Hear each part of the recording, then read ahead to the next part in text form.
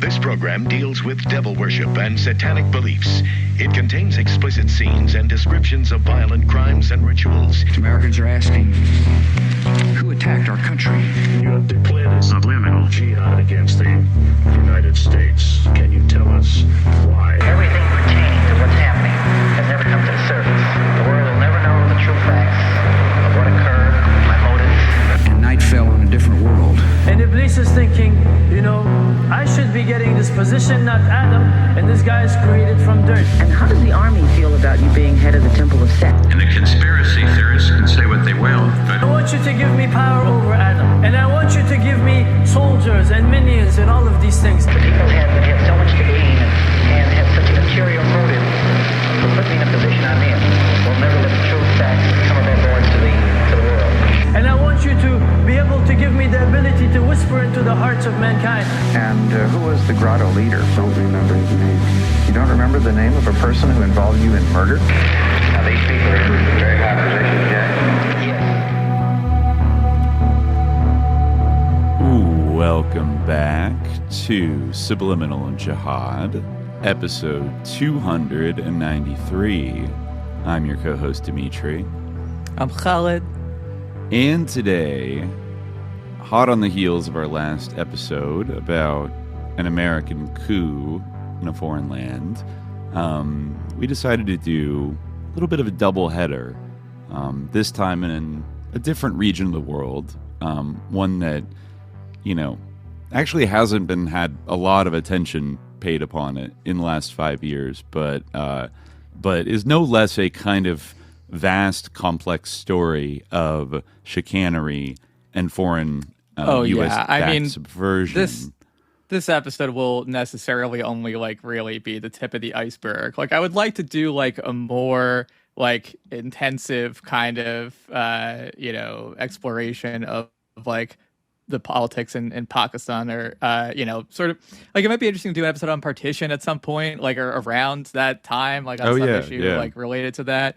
Something similar to what we've done with the history of Palestine, because it is there's so much there, and there's so much that kind of pertains to a lot of the topics that we talked about on the show. But yeah, it is I think that Pakistan as a country, part of what brought me to this topic, I feel is part of the reason why I wanted to do it for a long time. And I feel the sort of circumstances that just have kind of converged lately with we were going through the Epstein release recently, and we saw that email from Epstein sort of raging at the election of Imran Khan, calling him worse than any leader in the world, an absolute nightmare, psycho. What did he get? Dangerous. Dangerous, or something like that. Yeah. He was not upset pleased. that he forced Jemima Goldschmidt to convert to Islam. That's right. That was, Jemima Goldsmith, one of his wives. I did the Jeremy Corbyn thing. It's right, Jemima Goldschmidt. Oh God, I'm sorry. She's only a quarter Jewish. I literally just didn't realize. Right. The daughter of Sir James Goldsmith. That's a whole other thing. But yes, not to bury the lead. Today we're talking about the downfall, the overthrow, really, of former Pakistani Prime Minister Imran Khan, and who is now, at this point in early 2025, imprisoned on a variety of, there's that word again, corruption charges, for a variety, actually so many corruption charges that we'll have to kind of file through them. He did a heck in corruption. There's nothing he can do to get out from under them, except maybe capitulate in some way, and offer them something, or tell his followers to stand down, or this is a time-honored tradition in Pakistan to accuse a former prime minister, or the current prime minister, of corruption, or even of murder. Bhutto famously executed. Yes. So there's this kind of thing happens fairly often, that you basically are kind of pushed out of office, and then immediately you end up in jail, or at best having to run away. Or something of that nature, just because or your plane kind of blows up randomly, General Zia, or you get assassinated. That also Benazir happens, Bhutto was assassinated. Yeah. So it can be a dangerous career path, ascending to the highest levels of Pakistani politics, and that is what Imran Khan did, and now he is. You could say he made some enemies along the way, and I mean, honestly, like him. He in some ways is like what Trump like sort of pretends to be. Like, you've probably seen that thing of like Trump being like he gave up so much, he had a comfortable life, and like he chose to fight for you to be. But it's like, if you think about it, like he was like, he could have been like an actor, he could have been like anything. Lest like, we he was also a famous bury cricket star, and he decided to be the prime minister and to go into politics, like knowing like the history, like it's kind of like a borderline death sentence, like kind of, especially like if you're not even from the Bhutto or Sharif families, like at all. Not to say he wasn't like a powerful guy, right? It kind of is like, it didn't really, I didn't even think about that element of it until like just now talking about it, but it is kind of like, you can see why, like, again, we're going to get into the kind of the discourse around Imran Khan, because that's also like part of what the interest in it for me is sort of the dissonance between like the way that this like situation has been discussed like here in the United States, and also like sort of more broadly in the Anglophone left, including among the Pakistani left, which has like a lot of, there's a lot of complexities to it, which I think we'll talk about, but like in contrast to some like analogous situations, right? Like I think that they're like, as there should be, like there's like solidarity with solidarity on the idea that like Maduro should not have been, generally speaking, solidarity that he should not have been like abducted from his home, a bunch of his security detail just murdered, and like have he and his wife be taken and like put in prison in the US, right? But comparatively, and like there was sort of a concern about like the sort of imperialism towards Venezuela that's been a part of the sort of, it's been something that the left has been aware of for some time, and whereas like as we were talking about before, like when it comes to Pakistan, for various reasons, I feel like there's just kind of been like silence, and when this happened, not like. Again, it's complex. It's interesting how, like, depending on whatever kind of geopolitical factors are happening at the moment, how something could be a little bit like memory hold or off to the side is like not a big deal. I mean, it's hard to ignore the way in which especially Trump right now is menacing Venezuela with its oil embargo and moving all these military assets. Like he's almost doing it where you have to say something about it because it's not designed to be ignored. But, just a few years ago, we were in the Biden era, and that was, a slightly earlier,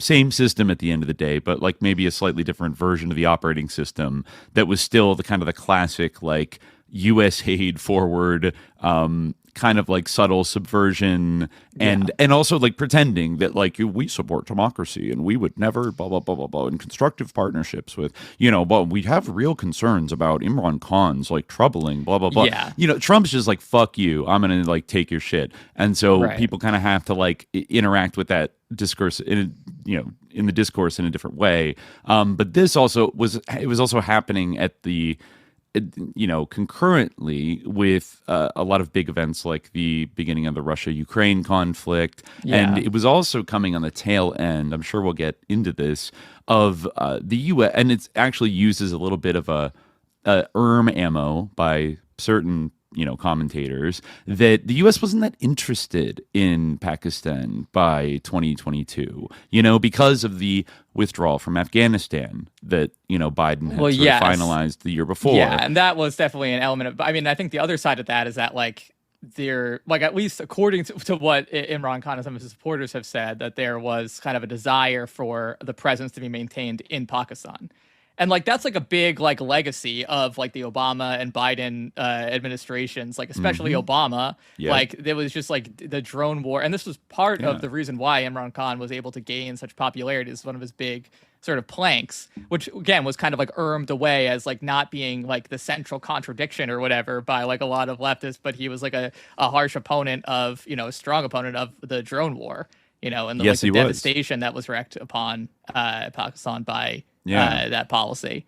So back when, people in the Western left, the American left, there wasn't, I would say, there could have been a lot more coverage of this as a sinister phenomenon in the early 2010s, especially in Waziristan and Baluchistan and other countries as well. But there was a period where people, even outlets that kind of play prominent roles in the Imran Khan downfall, like The Intercept, would funded by Pierre Omidyar, Edgener, attendee, anyways,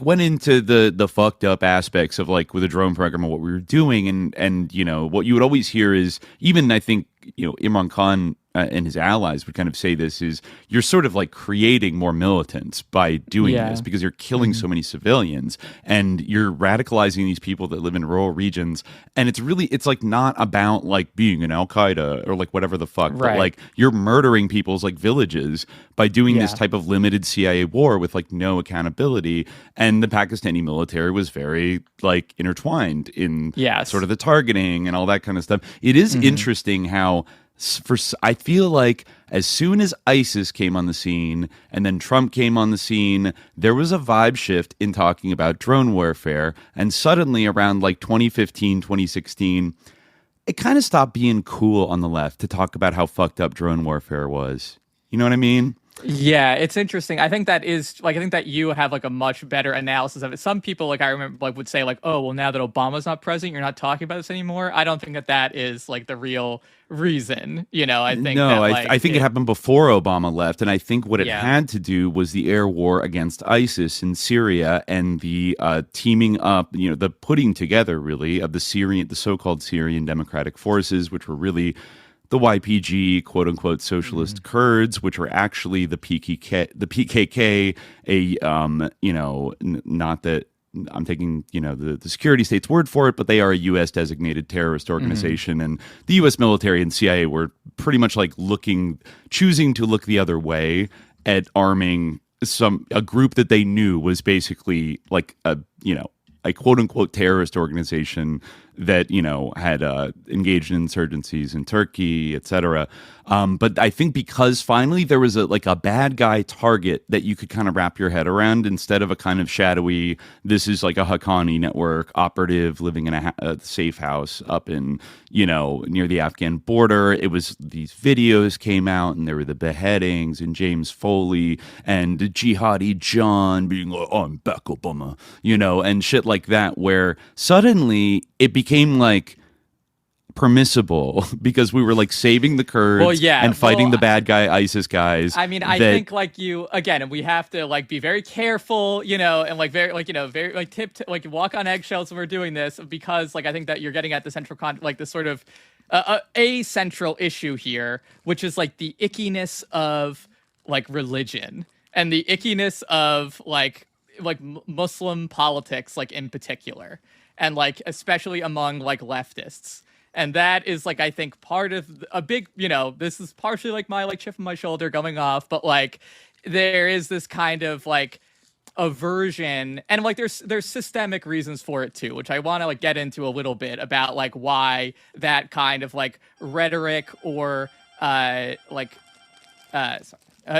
kind of rhetoric or that kind of attitude or orientation to the idea of religious politics. And again, let me take pains to say I think there's plenty of problems with religious politics in Pakistan, which of course really runs the gamut. There's not any essential character to religious politics. I think that is actually part of what is being missed, is the idea that there is this essential character, which isn't quite really present. But I think that is kind of a dimension of it, where it's okay, well, and again, I'm not obviously, as you mentioned, which is very true. The Pakistani military is often a force that has aided the goals of the United States, the imperial goals of the United States on many occasions. But in the same way that Venezuela is subject to imperialism, Pakistan is in some ways forged in the crucible of Western imperialism, and also has been subject to in a complex way, it needs to be sorted out, but has been subject to imperialism in various forms very aggressively throughout its entire history. And like, this is something that, like, it's not like, and I mean, a lot of, like, I think it's also helpful to go back to some of our Contra episodes are the ones that have probably talked about Pakistan the most in terms of its, like, intersections with U.S. power and specifically, like, military intelligence and kind of deep state power, right? I mean, like, Pakistan was a big hub of the whatever that whole BCCI thing was. Remember Contra 6? We talked about from like BCCI to 9/11 and the very complex, interesting relationship of like the ISI both to U.S. power and to U.S. adversaries, right? Because that was like a common gripe. I think we talked about in our Taliban episodes with Ibrahim Moise, like the kind of the push and pull that often happens in these kind of neo-colonial relationships with the United States, where it's not like I guess we don't want to paint like too, one-dimensional of a picture of like, oh, the ISI are like proxies of the U.S. because like it's a little more complex than that. Like they are often partners. They also are kind of like trying to pursue their own national kind of objectives while like finessing the Americans and like kind of managing that relationship, which looms very large for them. But like, sometimes like obviously the national interest of Pakistan is not 100% like in sync with that of the United States. So you would imagine that they are trying to get something out of this relationship. The U.S. is also trying to get something out of this relationship. And then when there is a big enough mismatch where, like in the case of Imran Khan, he was, I think they started to see him as not on side enough on a number of issues, that's when sometimes intervention start at various levels of intervention and pressure can start to be applied. Even the big difference I think between Pakistan and Venezuela in terms of the U.S. Their U.S. relationship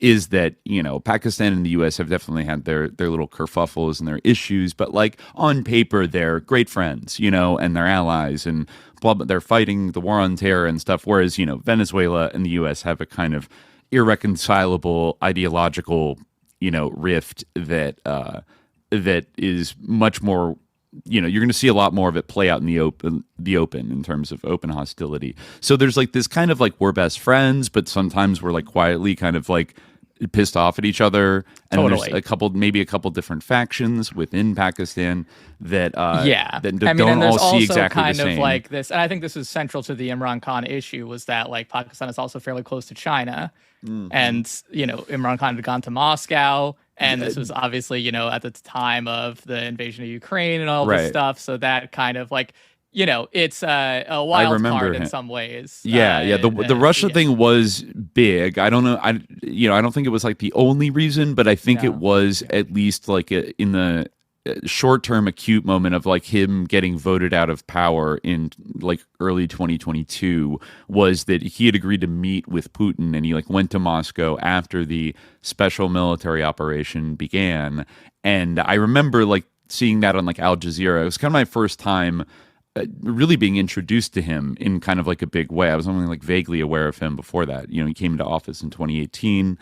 He was a celebrity before that. We'll talk about that. But I remember like the reaction from kind of the Western media, in that moment, like the very beginning of like Ghost of Kiev, Slava Ukraini, like that fucking moment was like, you better not fucking say anything nice about Putler, you motherfucker. And I think him being like, he didn't endorse the Russian military he said, like, action. We're friends with the U.S., we're friends with Russia. Like, we're friends with everybody. Like, you could say, actually, that he took a page out of the old, like, Cold War playbook of, like, he did a classic non-alignment move. Like, which, I think Pakistan, India, the non-aligned movement was very powerful generally, in shaping in the their past. It kind of was like Pakistan was a little bit more like U.S. aligned, and India was a little bit more Russia aligned. But there's like I think that Zulfikar Bhutto, not Benazir, who I think she learned her lesson, and she was basically like the Thatcherite of the family. Not to like say that Bhutto was like again that's the thing, like, you have like an lord on your shoulder, like anytime you like say anything about these people, like obviously there's no true heroes in this world, everyone is flawed, but Bhutto, I think there's a reason why people tend to have like a certain regard for him, while acknowledging the flaws that he also had. And I think that partially like his politics did seem to be maybe potentially drifting like a little bit in that in kind of a Russia direction. Maybe not, maybe that fear wasn't legitimate, but he was one of the founding forces behind the Pakistan People's Party, right? Yeah, which was like the ultimate, still around today. It's like it's like the DSA, it's like the Democratic Socialist kind of like center left kind of party, right? Yeah, well, it's funny, like, you should mention that. I mean, like, I actually read, like, I was reading some articles on jamhur.org, which I guess is kind of like an outlet for, like, the South Asian or subcontinental left, like, broadly. And they did this interview with Tariq Ali. I mean, I'm not sure if he's Tariq or Tariq, but I've seen him around. Yeah, I know he's been around for a long time. Yeah. Like, I mean, recently actually he's been kind of in the discourse because he like said something about like Delcy Rodriguez being CIA. Like, he was like, oh, she sold out. Like, she's like I think something like that. Like, he threw under like he was like, she's definite. Like, he was like, a source told me like that I trust that she's like sus or something like that, right? Like, and he like believed the CIA and people were mad at him. Interesting. He's like New Left Review, and like he's kind of like I think he wasn't big in the pro WikiLeaks kind of milieu. If I recall correctly. Yeah. He's a big advocate. Editor of New Left Review, staunch supporter of WikiLeaks and Julian Assange. He co-edited books like In Defense of Julian Assange and frequently appears on platforms like Democracy Now! To advocate for Assange's freedom and criticize media silence on the issue. So, okay. Noted. So he immediately thinks that Rodriguez is a CIA asset. I'm going to hold off. I'm going to hold my judgment for now on whether or not anybody in the Venezuelan government is a CIA asset.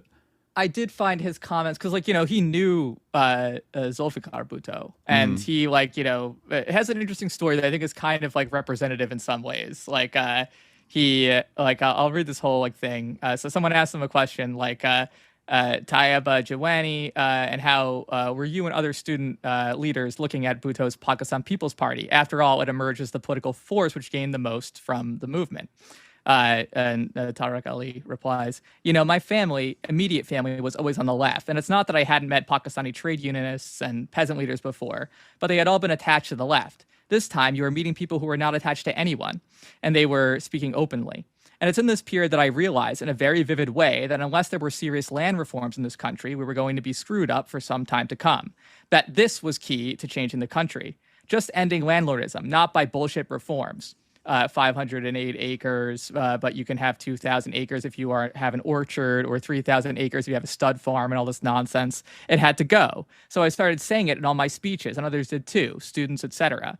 The grip of the landlord class on Pakistan was there from the very beginning. Pakistan was a landlord's country, created by landlords for landlords, with the exception of East Pakistan, where most of the big landlords were Hindus. So you had a strange class-religion conflation and oppression, which is why the movement for Pakistan was very popular in East Pakistan, much more than in the West. In the West, the Pashtuns voted against it, the Punjab was run by a landlord's party, the secular unionist party, the Baloch were forced into it, and the Sindhis were run by landlords. Effectively, the Punjabi and Sindhi landlords were for Pakistan, and they were dominant. It's worth remembering this because of the stranglehold of landlords in this country. Someone did a survey in 67-68 that all the landlords who were once part of the Unionist Party, which had collaborated with the British without exception, were later in the Muslim League, the ruling party at the time. This is no big secret. And later, when the PPP came to power, it was amazing to watch right before one's eye that these landlords were slipping gently and slowly into the PPP. First, they backed Ayub, then the PPP, then they moved to another party. Later, many of them joined Nawaz Sharif. So they've had this grip, though it's been weakened by the rise of a new capitalist class, especially the huge rise of petty bourgeois leaders in the towns. The growth of the towns has changed things. The MQM movement, the Mutahida Qawmi movement, is a classic example of the petty bourgeois layers in Karachi creating their own party linked to their past as refugees like Muhajir. It's like, yeah, a complicated thing, not super important. But anyway, I think a big mistake, he says, I think a big mistake was made by Bhutto, and I had many arguments with him before the PPP was set up. They came to see me, he and J.A. Rahim, Pakistan's then an ambassador to France. And this guy, J.A. Rahim, I think, he was like a pretty big like leftist, like Marxist, like a guy in his orientation. I don't know too much about him, but that's my general sense. So they came to him with the party manifesto. And he says, I was very young. This was in London in 1966. Bhutto had been sacked by Ayoub and Rahim had just resigned. Bhutto handed me the party manifesto and said, Parho, read. So I went into the next room to read it and thought, what am I going to say to these guys? Because it's it means well, but it's not going to liver. I was very nervous, especially about the references to Islam and all that. I just felt instinctively, given that the National Awami Party was secular and there were other smaller parties that had no recourse to religion, that this was a hostage to fortune. So I came back and declined the offer to join as a founding member of the party. I said, I can't join a party which proclaims that it's sort of also a religious party. And Bhutto says, you're mad. This is Pakistan, not Cuba. And I said, sir, I know the country, not as well as you, but I have some idea, and I think it's a big political error. And he says, how are we going to defeat these bloody Jamaat-e-Islami? He said, not by this route. And so he asked, you won't sign it? And he said, I'm embarrassed because there are many good things in it, but the key for me is land reforms. That would be my main reason for joining, to finish off the landlords as a class. So... and then he's asked, what do you think Bhutto expected from you? And he responds, I think at that point he was keen that I be part of the party. He wanted some leftists in it, like Miraj Muhammad Khan in Karachi, who's an old friend of mine from when I was still in Pakistan. But I think, it seems to me like he was put off by the fact they said, Islam is our religion, socialism is our politics, or whatever. Oh, yeah, that slogan, which is that's kind of a cool slogan. I don't know. It's like, I'm not super offended by it. I'm like, okay, do your thing. Well, I get it in a way because, you don't want to be dismissive of, the fact that, there's things like the blasphemy laws in Pakistan, which anyone is justified in having an aversion to and wanting to end and change, the way that Ahmadis are treated, the way that Hindus are treated, even, things like that, and women's rights, that's important too. These are the kind of these are big issues that come up whenever this is in play. But I think that it's interesting that based on kind of a word, he chose, or sort of a framing, he chose to disassociate himself because I think that by being involved, even though this obviously didn't actually come about, it Bhutto did criticize the landlords and did kind of promise that and did kind of suggest that he was going to do something about that, or in his rhetoric at first. Mm-hmm. But I feel obviously it's not this one guy's fault, but insofar as he's representative of kind of a larger sentiment, then I think it's kind of a shame that that kind of pushed them out of wanting to be associated, because then they could have fought for those ideas. And I think this is kind of, it's a... when they were having these talks, was this in the late 70s? Yeah, the late 60s. Okay, the late 60s. Early, okay. Yeah. And Jamaat-e-Islami, that party, is still around today, right? Yeah. They're a center, they're a conservative, kind of, I don't know if you'd call them Islamist, but they're that kind of, they operate within the election system, but they're they're right leaning, and more. Mm-hmm. So I mean, you could see the argument of well, if instead of ceding the entire ground of sort of an Islamic constituency to them, we could throw in some language that is emphasizing we are also. This isn't not Islamic or anti-Islamic. Right. Well, during that time, that kind of was a big thing in Pakistani politics, was the question of Islamic socialism versus kind of it's kind of the Bhutto versus kind of became the Zia vision, which was more of the kind of Maududi idea of kind of this weird theocracy, but again that doesn't have clear enough actual like political principles. That's like the problem when like you're trying like to have this kind of like Salafi approach to like political Islam, is because it ends up like being so vague because it's based on like trying to extrapolate a modern political system from like 7th century or shortly thereafter texts. Yeah. And then like you kind of just end up putting like this weird gloss over capitalism, or having like kind of like having sort of like reactionary social like dimensions to it, but I think like, I don't know, like we can talk about it a little bit later, but I do feel that like there, like one thing that Islam has going for it, and I think that like at its best, like, Marxism or socialism is aligned with this, is like the sort of conviction, and of course, obviously, like Muslims disagree on like moral issues, but the basic idea that there are some things that are right and there are some things that are wrong. Yeah. And like I think like in the world right now, we see like a rise of people who like may claim to be like, on the side of God, or like might invoke God for what they're doing, but are just nakedly like evil and satanic, and are like creating a Dajjalic empire. Yes. And yes. Like the people who want to oppose that are like icked out by the idea of God.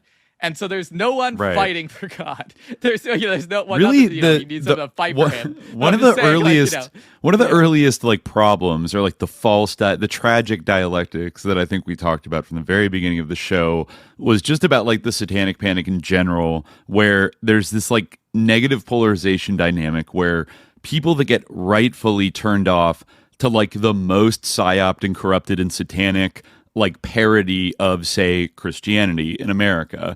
I'm thinking about, like neocon Christian Zionist, like televangelist, pro-war, like maniacs. Anybody who's raised in that milieu and like rightfully realizes that it's like bad and wrong, then like throws the entire concept of like, like a religious thing that claims to like uphold rightness and oppose wrongness. Like they throw it all out, and they end up actually embracing kind of like the straw men that the evil sus like fake Christian, leaders like beat into their heads when they were young, which in the case would be like heavy metal, like satanic, like culture, or like a kind of like, just total like atheism, like a kind of Sam Harris atheism or something like that, or just like an extreme hostility to it, or embracing the straw man bad guy of like the fake religious people, and it like this weird like thing that happened where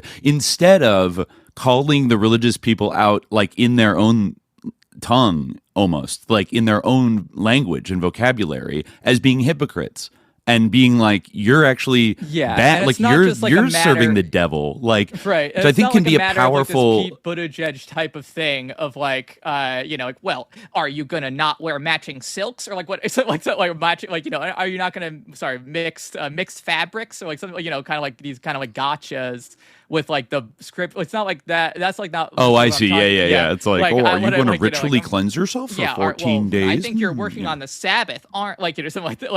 Like Yeah, I don't even mean like that. I mean like the fundamental. No, I know you don't mean this. I'm saying, it is fundamental. It's like a question of like, because once you say like that, because it does like kind of, and this is sort of a very banal, like kind of like religious person argument. And I'm not saying this is like, this like epic gotcha, but I do think it is true that like at a certain point, like you cede like the idea that there is like an objective right and wrong, and it becomes something that people can decide based on how much power they're able to exercise in this world. Yeah.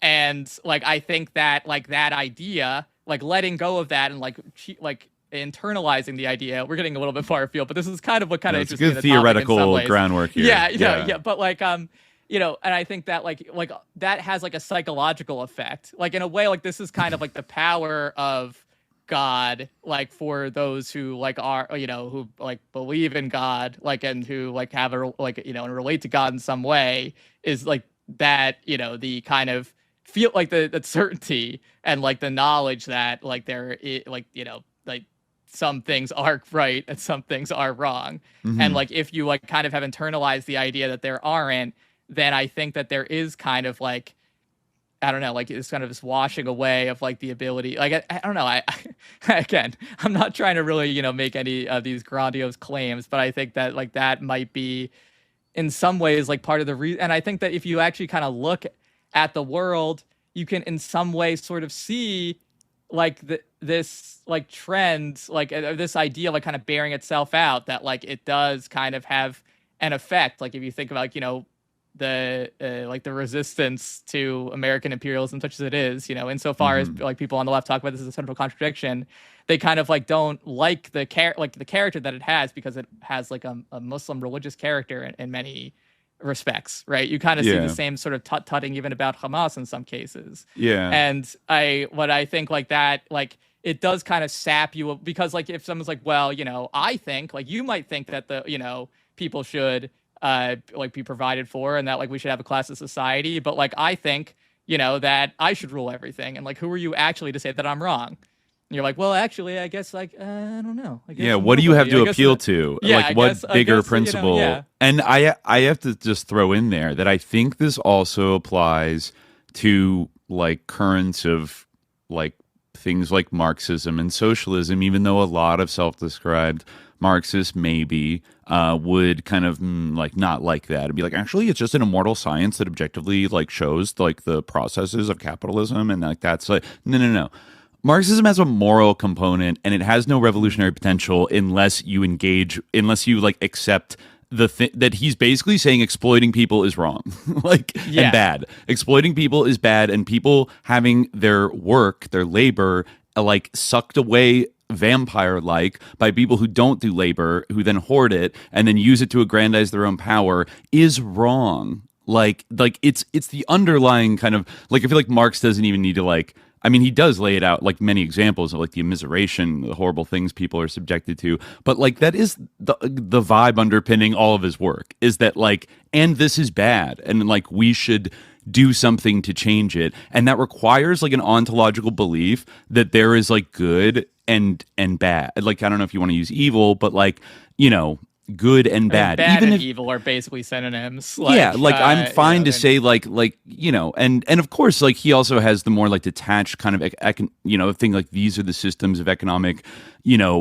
production that sort of evolve, and like on the one hand we shouldn't like oversimplify it into like some bad guys got in power and put a bad system in place, and like we just like kill all of them, then everything will be fine. Like Marx, he doesn't do that easy, like give you the easy way out on that as well, and say like, well, this arises from kind of systems that people like buy into and then like mold themselves to and adopt almost like the logic and even like the moral logic of but it's nonetheless like that, and that's a huge potential like overlap with a lot of religious traditions and like Marxism, because religions have been saying for thousands of years that like extreme usury and hoarding your wealth and like obsessing over material conditions and earthly power are bad. They're just bad. And like you have to be vigilantly like resist the temptation to like throw yourself into that. And I think, you saw when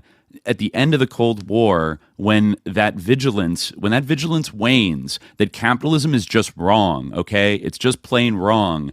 Then little new ideas get to, sneak in. And look what happened to the Soviet Union, a place where they were like building their own system and were committed to a more equitable distribution of like society's resources to lift like the maximum amount of people up. You start to get these like nomenclatura, intelligentsia, mid-level kind of party bureaucrat, KGB people that start to get individualistically minded, and they start to get greedy, and eventually they kind of like collaborate with the West to like sell out the entire system and destroy it for their own private gain. And that's like bad, and it's like I'm not going to be bullied into like saying that that's not a moral argument that I'm making, because what else do I have to stand on? Like, I don't know, I'm a human, and I think some things are bad. Like, society can generally agree, sometimes almost everybody can agree that doing certain things is just bad. Yeah, and but it's not even about what society. That's not about what society agrees upon either. Like, well, sometimes like they don't get it wrong. Sometimes they get it wrong. If you can convince society that like it's okay to do, it doesn't matter. It doesn't matter what like the whole world says. Like that's the thing. Like, and you have like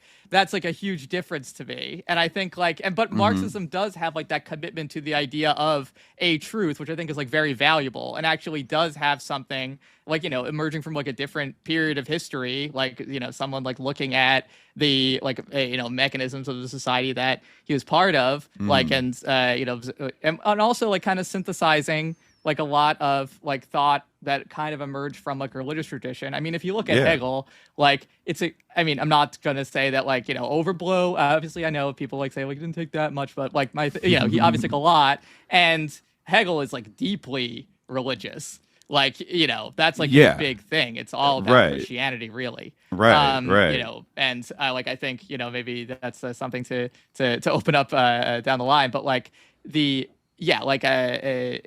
I think that there is still that like commitment to an idea of like, this is like this is the reality of what's going on. Like there can be illusions, there can be false consciousness, there can be an appearance. And this even applies to people who invoke, and I think this has been part of the discourse lately, like communism or like, saying like the workers, saying landlords, saying this, like those are only words, right? Like that you have to look at like what actually is like being done like on, a material level, like what actually is happening beyond like what these people are actually doing while they're saying something else, right? Like words can't remake, reality itself necessarily.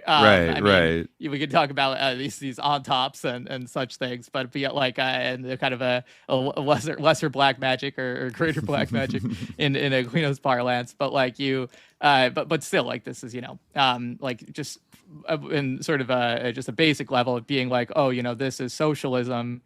Like unless you like deliver on like that idea, like if you deliver on something that like meaningful for people, then like that's I think the idea that's not true. That's that there's you don't get this claim that vainly is like an important like thing. I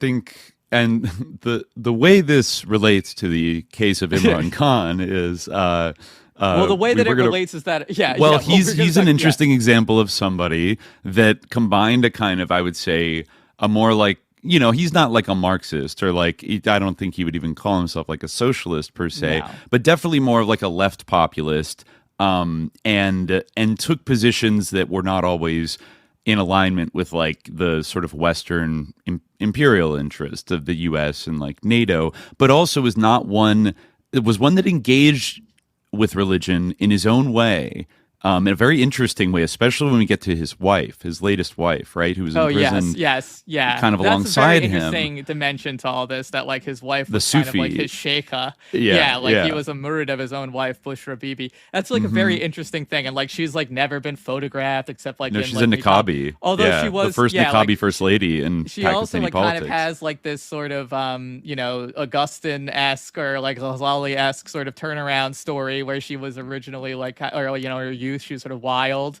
but then she like had this sort of arranged marriage, but then that was unhappy, and then she found she started going to the shrine of like a 12th century Sufi mystic. I forget his name. It was Baba something, I believe. That doesn't narrow it down, but I'll look it up. I forget exactly what his name was too. Baba Farid. We probably will have to sort through the accusations, because the words have been thrown around in the Western press describing her as a guru, a faith healer, and even a practicer of black magic. But we'll dig into that. I'm sure you are well equipped to dig into the nuances of. Well, that was actually one of the like corruption incidents that like Imran Khan married her during her iddat. He married her like while she was still like in the waiting period after her divorce, like the Islamically mandated waiting period, and like that. What is it, like a year? I think like it's different under different circumstances, but but there were some allegations there that they broke the rules and stuff, but then it seems like people are also just like triggered by her her divorce is only mysterious 3 lunar aura. Months. Divorce is only for 3 lunar months, so maybe that's what it was. But she would appear very seldomly in public, and when she'd be wearing a niqab, which means just her eyes are basically showing. And I think she's like in her 40s now. Imran Khan's in his early 70s. And I forget one of the leading generals, allegedly, there were rumors that he developed a bit of a grudge against her because he requested to like meet with her once Imran Khan was elected, and she politely denied. It's very interesting because I was watching an interview, I think, with her sister, who is recently the Imran Khan family. Just to give a present day update, like he was just sentenced, I think, in December. Right, like less than a month ago, to a pretty long prison sentence. I think he has other cases still pending and stuff. Yeah. Like he might have gotten at least like 15 years or something like that for these quote unquote corruption scandals. And now two of his sons, his sister-in-law, and some other close associates of his are kind of making the rounds in Western media and trying to spread the word about, bring more attention onto his case and like what's happening in Pakistan. Because it is a kind of crazy, it's almost like if the Democrats really got Trump and like subjected him to put him in jail and like subjected him to like a million corruption investigations. It's similar to in that like he, probably would not have like the sort of kind of fame or like a high regard or kind of like, for lack of a better word, like cult of personality that he has if like this hadn't happened. Like if he had just been allowed to like, sort of continue his, premiership and just like keep like doing, the people would be like, oh, he was kind of disappointing or like, whatever. But instead, like because of his persecution, that like kind of made him into a martyr, right? Kind of and the very real crackdown by the military, and the further consolidation of power that has been going on, and the restrictions on like press freedoms. There's been a lot of like gang, like extra state but probably coordinated, like ISI coordinated violence against various allies of Imran Khan and journalists. Like I was listening to one lawyer who was the victim of an acid attack. Like somebody came to his door and like threw acid in his face and ran off. And, there's, other people have been thrown in jail. Now there's like a kind of national mediation. Some people are calling for a kind of like mediation between the opposition and, like calling on like a moratorium on like talking about the military politically at all, either pro or anti. And it's getting like, it's a very tense situation. Totally, it sounds like there. I mean, they could have just let him go after he was voted out democratically in the spring of 2022. But I think he was basically the most popular politician. Trying to come back too, and like people like. I mean, that's the thing. Like, this was a huge like the sort of popularity of Tehreek Insaf, which was like his political party that he like founded. Basically, like it kind of had like. It was sort of a surprise, like this sort of growing success that it had. At first it wasn't like very popular. It was kind of like this, very marginal party that was, and still kind of is like sort of just based around the personality of Imran Khan. But since then, like it's actually had success like in elections, like more broadly, so it's like, and I think it was kind of like a surprise and like it was upsetting to kind of the like political establishment in some ways, not to say that like, this party can't be like subverted or that it has like any, this like truly like radical character. But I mean, to bring it back to the question of like, what were we saying before? How is that relevant? It's that all of this happened like, and it was like, I think pretty like unambiguously like something that was like insisted upon by the US. Like the U.S. said, like, we want this person gone, like remove him, and this is something that happens like a lot, like the like a Democratic, like you could say it's about Morsi. Well, you're talking about Morsi recently. No one cared about that either because of a certain icky quality. And like, that we mentioned before. And like, that's the thing, like this all happened and no one cared. And that, like, I feel like it's the, it was kind of like people like, just were okay with it. Whereas if it were something else, like maybe they wouldn't, maybe they would have cared a bit more. I mean, people in Pakistan obviously cared a lot, but like, the left didn't care, even though like, no. I mean, I think for the U.S. power establishment itself, I think that maybe the perceived closest to China and Russia might have been like a primary impulse of like, we can't fucking trust this guy kind of thing. But in terms of the U.S. like left or the Western left speaking up about him being overthrown, I think the relative lack of robustness of that response might have something to do with his associations, like in on the domestic scene in Pakistan, with some of the stuff you're talking about, like his approach to like Islam and whatever, and his kind of left populist kind of thing. I mean, I was thinking you might even kind of like a center, like a just generically populist, like maybe you might even say like kind of center right, but like in some ways, but like again like it's kind of like eclectic, and like I think it's kind of like mostly like just kind of like populist in some ways, but like it sort of like the kind of that imperfection is like not something that usually sort of prevents kind of like solidarity in the broader like or in the Western left. Like the Western left is able to kind of like rally behind or stand with like problematic people or like imperfect or flawed figures like they don't agree on everything with, but like whereas it like when it comes to this, it's kind of like this sort of thing. Like I was reading this other article from the same website. Let me see if I can find the relevant part. And I think this is like kind of the sort of same thing. So this is like, I guess this is a site like run by like young like Pakistani leftists, and like they obviously like are all fluent in English, so it's like a certain like demographic, but one of them kind of describes this and says, like, when I was getting involved in the left around the turn of the millennium, to be progressive meant to be secular. It did not mean to have a position on class or other forms of social polarization. It meant to talk about equal rights for minorities and women, nothing beyond standard liberal positions. And I think we are still saddled with this when we are thinking through what an anti-imperialist position should be, because a lot of our immediate everyday political positions and even actual mobilizations involve people who are liberals. So I think this is a constant question of self-reflexivity.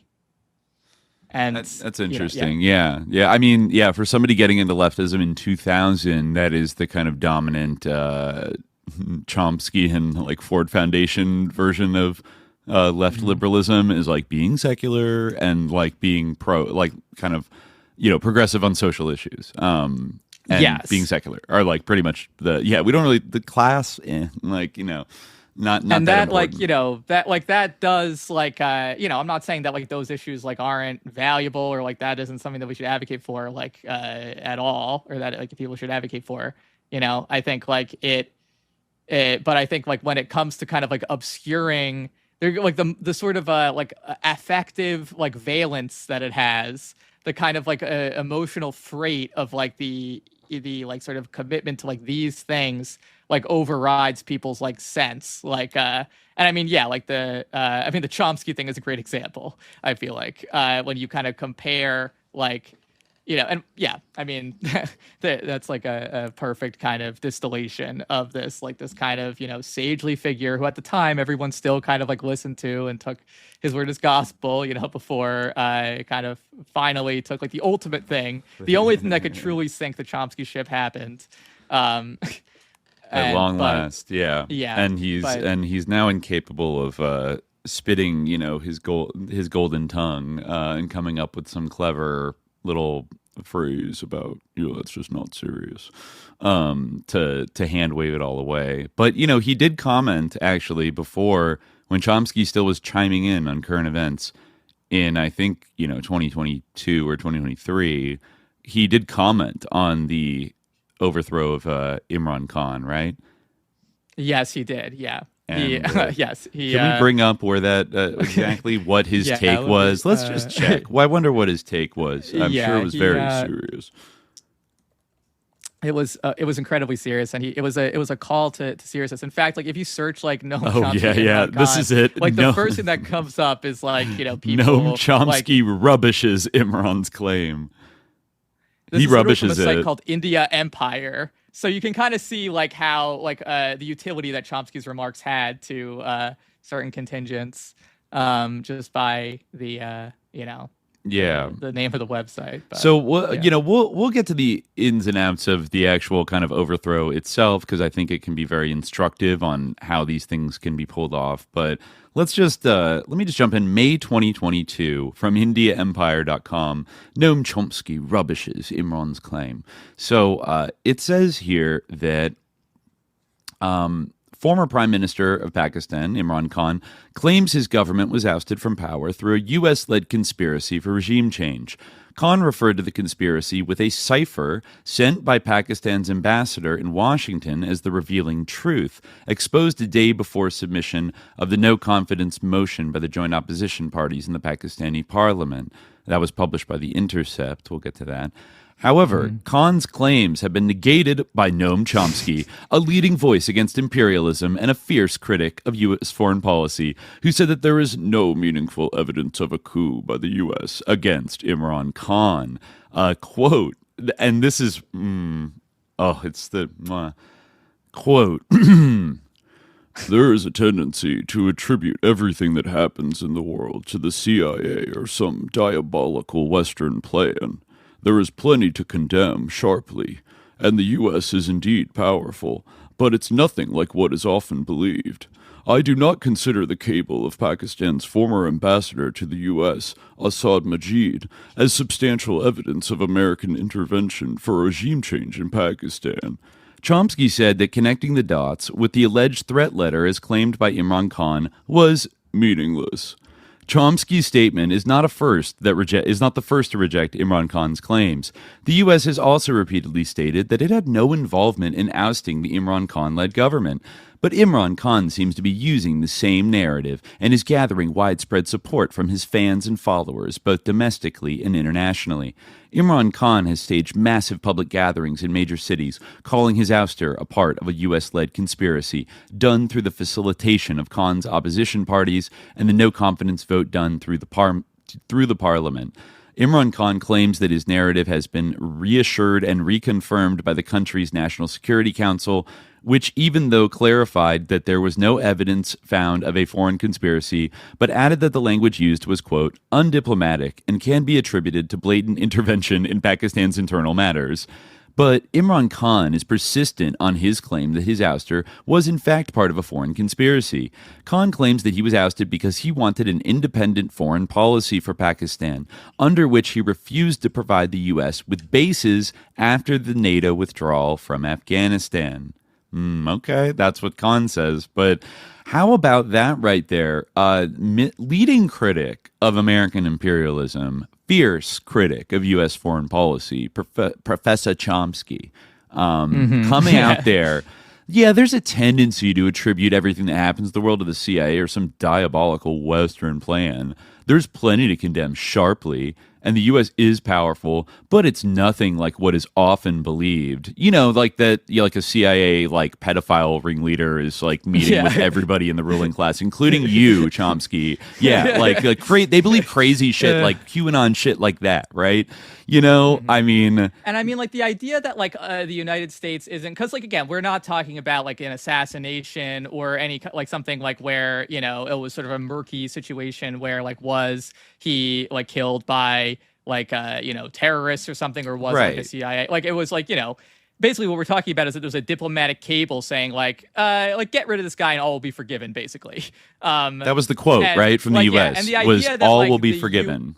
The idea that the U.S. isn't able to like exercise like influence and to like force sort of Pakistan, the establishment of Pakistan to make like changes or to like reorient itself. I mean, they were able to do that. The IMF was able to do that with Imran Khan, who like came to power saying like I will not go begging to the IMF. But of course, like this is why I don't even force other countries to do these things. Exactly. Yeah. This is why I don't give Chomsky even like a little bit of credit for like quote unquote, well, he had some really good analysis or whatever. Like for a man of his august age and experience to make like a sweeping statement about how like not effective the U.S. is and like brushing it aside like it's no big deal after all the books he's written and all the quote-unquote critiques he's given of U.S. empire, like it's almost unbelievable that he could honestly believe those words that he's saying, because like he's being so willfully ignorant of everything you just said, of like this is how U.S. diplomacy functions. Like they bully people and offer them deals and leverage, and oftentimes like the IMF, just like in general, like as a historical phenomenon, does exactly this of like it pressures and forces like local governments that are in debt to basically make radical changes to their government, or, sell off like public infrastructure, or change their leadership, or do all kinds of other things, like short of sending in like Delta Force and like, kidnapping them or killing them or whatever. Like their ability to, even through traditional economic and diplomatic channels, to go to like the generals that have immense power in Pakistan and say, our countries have had some little disagreements, and we could go two ways with this. Either you could, after Imran Khan not offering U.S. bases to us and not letting us stick around in the region, we could let you become alienated from America and not give you any more aid, not give you, like, become closer with India at your expense. How would you like that? Or you can get rid of this guy that we're sick of. And if you do that and put in somebody like amenable to us, everything's cool. We can go back to being best friends. We'll do the investment. Like, think of all the things. And let's not forget, I've seen this on like Reddit things on like Our Pakistan, of people arguing about the cipher back and forth. One comment I kept seeing that I don't know, seems to be maybe relatively popular like in Pakistan, is the idea that because Imran Khan is like independently very wealthy and successful from being a global cricket star and an international playboy. I mean, he grew up relatively wealthy as well, and like had a kind of international life in the UK, all that stuff. Like, he is the only major Pakistani figure that doesn't have like all of his money like parked in some kind of Western bank situation that could be like taken from them, which in the case of the generals and the people that are allied with them now, all of their money that they have, and they probably do have some, is overseas in such a way that they can't afford to piss off the West too much. Or else you saw what happened with Putin and Russia. If you piss off America too much, they'll freeze your accounts and they'll take your money. They did it with Iran. They did it with Venezuela. Like, they can do that. And so, maybe Imran Khan's got that dope offshore, blah, blah, blah network. Like, maybe he's got all that Bitcoin or something like that, where he's not as totally economically beholden to like Western elites and these kind of institutions. Therefore, he could be like, fuck you, I'm going to do what I want. And the U.S. does not want a leader of Pakistan that has that freedom, So, like, whatever else you think about his politics and shit, like, he couldn't be bribed and bought off and controlled the same way that any other prime minister candidate or, politician could be. And I don't know, Chomsky just, like, none of that stuff mattered. Not serious, overstated. That's conspiracy theory. That's not, as opposed to being like, that's just how the fucking world works, like, obviously it works that way. So they could pull 100 different levers to, be like, now's the time, and we will quietly like back you to the hill. Like, we're down with this. Like, if you want to really like make it, like, get him out of there and then make sure he stays out. It's funny that this was sort of developing also at the same time as like the Democrats were trying to like almost like do a version of this domestically with Trump that utterly failed, but like it actually seems to have been pretty successful in the case of Pakistan in terms of taking him off the streets and neutralizing him as a political force. Like, he's been in prison now. And, I mean, that's the thing. Like, with like, it's in some ways like the opposite, because like the way that they like removed him was like kind of like blatantly like I mean, it's obviously like undemocratic and like, has like ulterior motives and is like, nakedly. I mean, I guess like Trump would say the same things about like the persecution of him, except not to compare Trump and Imran Khan, because like in terms of the substance of kind of, I think their overall vibe. I mean, even though, I think you said at the beginning, it is interesting certain parallels of like a celebrity becoming the leader of a country. And like, he's kind of independently wealthy enough that he can kind of tell everybody to fuck off. And I mean, he was like he was a big celebrity. The women that he was in relationships with, in the 1980s in the UK, he dated a Rothschild heir. He dated the daughter of Sir James Goldsmith, very powerful corporate, business figure in the Thatcherite UK, and could have like kept on living that cool like rich guy life, like he totally didn't need to come back Well, yeah, I mean, that's like, they are like, I think they are similar in some ways, but like, I think that what is different is like the sort of material circumstances. Like, one is the prime minister of Pakistan and the other one is the president of the United States. Right. Like, these are completely like different, like, conditions and circumstances and completely different like nations, completely different forces in the world. Like, I think that, like, I don't know, I almost feel like there is like a tradition in like Pakistan, you know, and this is not to like demean the tradition anywhere else, but there is a tradition in Pakistan of like,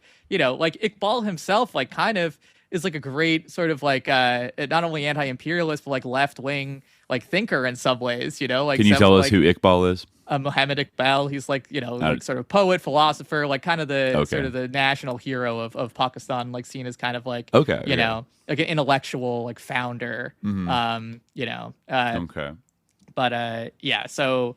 But like he, you know, and I think that like if like Pakistan were able to establish like sovereignty, like this actually could be like then like who like that I feel like is like the first step. You know what I mean? Like having sovereignty is like step one. Like the other thing, like being like if you take seriously the idea that imperialism is like a central contradiction, and like the U.S. empire is, you know, this kind of, you know, like the central force, and like, you know, the I mean, we can kind of see this, like, if you think of, like what is, like, the cause for the genocide in Gaza? It's, like, the U.S. empire. Like, the, you know, not to, like, deflect blame from Israel, but, like, these are, like, deeply integrated forces. Like, you can't talk about one or the other. And, like, it's kind of the sine qua non. Why Israel is, the reason why Israel is able to do that is because of the largesse of the United States and the support of the United States and the, you know, the role that it plays on the chessboard for the United States. Yeah, exactly. And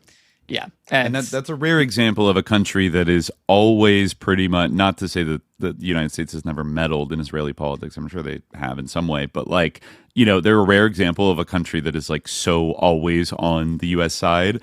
But then Pakistan is an interesting example of a country more, even though it did lean more pro-U.S., it also is a pretty big country. It's a big country. It's not as big as India, but it's big. And it kind of exists in this global south, developing world, and also kind of like nominally non-aligned kind of space where it could lean a little bit more towards one kind of, you know, big actor or another, or have multiple kind of overlapping relationships with everybody at once. Like, you know, they're kind of smack dab in the middle of Asia, so it makes sense. They border Iran, you know, and so and like they're like this is like, that's a great example in a way, because like, you know, like I think there's a lot of Pakistanis who would be, I think, you know, I think that it's like you know, I think there's a lot of Pakistanis who will be willing, like, to like die for Gaza, you know, like who would go and like fight actually against Israel. But like there's no sovereignty that like is going to enable that, you know. There's no like support, like, and if you think about it, like in the, you know, it's kind of a tangent a little bit, but if you think like I mean it's related, like the recent kind of engagement between Pakistan and India over Kashmir, and Kashmir, that's another interesting issue where like the sort of like perspective on it, I think, like relative to the Palestine issue, on which the perspective is like very clear, and like, you know, I think that's great. That's like an issue that like, you know, people kind of get like they, you know, a little bit like disoriented on, and I do think like, you know, again, I'm thinking of all different directions right now, but like, you know, in that engagement, Pakistan, like a country that like India, you know, they're like they've risen a lot, and they're like, you know, their capabilities have really grown. They are like, they're sort of this Hindu nationalist, like Zio state at this point, you know, like they, you know, they're very on board with that, you know, with the sort of mission of like the U.S. empire and with Israel, right? Sure. And they like, you know, have all the freedom and a lot of power, and they've grown like much. And, you know, they engage with Pakistan, a weaker, smaller country, and Pakistan fought them basically to like a draw, you know, like, and like he kind of humiliated them in some ways, you know. That really blipped like in and out of the news a year ago to see, but like, you know, it's in terms of like when you see confrontations between like, or any kind of resistance to like the sort of U.S. imperial axis, you know. Let's also not forget, this is because I almost do sometimes, that Pakistan also is in an exclusive club because they're a nuclear power, as is India, right? So the approach to dealing with such countries, I think, is always a little bit more careful and delicate than with non-nuclear armed countries, right? Yes. You know? Yeah, and exactly. They have a nuclear weapon. That's another thing. Yeah, I forgot to mention that. That's they have a nuclear weapon. So you don't want to just like recklessly like launch a crazy color revolution and like descend Pakistan into like chaos or something like that, right? Like, I mean, from like a U.S. national security perspective, that even if you wanted to like weaken Pakistan or something, that might not be the way you want to do it, right? Because they have nuclear weapons. You don't want like an uncontrollable situation to sort of unfurl. That said, I think that, you know, that's one reason I think why the military is so powerful in Pakistan, like the military and the ISI. They have a very prominent role, like kind of in the government. And I assume they kind of have like primary control over the nuclear weapons. I don't know if the prime minister gets the codes or something like that, but you know, strong military equals like nukes are secure. That's probably what everybody generally kind of wants. And so you might see more of this like sneaky, subtle, you know, subversion of a political leader to like force them out. Make sure that it's all done through kind of domestic proxies. Right. And not like the U.S. hand is not really like visible, but there are like quiet conversations going on and certain assurances are made and given. Right. And then something like this can happen. It can be deniable enough because, you know, it just raises the stakes on everything, the nuclear, you know, element of it. Yeah. And so to me, it's like, like I would expect them to do a kind of subtle diplomatic kind of run around to like get everybody in line to like take out Khan, and then you know, make sure he gets bogged down with court cases and gets, you know, like his support base gets kind of neutralized a little bit. Yes, and I think like if we were seeing like, you know, it is possible like right now like Pakistan is under a lot of pressure to like send troops to like help disarm Hamas. I don't know if you like read this is like kind of like what's recently in the news, right? Like to be part of like Trump's like Hamas disarmament squad. With like a bunch of other like complicit ass countries, but I think like you might see like a different, you know, again, like this is like the thing, like there is not like really an ability to exercise any kind of like sovereignty, and I think like I don't know, like not to say that like having like the support or like the concern of like people in the West like necessarily helps that much in other situations, like you know, in Venezuela, for instance, like obviously people are outraged about that, but it still happened. However, I think like it might, you know, it might be helpful, and like I think it's like to kind of like dismiss it, to kind of, you know, to sort of not care, I think is and a little kind of sus. Foreclose, this whole it's a little bit sus. Like I mean, well, I'm just looking at I'm just looking at this article that you had found from 2022, from April 2022, right after Imran Khan was forced out in the no confidence vote. Is this the this is a literal like talk about an fest right here. This is in Jacobin magazine, and it is titled. Is honestly, a crazy one because like they really like what jumped. It's literally a no comma article. Like I was kind of blown away. No, Imran Khan isn't an anti-imperialist hero by Amar Ali Jan. It's starting with a great start, like a total straw man. You know, like I don't think any. Yeah, anyway. So this is sometimes like a tactical thing that I find to be. I think I can already see from the beginning where this is going, and I kind of don't like this vibe of like being a milquetoast socktem until like you get the opportunity to dunk on somebody. Like it says that, you know, after being defeated in a no confidence vote, Pakistani Prime Minister Imran Khan is now claiming he's been replaced by an quote imported government. But for all the bombastic nationalism, Khan's rule was marked by deference to the IMF and handouts to the rich. Okay, like deference to the IMF, we'll see. We'll look into that. But like that's the kind of thing where it's like, oh, now suddenly he's not like a good guy because he got like attacked by the IMF that was probably like coming around trying to like, you know, I mean, it's really funny because this exact same writer wrote an article in a year earlier that was titled "The IMF is Using the Debt Crisis to Hollow Out Pakistan's Sovereignty." And like this is what they wrote. Imran Khan's Pakistan Tehreek-e-Insaf government came to power in August 2018, promising to break the begging bowl of the International Monetary Fund and reorient the economy towards meeting development needs of the public. However, a mounting balance of payments crisis inherited from the previous government, as well as economic mismanagement in the first few months of the new administration, forced the country back to the IMF in April 2019. And the finance minister have been critical of the IMF, was forced to resign. I mean, that's the thing. Like, I feel like in that case, I mean, I guess they are saying like, oh, there was economic mismanagement, but in that case, it almost seems like they're placing the blame where I feel like it belongs, mostly with the IMF. Right.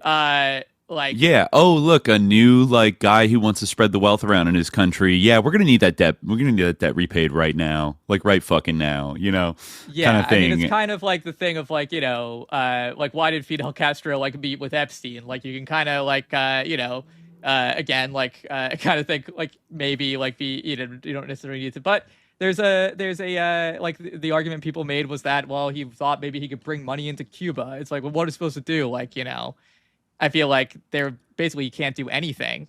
Your back's against the wall, which sucks. Right. But yeah. I mean, yeah. I'm actually this article might be instructive because it gives us some background, but let's take it with a grain of salt because the whole point of this is like a kind of pretzel twist of like you shouldn't care and like it doesn't matter if the CIA like overthrew him or the U.S. government engineered his downfall because he's not really the best leftist ever. The way that it talks about it like really like minimizes like the brazenness of like their like demand that he be removed. Like it's just kind of like it implied that like I don't forget exactly what they said. Like it implied that like the relations would not progress well under like a Khan government or something like that. It's like, well, it was basically like more of an explicit demand, but anyway. Well, yeah, you can read all I can say is pay attention to the similar language that is used when talking about the like corruption and mismanagement in Venezuela. They always leave it so vague as this like they bumbled it because they're dumb fucking like populists or something like that. Like it's like they always say yeah, but they sucked. Like, and they don't elaborate on like why were economic outcomes not whatever, or were they that bad to begin with, and like what are the real reasons? In the case of the IMF debt, it was a problem that that debt was taken on before he came into office, and then he was stuck with dealing with it. So anyways, but let's read a little bit from this article. On April 9th, tensions were running high in Pakistan's National Assembly as legislators gathered to vote on the future of Imran Khan's government. Khan supporters made fiery speeches, accusing their opponents of being part of U.S.-sponsored regime change. The opposition benches retorted by highlighting the Khan government's authoritarianism and economic mismanagement, leading to heated exchanges between the two sides. The resolution was taken to vote just before midnight, with the majority of legislators voting to oust Khan as prime minister. The removal of Pakistan's former leader triggered social media responses among figures on the international left about the momentous changes taking place in the country. Khan's own rhetoric played into this. After all, he has announced a series of protests against what he calls an imported government, thus positioning himself as an anti-imperialist leader within Pakistan. But to understand what's happened in recent weeks, we also need to know about the internal dynamics of Pakistani politics. Without understanding the class forces that explain the nature of Khan's rule, categories such as anti-imperialism can be transformed into merely sentimental rhetoric, exploited by demagogues who merely seek to boost their own power. Uh-oh, we don't want that to happen. So, this section, Khan's rise of Khan. Cricketer turned politician Imran Khan formed his Pakistan Movement for Justice, the PTI, in 1996 as a third option against the two-party system dominated by the Bhutto, the Pakistan People's Party, and Sharif, Pakistan Muslim League families. Widespread allegations of corruption, nepotism, and poor governance created a popular appetite for change. In the party's first years, Khan was unable to initially translate his charisma as a sportsman into electoral gains. He lent support to General Pervez Musharraf's dictatorship after Nawaz Sharif's government was overthrown in 1999. In 2002, Khan broke with Musharraf and gave his support to Maulana Fazlur Rahman, a pro-Taliban cleric and Khan's major opponent today, in his failed bid to become the country's prime minister. PTI remained on the periphery of Pakistan's mainstream politics for the next decade before it began attracting bigger crowds in 2011. Khan had raised the pulse of upwardly mobile middle-class youth frustrated with the lack of political representation in mainstream parties who opposed the increasing costs of America's wars in the region. While this moment brought Khan into the political limelight, he had a major impediment to overcome. His base of support was mostly urban and middle-class people with the capacity to make noise on social media, but he did not have the mass support of the urban and rural poor, who were still tied to more orthodox networks of clientelism offered by mainstream politicians. At this point, Khan had a choice to make. Either he could organize the party across the country to build a grassroots organization that could challenge the vested interests in politics, or he could rely on, quote, electables, rich individuals who have historically monopolized political power in their constituencies, irrespective of party affiliation. It's totally unlike the United States, where when we elect heckin' socialists, they come from like really humble working class backgrounds. Yes. They're not like the child of like a famous Hollywood producer in Columbia. Anyways, exactly. So I like, I'm a little maybe accidental self-crit here in Jacobin. Anyways, in an abrupt turnaround, Khan began welcoming powerful political actors from opposing parties, many of whom he had accused of corruption in the past. The organization that mediated the relationship between electables and the PTI was the country's powerful intelligence agency, the ISI. The security apparatus was unhappy with the civilian governments, partly due to the 18th Amendment to the Constitution, passed in 2010, which devolved more power to different provinces in the country. The intelligence agencies acted as the invisible bureaucracy to ensure that the PTI continued to attract significant political players from other parties, a phenomenon that led critics to claim that PTI had turned into a, quote, laundry machine to wash away the sins of corrupt politicians who were willing to switch sides. Other than ensuring support from traditional politicians, the security apparatus also created hostile conditions for Khan's political opponents in 2018, including media censorship and the infamous midnight raids to harass activists. In July 2018, PTI won the general elections and built a coalition with pro-military parties, giving Khan a thin parliamentary majority resting on the whims of opportunists, both within and outside his party. Then, quote, next section, hybrid regime. PTI came to be widely known as a hybrid regime, a civilian government that had the full backing of the Chief of Army Staff, General Qamar Bajwa, and the ISI Chief, General Faiz Hamid. Three elements form the core of Khan's governance model: neoliberalism, social conservatism, and authoritarianism. Maybe we'll fact check that in a second. Okay. In his populist rage, Khan had claimed that he would prefer committing, quote, suicide over going over to the IMF with the begging bowl. Within months of coming to power, however, his government began negotiating a deal with IMF representatives that eventually saw him replace his finance minister with Hafiz Sheikh, a former World Bank employee. As a result of an agreement signed with the IMF in 2019, the PTI government embarked upon a tough austerity program that saw budget cuts to education and development spending, high inflation rates touching 12%, and central bank autonomy, with Reza Bakir, a former employee of the IMF, as the bank's new governor. At the same time, in order to spur growth, his government announced amnesty schemes for the richest Pakistanis. They were encouraged to park their illegal wealth in speculative housing schemes, demonstrating the belief in trickle-down economics among his core economic team.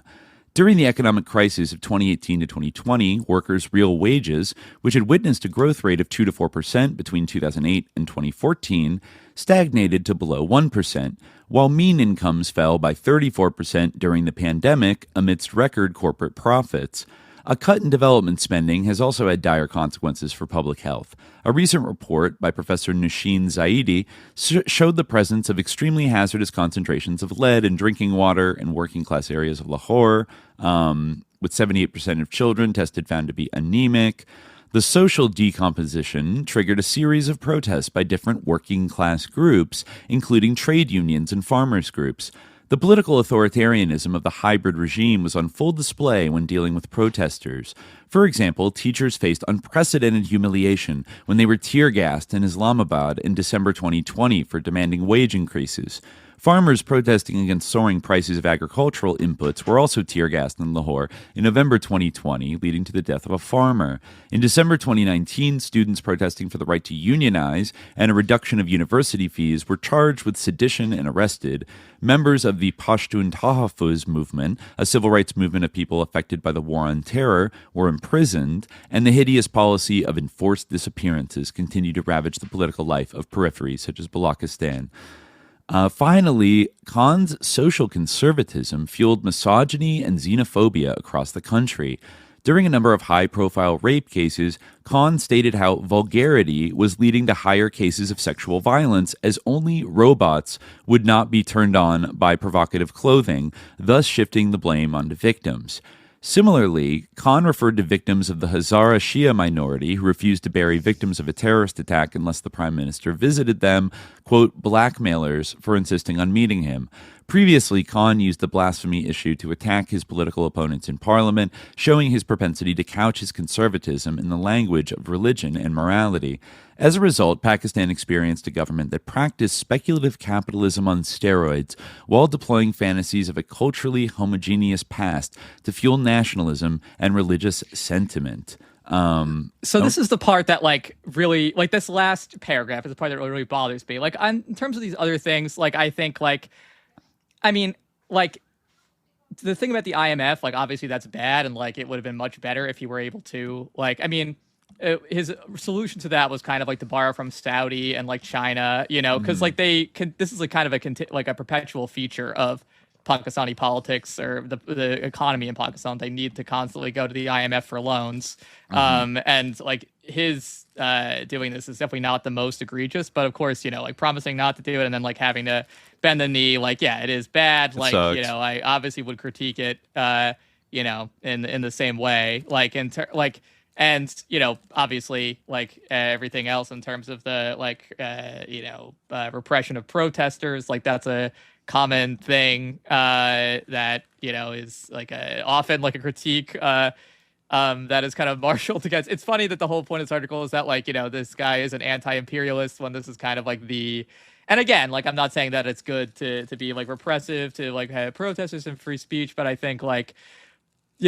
this is a kind of the thing. I think that this is not necessarily the case with the Pashtun Tahaffuz movement. In general, I think that it is kind of a movement overall for kind of justice for a community that has suffered and especially under the war on terror. But I think the concern is kind of the same as you see in some other contexts. There's in Iran. Even in Iran, you see the separatism. That's kind of what the excuse they would use. Is that the case always? And obviously, it's I'm not saying that those things aren't bad, but this last again, does that justify being removed by U.S. fiat? Maybe no, but still I'm not gonna say justify those things necessarily. But this last thing, I feel when he made that remark, it was a gaffe that he apologized for.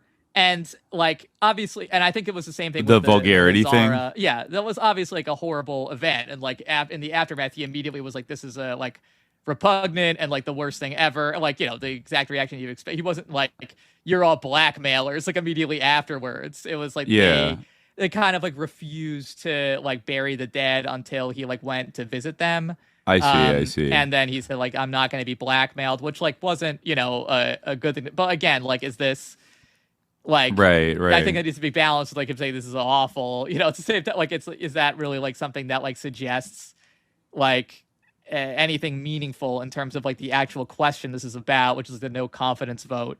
I think this the worst example, this is in this article, but the worst example I read about this was that at one point someone he said about some critic of his oh, you're talking about me so much, I think your husband's gonna get jealous or something. And this is I think it was like even in his Wikipedia article that like this is an instance of like misogyny, like and this like the worst misogyny ever. Like someone called this like from the absolute pit of the depths of misogyny. I'm like, that's what Taylor Swift said to Charlie XCX on like you're so obsessed with me. Yeah, like it's like okay. Every time a liberal makes a joke about like Trump just like sucking off Putin, his gay fucking boyfriend, which is not good. I think it's like lame when people do that. But I think it's like not the worst. I wouldn't call it like the heights of misogyny.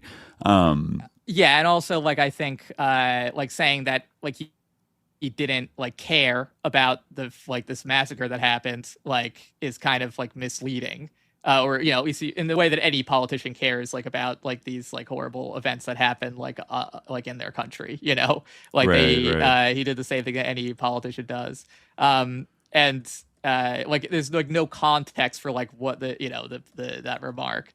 But this is the thing, like Khan used the blasphemy issue to attack his political opponents in parliament, showing his propensity to couch his conservatism in the language of religion and morality. Like, what does that sentence even mean?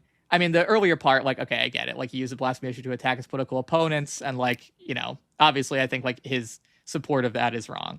Like, I'm not like a proponent of the blasphemy laws. I think that like they are like, basically counterproductive in every way to everybody who would even like be in favor of them, which I'm not. I just want to also want to throw up because like this author just mentions this comment, which doesn't sound like great, like about the people are diseased because like they see people walking around, they see women walking around in provocative clothing, and that there was like too much like sex and degeneracy in society or whatever, to kind of imply that he's like a really like misogynistic, like doesn't support victims, whatever. But he also advocated for and got passed like a big like anti-rape law in 2020 that introduced the death penalty or chemical castration for people convicted of rape. The chemical castration part was removed from the law. It was deemed un-Islamic in 2021, but the death penalty for repeat offenders, I think, was established, and it criminalized the disclosure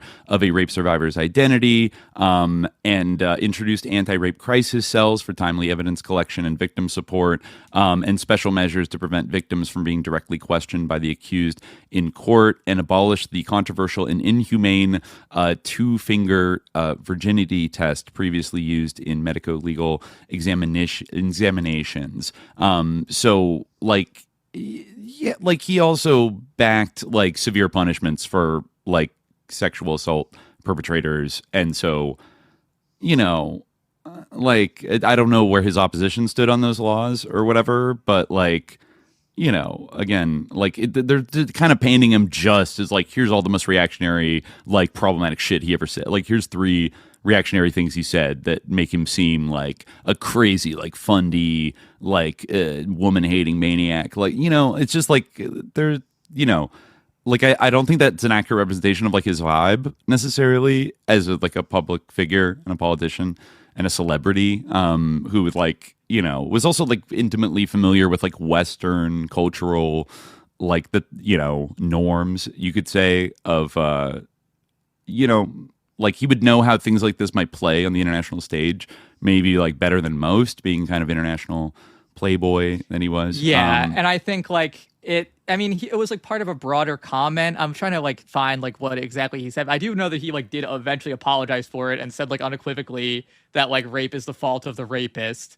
He passed laws to that effect. I think actually like the whole thing like was kind of, again, I don't want to like, obviously this is like kind of like a boneheaded comment and like kind of like expression of a typical attitude in some ways. But I also think like he kind of like didn't say that it was just like how women dress. It was like about like a broader kind of like I think he vulgarity of society in general. Yeah, pornography. I mean, the first part of his statement, like the craziest thing to say. No, people are going to jump on it, but the porn defenders, the coomers are going to jump all over us and fucking freak out and get so mad about it. But like, he's not 100% wrong that I don't think that shit reduces dynamics of like sexual violence in society, like the availability of like hardcore pornography on the internet that like any 10-year-old could like plug into.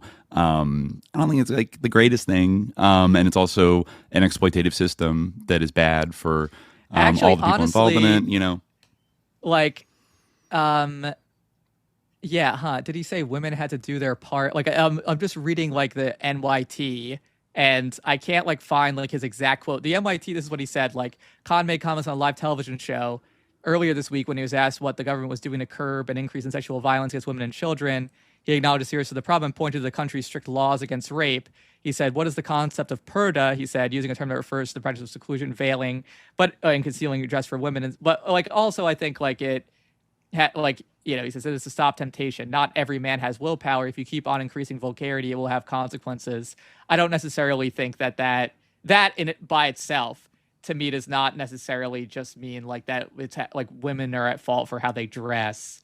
But anyway, like I think that it again, right, I obviously am I not could quibble like somewhat with maybe like some of the totally. statement, but I think he's trying to make it like. I think he's trying to make a comment of like why that became a phenomenon in the first place is that like men are dogs and or like have the propensity to be dogs and it's like, oh, look at this like long-standing kind of traditional like practice. Like I mean, yeah, where I diverge is the kind of thing of like, well, it's like it's on a woman, like it's her responsibility to like not dress a certain way in order to not be assolted by a man. I think I'm actually not like I'm not like super sure. Like I mean, I don't. But I don't like, think he's hijab. like fully saying hijab, that. It's like there's a whole thing about like men observe hijab too. It's not just like something that women do. Like it's about like guarding your modesty in general and like lowering your gaze. That's like hijab technically. I'm not sure if like he meant purda in that sense or like if it even is like ever used that way, but like that is something like it doesn't like he doesn't say the word that like it's women's clothing. To me, it almost seems like it's being read in that way, which I think is a little bit like again, you had to kind of like thread the needle here because on one hand, what does purda translate definitely to? There's a strain modesty? of misogyny in like among men in general, and like I'm not saying like I'm Muslim myself, but like Muslims definitely like get up to some misogyny in the world. However, that needs to be like counterbalanced with awareness of like how like what we were talking about before, the kind of complex around Muslims in like like especially like the Western press, where there's always this like thing that's kind of looming, that's like waiting, like lying in wait to like interpret your comments as something about how you want to put every woman in a burqa and how you're a misogynist and like you're evil jihadist. It's like especially since like, and it's like is like I mean like think about who is this guy? Like he's not like. I mean, I know, like, he had, like, a spiritual transformation with Butch Rabibi and everything, but, like, still, he kind of, is a celebrity, a cricket player. Yeah. He's had multiple, marriage liaisons, including with, Jemima Goldsmith and things like that. Ruling class English women and, like, heiresses and stuff. It's like, kind of like, it could be its own thing, but he's, he's an international celebrity, and, like, a man of the world and all this stuff.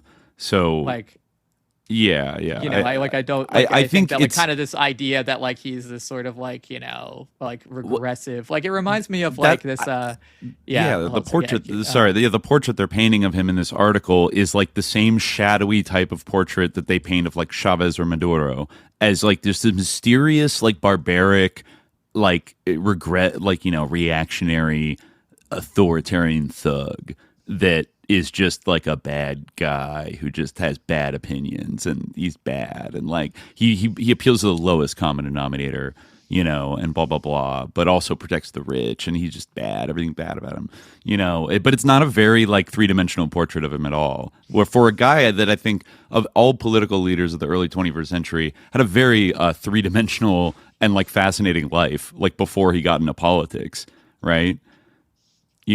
Like he's had a crazy journey to end up where he is. And he's not just like a local demagogue that just popped up and like, you know what I mean? Like that's kind of what I feel like this article, maybe we should read the part about the no confidence vote and his like downfall through this person's eyes. We should. But I was gonna say, it kind of reminds me like of this like article that was from 2008 that she's like a pretty prominent like Indian leftist, Arundhati Roy. Oh yeah, who like is like a she's like a big supporter of like Kashmir and like has been involved in that stuff. But like she wrote this article.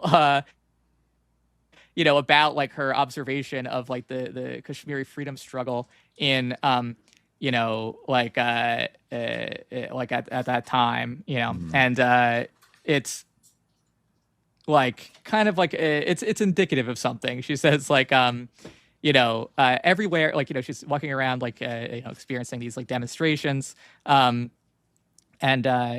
she says, like, there was a green flag on every lamppost, every roof, every bus stop, and on top of chinar trees. A big one fluttered outside the All India radio building. Road signs were painted over. Rawalpindi, they said, or simply Pakistan. It would be a mistake to assume that the public expression of affection for Pakistan automatically translates into a desire to accede to Pakistan. Some of it has to do with gratitude for the support, cynical or otherwise, for what Kashmiris see as their freedom struggle and the Indian state sees as a terrorist campaign. It also has to do with mischief, with saying and doing what galls India most of all. It's easy to scoff at the idea of a freedom struggle that wishes to distance itself from a country that is supposed to be a democracy and align itself with another that has, for the most part, been ruled by military dictators, a country whose army has committed genocide in what is now Bangladesh, a country that is even now being torn apart by its own ethnic war. These are important questions, but right now perhaps it's more useful to wonder what this so-called democracy did in Kashmir to make people hate it so. Good point. And she says, everywhere there were Pakistani flags, everywhere the cry, Pakistan si rishta kiya, la ilaha illallah. What is our bond with Pakistan? There is no God but Allah. What does freedom mean? There is no God but Allah. And so she says, for somebody like myself who is not Muslim, that interpretation of freedom is hard, if not impossible, to understand. I asked a young woman whether freedom for Kashmir would not mean less freedom for her as a woman. She shrugged and said, what kind of freedom do we have now? The freedom to be raped by Indian soldiers? Her reply silenced me. But the very fact that she was like, oh, they said la ilaha illallah, and then she turns to a woman and says, like, well, do you think you're going to be oppressed in free Kashmir? Yeah. Like, what? Like, and this is like someone who's like a pretty, like, big ally of this cause, Like, yeah. It's like, so that's the kind of thing where, like, yeah, I get it.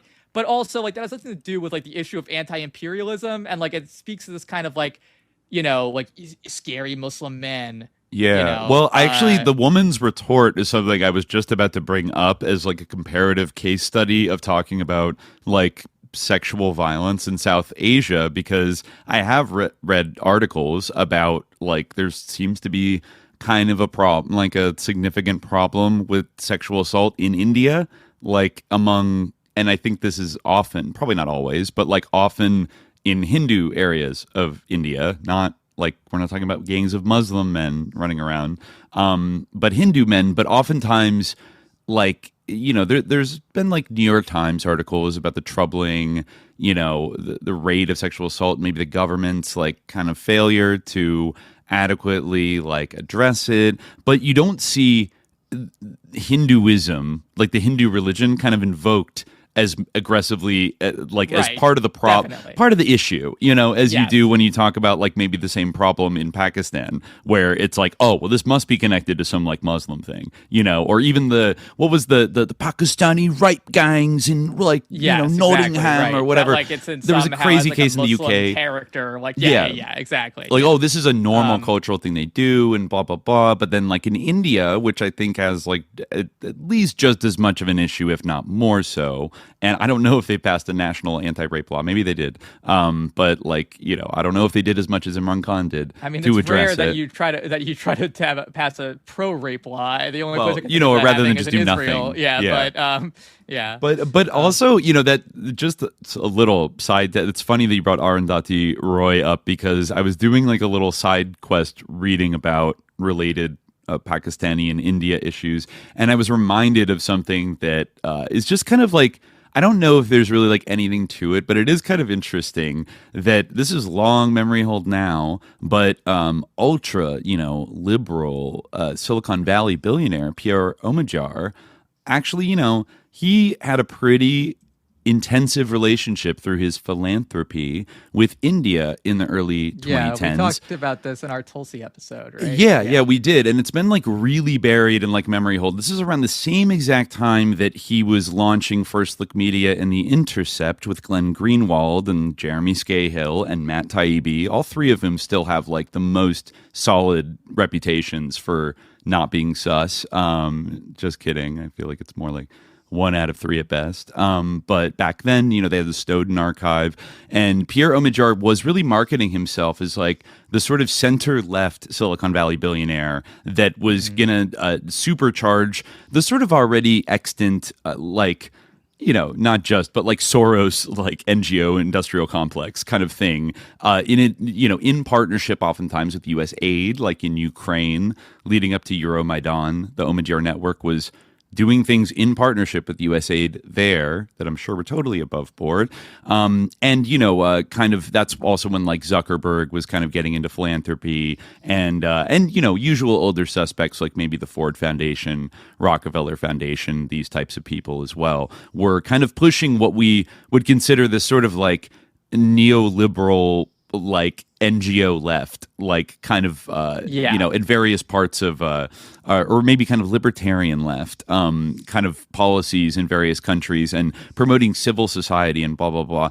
And I was just reading, I forgot that one of the biggest exposés in 2013 or 2014 about Pierre Omidyar's activities in India and maybe how they were a little bit sus came from and also totally memory hold online publication, a Silicon Valley news publication from the early 2010s called Pando Daily. And, they got some interesting people to write for them, including, I think, most of the Exiled crew. So there was a big expose from Mark Ames, who was, formerly the Exiled, then moved to Pando Daily, along with Yasha Levine and the War Nerd and, people like that. And actually, Mark Ames in this article about Omidyar's sus connections to Modi, he does mention, he thanks Arundhati Roy for giving him like important background into like the complexities of Indian politics. So they were like in contact, like writing this article that is pretty much like, it's pretty good in terms of like the evidence that, Pierre Omidyar, far from being a kind of just like disinterested guy who just like wants to help expand microcredit in fucking India or something, like he was very enthusiastically on board with Modi early on, like before he ran for president and, won and everything. And so was Google. Google was also like I guess Modi had run a very like tech positive campaign and was like, I am going to open up India to like tech and the internet and everything else. And one of the big things that just so happened to be like in Pierre Omidyar's favor at this point was he really wanted eBay to get access to the Indian market, which it did not have in like 2011, 2012, because that's like a massive fucking market, right? And eventually when Modi became president, that was allowed. And I think Google got in there, eBay got in there, all the Silicon Valley companies, got to do business and open up to a massive emerging market in India. Now, if you go look up today, like Modi and Pierre Omidyar, remember, I think we touched on in some episode about how the Omidyar network was actually pulling out of India in like 2024, right? And there were, in fact, if you search the names, you'll find a bunch of like Hindutva, like Facebook videos and like YouTube videos about how like Pierre Omidyar, the ultimate funder of like anti-Hindu, like fucking woke leftist bullshit. Like he funds all of these different like alternative media outlets. I think it was like News Laundry and a few other ones. Make like Modi's like deputy or like chief like press guy, like basically the head of like one of the Omidyar network people ended up as like a member of Modi's government and like a very key like technology advisor and stuff. So they had a very tight line into like the BJP leadership. And, up through the entire tenure of Imran Khan next door in Pakistan, the Omidyar Foundation was like doing all stuff. And I think it's interesting that like they were so instrumental in helping Modi get into power and then staked out this kind of like oppositional center left like thing with a lot of the other stuff they were funding that, you know, gets seen by the most hardcore Hindutva people as like disgusting, like left woke, like SJW, subversive activity from somebody who hates India, and, you know, all this stuff. And then when he left, he kind of said that, well, you know, we've kind of accomplished our objectives here, and also there are some like regulatory headwinds and other things like that that are challenging, and so we're gonna like pull our funding out of India. And so that was kind of, it may be looked at as like, ooh, there was a little falling out between Omidjar and Modi and blah, blah, blah. But then I do think it's interesting, just to wrap this back around, I do think it's interesting that like the main conduit through which the cipher letter, the memo, was delivered to like Western journalists was through Pierre Omidjar's The Intercept in 2018, when he was still very much involved in India. And then subsequent interviews, I think Ryan Grimm interviewed Imran Khan after he was overthrown, maybe in late 2022 or 2023. They had like a long conversation and stuff. And so it seems like the Intercept is actually very on this beat about the overthrow of Imran Khan, and pretty much, I would say, had mostly an editorial line of this was a US-backed operation and like it was sus, and like he was targeted, you know, to be taken out. And so I just think it's like, it's interesting. It's like you go back to 2014, Peter Thiel publication is like allowing investigative journalism to be published that is kind of saying that like Omidjar is actually like a right wing, you know, he's not the left wing guy you think he is, and he's involved with Modi and all these like dirty like right wing kind of like figures. And then, you know, a few years later, Omidjar is kind of throwing down the gauntlet, you know, in Pakistani politics by kind of like sticking up for Imran Khan, when most of the U.S. media was pretty much willing to like, including like, I mean, Jacobin right here, pretty close to The Intercept. There's a lot of like social and career overlaps with these crowds. Jacobin's publishing shit. It's like, oh, fuck him. He was like, he wasn't really an anti-imperialist. But like the Pierre Omidjar funded one is like, no, we're actually getting exclusive intel. I mean, even the cipher letter itself, we can kind of like read it in a bit, but that was, there's still accusations this day that, I forget if Chomsky said it or not, that like that's fake, like he made it up. Like Imran Khan made up this memo. I think that was something that like the opposition said like at first, but then they admitted it was real. And then they prosecuted him for leaking it.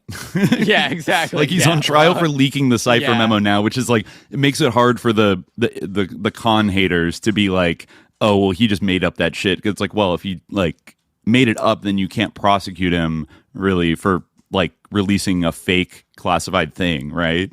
You know, and then other people were like, no, that's actually not how classification works. Like, if you thought it was classified, it's still a crime. Like, you know, and but I think, I know it's probably real. I mean, The Intercept does get, I mean, like, they get real stuff. Like, it just gets intercepted. Sometimes. Like, the people who have the most to lose from it being fake, like, or so the most to lose from it being real have admitted that it's real. So, right. I feel like it's definitely real. I think the argument is that, like, oh, there wasn't a conspiracy. Like, yes, they said that, but that's not why we did it. We did it for like some other reason, like we actually had no confidence in him or whatever, which like you know, that's not like illegal. However, it is like, you know, I wish that that's splitting hairs where you really don't need to, I think. And like I saw like it's definitely like an instance of US imperialism. So interference. Insofar as like, again, I think that there's kind of this Mott and Bailey type of thing where like it's like the issue of like heroism. It's very hard to find heroes, you know, in this world. Heroes are, especially in politics, right? They're hard to come by. You know, politicians who are heroes, who rise to the highest level of politics, is someone that you say that's a hero. You know, but to say that like you know, like someone is in some way, perhaps more like, you know, more anti-imperialist than the alternative. You know, or that this was an instance of imperialism, and therefore, like by extension, like, you know, we should oppose we should be against if we are anti-imperialist. Right. Well, they're saying, like, whoa, not so fast. That's this actually doesn't count. The issue that's being like obfuscated here, I feel like, you know, with all the like with the sort of things about like, you know, like he said this like uncouth remark, you know, they're scrambling for excuses as to why it was really okay to for people to overthrow this guy because he sucked so much. Maybe let me just read the end of this article as we get to the actual other moment. Things here too. Yeah, and the takeaway. But anyways, they go on to write, in current crisis, despite his governance failures, Khan remained confident of completing his tenure given the backing of the military. However, this alliance became strained in October 2021 as Khan tried to retain General Faiz as ISI chief while refusing to sign General Bajwa's extension as army chief against the wishes of the military high command. The hybrid regime became untenable as the majority of generals were upset that a civilian leader was trying to interfere in military matters. Reports began circulating that Bajwa and other senior military officials signaled to the opposition that they were ready to withdraw support from the government. The opposition, with a long history of close ties to the military, was ready to move in. Opposition members submitted a vote of no confidence in Parliament, claiming that the Prime Minister no longer had the support of the majority of parliamentarians. The key elements that the opposition were counting on were coalition partners and members of Khan's team who had switched sides since 2012 under pressure from the intelligence apparatus. It was widely believed that these electables were now lured back into the opposition camp with promises of financial reward. Okay, that's very above board. Eventually, the resolution was submitted on March 8th by the National Assembly, but voting was deferred until April 3rd. Initially, Khan was confident that he would defeat the vote of no confidence, but as his coalition partners began joining the opposition ranks, Khan declared that he was being removed due to a foreign conspiracy. All right, now he gets to the so-called proof. I already have problems with how he's describing it, but big ones. But he says, the only proof of the conspiracy Khan has presented, although not shared in public so far, is a diplomatic cable from his own ambassador in the United States that quotes an American diplomat suggesting that Pakistan-U.S. relations cannot improve under the Khan government, especially after his recent visit to Russia. This was not unprecedented, as relations between the two countries have been tense for over a decade. The raid to kill Osama bin Laden, the killing of 28 Pakistani soldiers by NATO at Salalah in 2011, which prompted Pakistan to suspend NATO supply routes facilitating the war in Afghanistan, and the initiation of the China-Pakistan Economic Corridor, that's probably like One Belt, One Road, led to serious differences between the two states. Yet, this did not change Pakistan's basic economic and geostrategic dependence on U.S. imperialism, with the IMF taking a leading role in economic restructuring both prior to and during Khan's tenure. On April 3rd, 2022, Khan had his Trumpian moment as he triggered a constitutional crisis by ordering the Deputy Speaker of the National Assembly to reject voting on the no-confidence motion, dissolve the assemblies, and called for new elections. The blatantly unconstitutional move was reversed by the Supreme Court with a unanimous verdict, and a vote was fixed for Saturday, April 9th. Khan's supporters made a clumsy attempt to delay the vote further, with reports circulating that he planned to dismiss General Bajwa and replace him with General Faiz, his primary ally within the armed forces. The move failed. The vote against Khan passed, and he was forced to leave office. Since then, Khan's allies have deserted him, while his original middle-class support has again coalesced around him with impressive demonstrations of thousands of people. I like how it's like his original middle, like I like the middle-class thing of like, okay, yeah, I'm sure that he has like bourgeois supporters, but that's not like, his only support. It's saying middle class like a slur is funny. I feel like it is a Jacobin. Didn't one of Zoran's advisors just get in trouble for being like middle class white people are the problem in like 2020? She said like home ownership is white supremacy or something, which like I think she specifically singled out middle class white homeowners are like the problem. That's great political I honestly messaging. Didn't like read too deeply into it. What it seemed like to me was kind of like she was into sort of like kind of like theory, like social history and stuff like that. Probably. And like, it doesn't like transfer well into like soundbite style politics. But no. I kind of like feel like, honestly, like that's like the last of my problems with Zoran is that like he's like, not pro white people enough. Like no, I mean, I don't give a shit. No, to me, okay, just to be clear, like you bringing that up, to me, what the right wing, like the way they're jumping on it is like stupid. Of course, they think it's part of this is like it. a looks very bougie, like white lady that works in nonprofits. Like this does not look like even like a blue-haired like radical, like anarchist or whatever. This is like a rich white millennial woman, probably. I'm willing to guess. And all I'll say is that I think it is interesting sometimes where I feel like very high bourgeois people that get involved in politics will often, I think there's something appealing about kind of shitting on like the quote unquote like middle class of white people as like actually they're the real, that's where all the fascism comes from. They're actually the most disgusting like white people. Like you can kind of like beat up on them because it obscures the white people above the middle class. That's an you know what I mean? interesting point. Like when someone actually, I don't know anything about that woman or her background, but that's a funny point that like, yeah, some of these people aren't even like, they're not from the middle class, but like because they're from they're richer than class. That. Yeah, but like they don't have to work for a living, and they kind of they hate like white normies that like have jobs like for a living, and like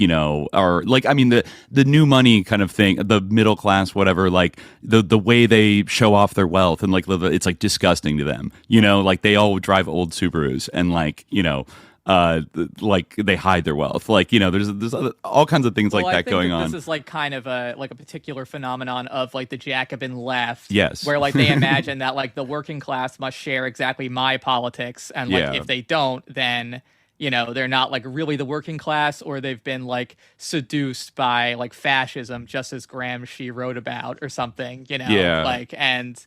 Yeah, I think they picture like a PMC Elizabeth Warren voter is like the person they actually hate like the most of it, like anybody, kind of thing. And like the meritocratic strivers are like that kind of hate, like they've probably encountered them in the various institutions they've come up in, and kind of hate like their and not always without reason. Like those types of like PMC normies can be. They can kind of like suck, like and have like terrible politics and whatever and stuff like that. But I do think sometimes it's like using it as like this his middle class supporters, like the most disgusting kind possible. Instead of saying like his bourgeois supporters or like his ruling class supporters, which are still like the primary people I'm worried about are people from like. I guess she said that she wanted to impoverish. Is that true? She wanted to impoverish the white middle class. Like that's she might have tweeted that. To say like that you want to impoverish anybody like is like. I wonder if she's the one that worked for the Open Society Foundations, because one of Zoran's inner circle was an Open Society veteran, and it's like that kind of tracks in a weird way, like that they're like I don't believe that they believe this in like a literal sense, but like it's some kind of weird like weaponized like ultra left like the rad lib kind of like way of posturing about stuff that was like very popular between like 2018 and like 2020. It's also like it is kind of the thing of like, okay, well then why should only the white middle class be impoverished? Like we should have a middle class, but it should not like it is kind of like silly. Like I just think like and like increasingly now, like anybody that lives in New York City that is saying that about like middle class people that live in the rest of the country is kind of like, all right, like fuck you, like like you're in New York. Father also, I guess, is a landlord, which is like really. He manages a rental property. I don't know what that means, but okay, just one or okay, yeah. Well, I don't know. No, he manages rental property. Okay. Yeah, or at least Weaver. Yeah, it's unclear. Yeah. Sia Weaver. I think. It's interesting. There's like kind of there's a continuity there, and I think like with like some of what we're talking about in general. But yeah, I feel like there's kind of a broader or less specific tendency just to be like, oh, it was the bourgeoisie that actually is like this, and really the heckin' working class would never like disagree with me about anything. It's kind of doing an end run around the middle class PMCs that often are involved in like discourse production or whatever. It's doing an end run around them and saying you guys are like disgusting, but like the dock worker that says slurs, like, well, we listen to the same comedy, so like actually like I can speak to them on a deep level. It's like, they get it. It's kind of, well, I think in the Pakistan context it's a little bit different, but like I think that they're also kind of imagine like that. It's kind of the thing of like, oh, the plumber which, fair enough. Like they have a bunch of money, like they're, middle class, like with their big truck, like they're not actually workers, they're real workers. Like rather than kind of like, again, it's kind of like an excuse to like not reckon with like the appeal of like this politics to the middle class, to the working class, including to the aspects of it that like, we both may not like, like those are things like rather than just like put your head in the ground, why, why not like, deal like, why is that appealing, and not just because like they're heckin' stupid or whatever, or like they've been deceived by like the evil spell of fascism or something. It's not like why, But like, anyways, yeah. So let's we can keep going through this. We keep going. Yeah. So right. once his middle class supporters. Right. This is the sort of takeaway of the This is an interesting part, I think. Yeah. So the last part here, anti-imperialism ?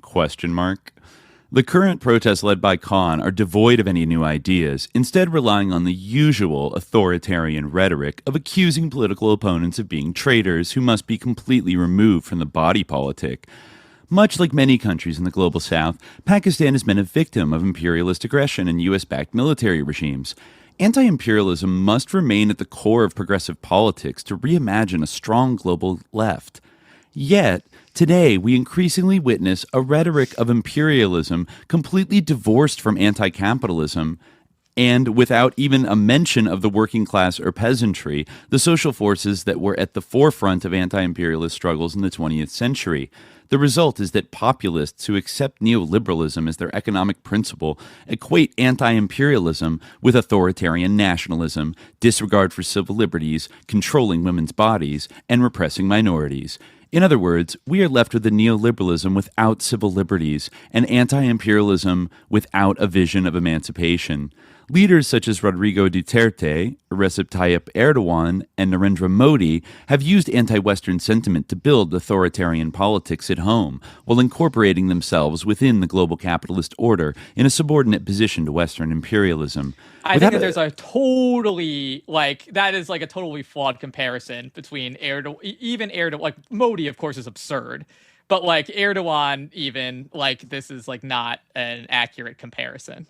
I think that's, really overblowing it to say that his alignment with the West was equivalent to Erdogan.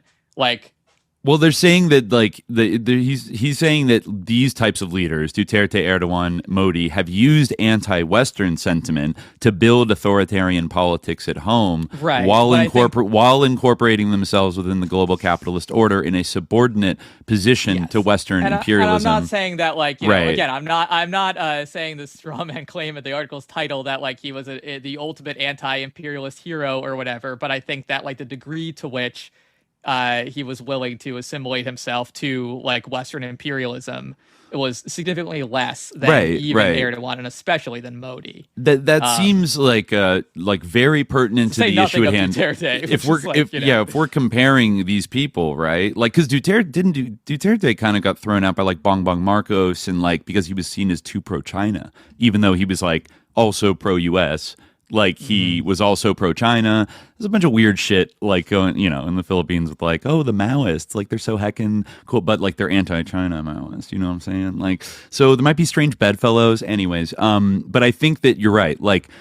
Saying that lumping, obviously one of them got overthrown and the other, two of them actually got overthrown. Two of them obviously kind of are in alignment enough with the U.S. that they're not necessarily under threat, of having their regimes destabilized and overthrown. Probably Modi least of all. Modi has a pretty fucking cozy relationship with the United States overall. Erdogan, there was that coup in 2016 that was a little weird, but since then it feels like more or less Erdogan and they're in NATO, they're on the same side, and maybe Duterte he outlived his usefulness and got a little too cozy to China and got thrown out. So we're seeing a pattern here of there's a acceptable degree of fake anti-Western sentiment you can indulge in, but when you actually start doing things that they don't, if you actually start going against the U.S., they will move against you. So like this whole argument is not really like refuting the central assertion I think it's that also Khan like was kind too, of, out of alignment I think it's also with like U.S. fundamentally like a straw man in a way, because like it's kind of like, should we hold up like any, like, Imran Khan as like the leader of like a left-wing anti-imperialist movement? Obviously not.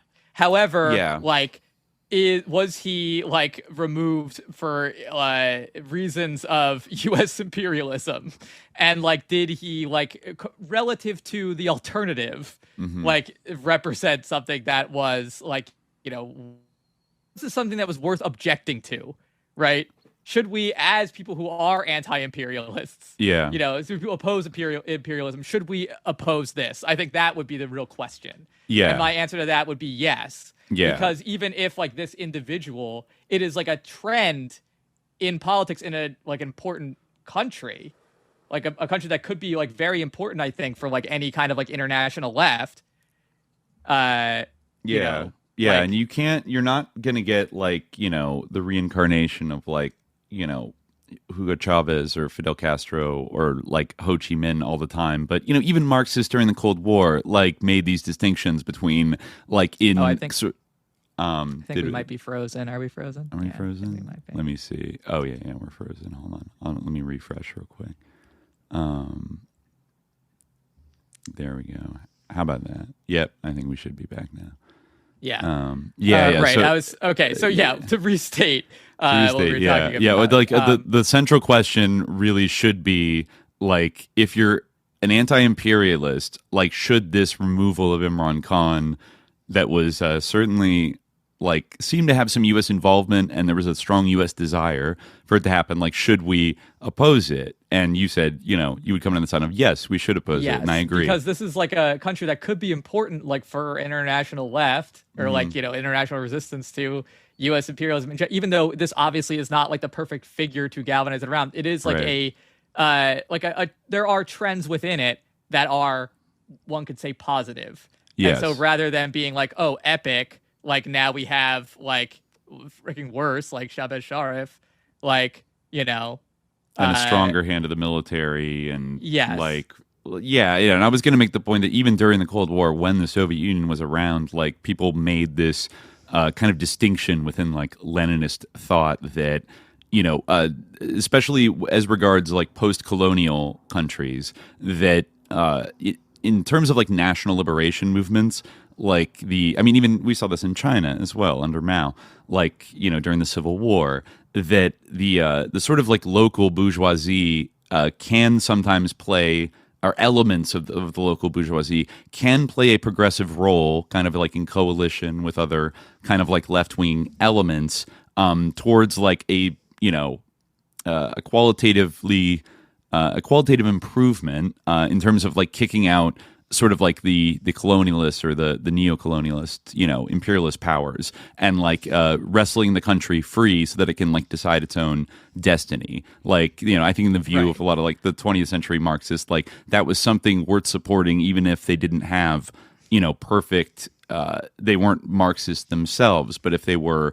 say, like a liberal bourgeois nationalist that wanted to do like land reform or like nationalize their oil company or something like that, then that would be like, like on the whole balance, like these are really important issues, and that's at least like that does get you somewhere, this is like, let me like get into this a little bit. Like, he says, the task today is to locate.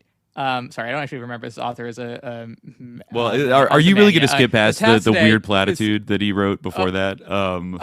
Okay, no, sure. You can. The structural analysis. When he names all those dictators, he says, without a concrete agenda for challenging neoliberalism and for redistribution of wealth, talk of foreign conspiracies can lead to delusional thinking manufactured by socially regressive forces like the Subliminal Jihad podcast in order to avoid discussions on internal contradictions. Unfortunately, the forces of the status quo in Pakistan that have replaced Khan represent a moribund social structure that continues to exploit the public, suspending politics between uninspiring Democrats and an insurgent authoritarianism. I don't think that they're like the adverb "unfortunately" is not justified here because there was no like other possibility. That's the thing. Like that, like fortunately implies that there's luck involved or like chance or like more than like one possibility. It's right. Like, what did you think? This is like that's the thing. There's no alternative. Yeah. Like the only alternative is going to be more capitulation to the U.S. He addresses this. Let me read this last part. The task today is to create an independent politics that stems from the needs of the working classes and links the struggles against authoritarianism with a social revolution against the structures of neo-feudalism and capitalism. In Pakistan, unity among trade unions, farmers associations, student activists, women, minorities, and professionals can build a strong coalition that no longer relies on support from electables to win elections and can pose a durable challenge to imperialism. So, like, this is interesting because I want to talk about this a little bit. This is more of a complex point, but I think that like when you're linking the struggles against authoritarianism with the social revolution against capitalism, it's a very complex thing. In theory, that sounds nice, but in practice, which is how about Venezuela? Struggles against authoritarianism are often like Ford Foundation funded. Yes, like, yes. Or they're trying to overthrow governments that like have state control over their economy or something in the name of the social issues. That it's funny how close this sounds to like the Omidyar Open Society kind of playbook for impact. I was reading something about that yesterday about this sort of, this network of like NGOs like specifically identify, and of course the right wing like freaks out about this, but I see it a little more cynically of like, certain trade unions maybe, or like, labor groups, student activists, like kind of, like women's groups, minority kind of identity politics groups, and like sympathetic millennials, usually urban professional millennials, are like the sort of Obama era coalition that's going to drive real substantive blah blah blah. Like in the Omidyar networks, like parlance, like renew capitalism and give it new life. Like actually, the Omidyar people were talking negatively about neoliberalism back in like 2012 and 2013, but they were also they were making the argument literally that neoliberalism was not like synonymous with capitalism, or it didn't have to be. Maybe there was a new, more compassionate capitalism that the Omidyar network and its friends could foster around the world. And I feel like that's what this guy's appealing to in this article as like, oh, that's the solution. But even though that wasn't even on the table when he got overthrown, that wasn't going to be a thing. This is like, he's just wish casting. This is another thing, like, and I think what you're saying is true, and I want to like read something in a second that like deals with that I think is good. But this is like kind of the end of the article. So he says, a prerequisite for this politics is to shun the temptation for cultural nationalism and shortcuts that via the military that allow demagogues to masquerade as anti-imperialists. All right, fine.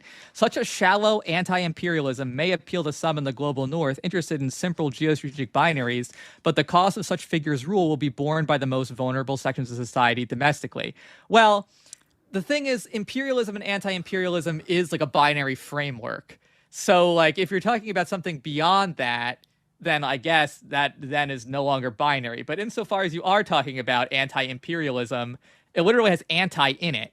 Like that is, like, you can't. Yeah. It's not. Yeah, that is like binary. What is this like? The shallow anti-imperialism. It's gonna harm poor people along the way. Unlike my hypothetical deep anti-imperialism. Yeah, it's like it's kind of implied. It's like. People are going to be harmed either way. I mean, like that. It's not like it's doing a weird like harm reduction thing of like, well, like it could be worse for Imran Khan to stay in charge with all his demagoguery and corruption than if like a more pliant like neoliberal military backed guy like who's pro-US takes over. Like, what do you think is going to happen? Like, they're going to do better with the economy? Like, what? They say, he said, this if is how so, why are you anti-imperialist? Yeah, this is how he ends. Courage and patience remain the greatest virtues if we are to reorient ourselves toward a politics of emancipation. So to me, like, if you maybe, like, obviously, I agree with the point that, like, we shouldn't assume that everything is being solved by the premiership of Imran Khan in Pakistan. Yeah, however, I think that, like, it is actually in a way impatient to be like, well, this didn't instantly resolve capitalism, therefore it doesn't count as anything. So, like, you know, it almost seems like the real answer is to do nothing, or I don't know. It's like patience means like kind of just like, you know, not caring. Keep taking the foundation money from the Jewish Zionist Fund and just like sit back and publish glossy magazines and do nothing. This is part of the reason why I want to do like a longer episode about some of these topics, because like I found this interesting book by Sadia Tour, the State of Islam, it's called, Culture and Cold War Politics in Pakistan. And I only got a chance to like, look at it because I only found it like, you know, towards the last couple hours before we started recording. But you know, there's some interesting stuff in here, and I did read this thing from the epilogue, which kind of talks about this, and I think it's like pretty salient. You know, it's not talking about the contemporary moment necessarily. I think it might have even been written before a lot of this happened. But she writes, major shifts occurred in the field of progressive politics in Pakistan in the 1990s. These were not unique to Pakistan, and were the result of the emerging consolidation of a global neoliberal project ushered in by the breakup of the Soviet Union.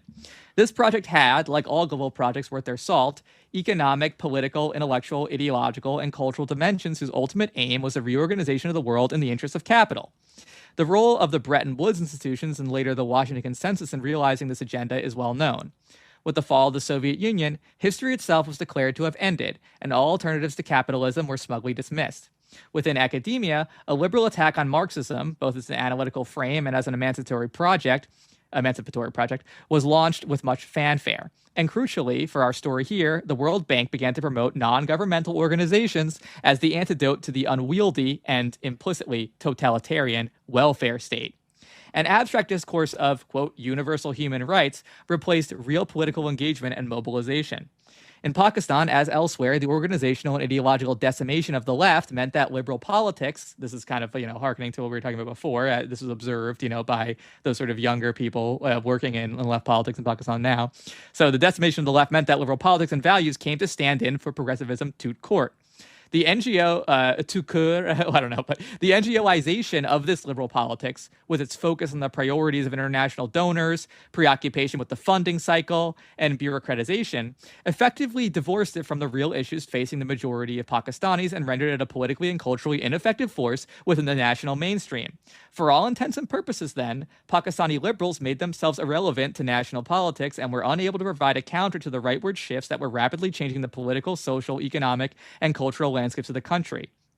The disconnect with people's issues was reflected in the fact that NGO liberals did not agitate against structural adjustment policies and programs in Pakistan, which consistently targeted the poorest and most vulnerable, nor did they see it fit to take on neoliberal globalization until international donors began to fund anti-globalization work.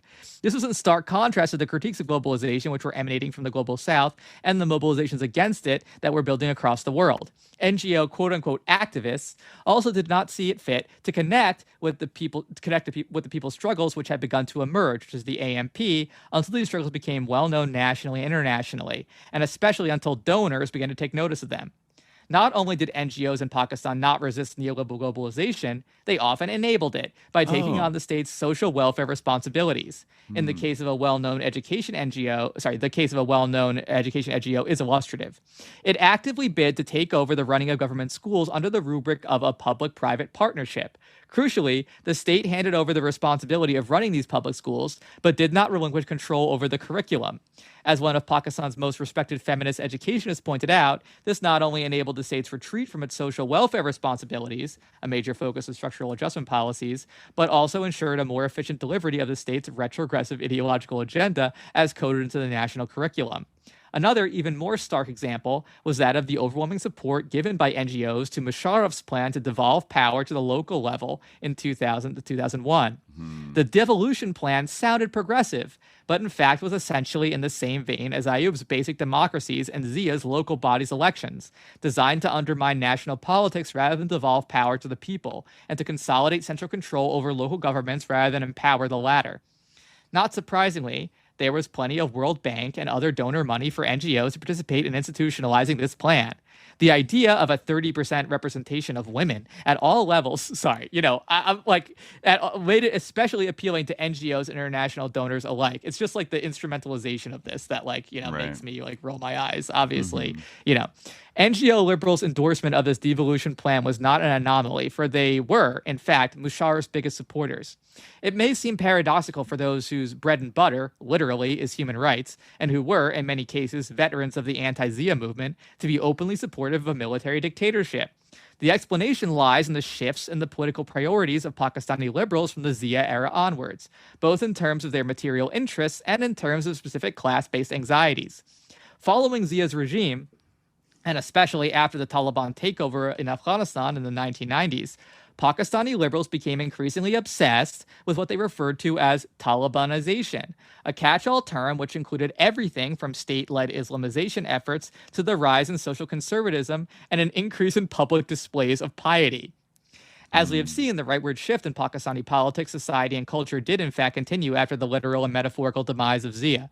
However, liberals focused only on one aspect of it, the rise of a militant and narrow version of Sunni Islam, while ignoring all the others, particularly the reactionary thrust of the state's economic agenda. Unfortunately, not only did the obsession with quote-unquote Talibanization not translate into any form of organized resistance at the social, political, or cultural level, but it also led Pakistani liberals in dangerous and fundamentally anti-progressive directions, a particularly egregious example of which was their open support for Musharraf's coup d'etat in 1999. The government of Nawaz Sharif was about to push through the controversial and draconian 15th Amendment to the Constitution, otherwise known as the Sharia Bill, and had been taking an increasingly aggressive stance vis-a-vis women's rights and human rights NGOs. Binyamin, the Punjab government's Minister of Social Welfare, had openly vilified these organizations, denouncing them as fifth columnists working to undermine Pakistan and Islam, and serving the interests of Israel, India, and the West, and had explicitly begun threatening those that ran them. As a result, instead of condemning the overthrow of a democratically elected government by a military dictator, most NGO activists openly celebrated it as a release and welcomed the general as a savior. Nagat Saeed Khan, a prominent women's rights activist from Lahore who had been singled out for special mention by Binyamin, relates her shock at the proceedings of the meeting of the Joint Action Committee for Peace and Democracy, a Lahore-based alliance of 36 organizations and political parties, convened immediately following the coup. I assumed that all we would be doing, this is her quote, I assumed that all we would be doing was deciding the wording of our immediate resolution and working out our strategy. The reaction of a majority of organizations was stunning. They supported the military taking over. This despite the fact that the JAC was for democracy and most of them were familiar with the history of the military as an institution and its role in politics in Pakistan. There was much excitement, this is the author again, there was much excitement among the NGO elite at the fact that the NGO bill, which Nawaz Sharif's government had been trying to pass, would not see the light of day. But this reaction indicated that they were, quote, more interested in saving their NGOs than saving the nation, did not seem to register or matter, especially after Musharraf welcomed many of them into his government. I lost my page a little bit here. It welcomed many of them into his government with open arms. In fact, so many NGO representatives joined the government in one capacity or another as ministers, advisors, members of task forces, and consultants that it became popularly referred to as the NGO government. This is the last part I'll read. The welcoming of the military as a savior by women's rights and human rights stalwarts reflected a mixture of historical amnesia, political confusion, and crass opportunism. Those who supported this coup justified the decision based on the general's liberal lifestyle, an argument that makes sense only if progressive politics in Pakistan can somehow be reduced to a rejection of Islamization and political analysis to issues of an individual's lifestyle rather than an understanding of institutions. The widespread belief that the army was a progressive force that would save the country from Talibanization also reflected an ignorance of the military's role in creating and sustaining the very forces of the religious right, which it was expected to protect the people from. There you go. Wow. Yeah. Wow. Well, you know, I've actually found a little more information on our author here, you know, that is a little bit funny because actually he's talking about Amar Ali Khan. Is that? Yes, I am, because guess what? Kind of back to what we were saying earlier about how, you know, sometimes when people gripe about the middle class, just check if they're from a higher class than the middle class because it might color your interpretation of that. He's actually kind of like a big deal in the international dissident sort of community. He's the founder of a party called the Hakuki Party. I guess the HKP, and a member of Progressive International. He was educated at he got a master's from University of Chicago and a doctorate from Cambridge in 2018, and was like a professor in Pakistan, but actually had to flee Pakistan, and I think was charged with sedition. I guess in absentia, and so he's like not allowed to go back there. I think that was as of 2019 or 2020 when he wrote that. So before he wrote this article about Imran Khan, but I guess he's been very he was publishing, I think, in Al Jazeera and some other things like is right when Imran Khan came into power, that is like, oh, fuck this guy, he sucks, like he's so sus, like blah blah blah. Just to underline what I was saying earlier, good old r/Pakistan has this again, a picture of this guy hanging out with another guy talking, and it's titled "Hypocrisy of Liberals." Amar Ali John hanging out with Bilawal Bhutto of the PPP, the same PPP that abused and tortured Balak protesters this week in Sindh.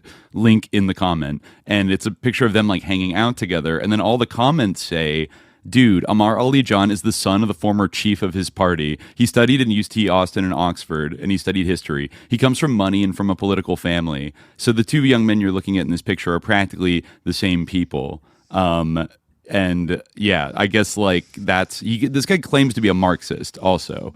Like he claims to be like a Marxist, anti-imperialist, blah, blah, blah. But I guess he's very, very close to the Bhutto family and the PPP. Like, probably grew up with them and stuff like that. So he is from a very high class, and then like went to Cambridge, and et cetera, et cetera. Other people, another commenter says, again, stop giving these people a win by acknowledging these parasites as, quote, liberals. These lot are feudal lords LARPing as progressives. By repeatedly calling them liberals, you aren't harming them. You're only giving them more fuel to use at the international level and cry foul. They literally get to deflect attention away from their moronic decisions and not address any critique by saying that they are being persecuted for being liberals in a non-liberal nation, all the while being allies with right-wing nutbags like Mulvey Diesel, of all people. I don't know who that is, but I guess I don't know either. They hang out at Sovereign House sometimes, it's kind of funny. So yeah, I guess I don't know who his father is, not listed on his Wikipedia, but I guess it sounds like his father was the head of a political party. Mulvey Diesel is Fazlur Rahman, maybe? Is that it's like a term for him? He's known as Maulana Diesel. Oh, okay, okay. Yeah. Yeah. So I don't know if his father comes from, let me see, Ali John father. I don't know if he was a PPP, like the head of the PPP. That'd be kind of crazy. It says that Dr. Let's see. I'm going to have to... A renowned Kashmiri physician known as the Lukman of Kashmir was... but actually, I don't know if that's like literally his father. That's a Dr. Ali Jan, who's like a famous doctor. Oh, there he is. Dr. Khalid Javed 3. Oh, okay. Yes, he's on Twitter, the father. They posted a pic together. That's very nice. His struggle for democracy. This is him talking about his father. Happy birthday to my father.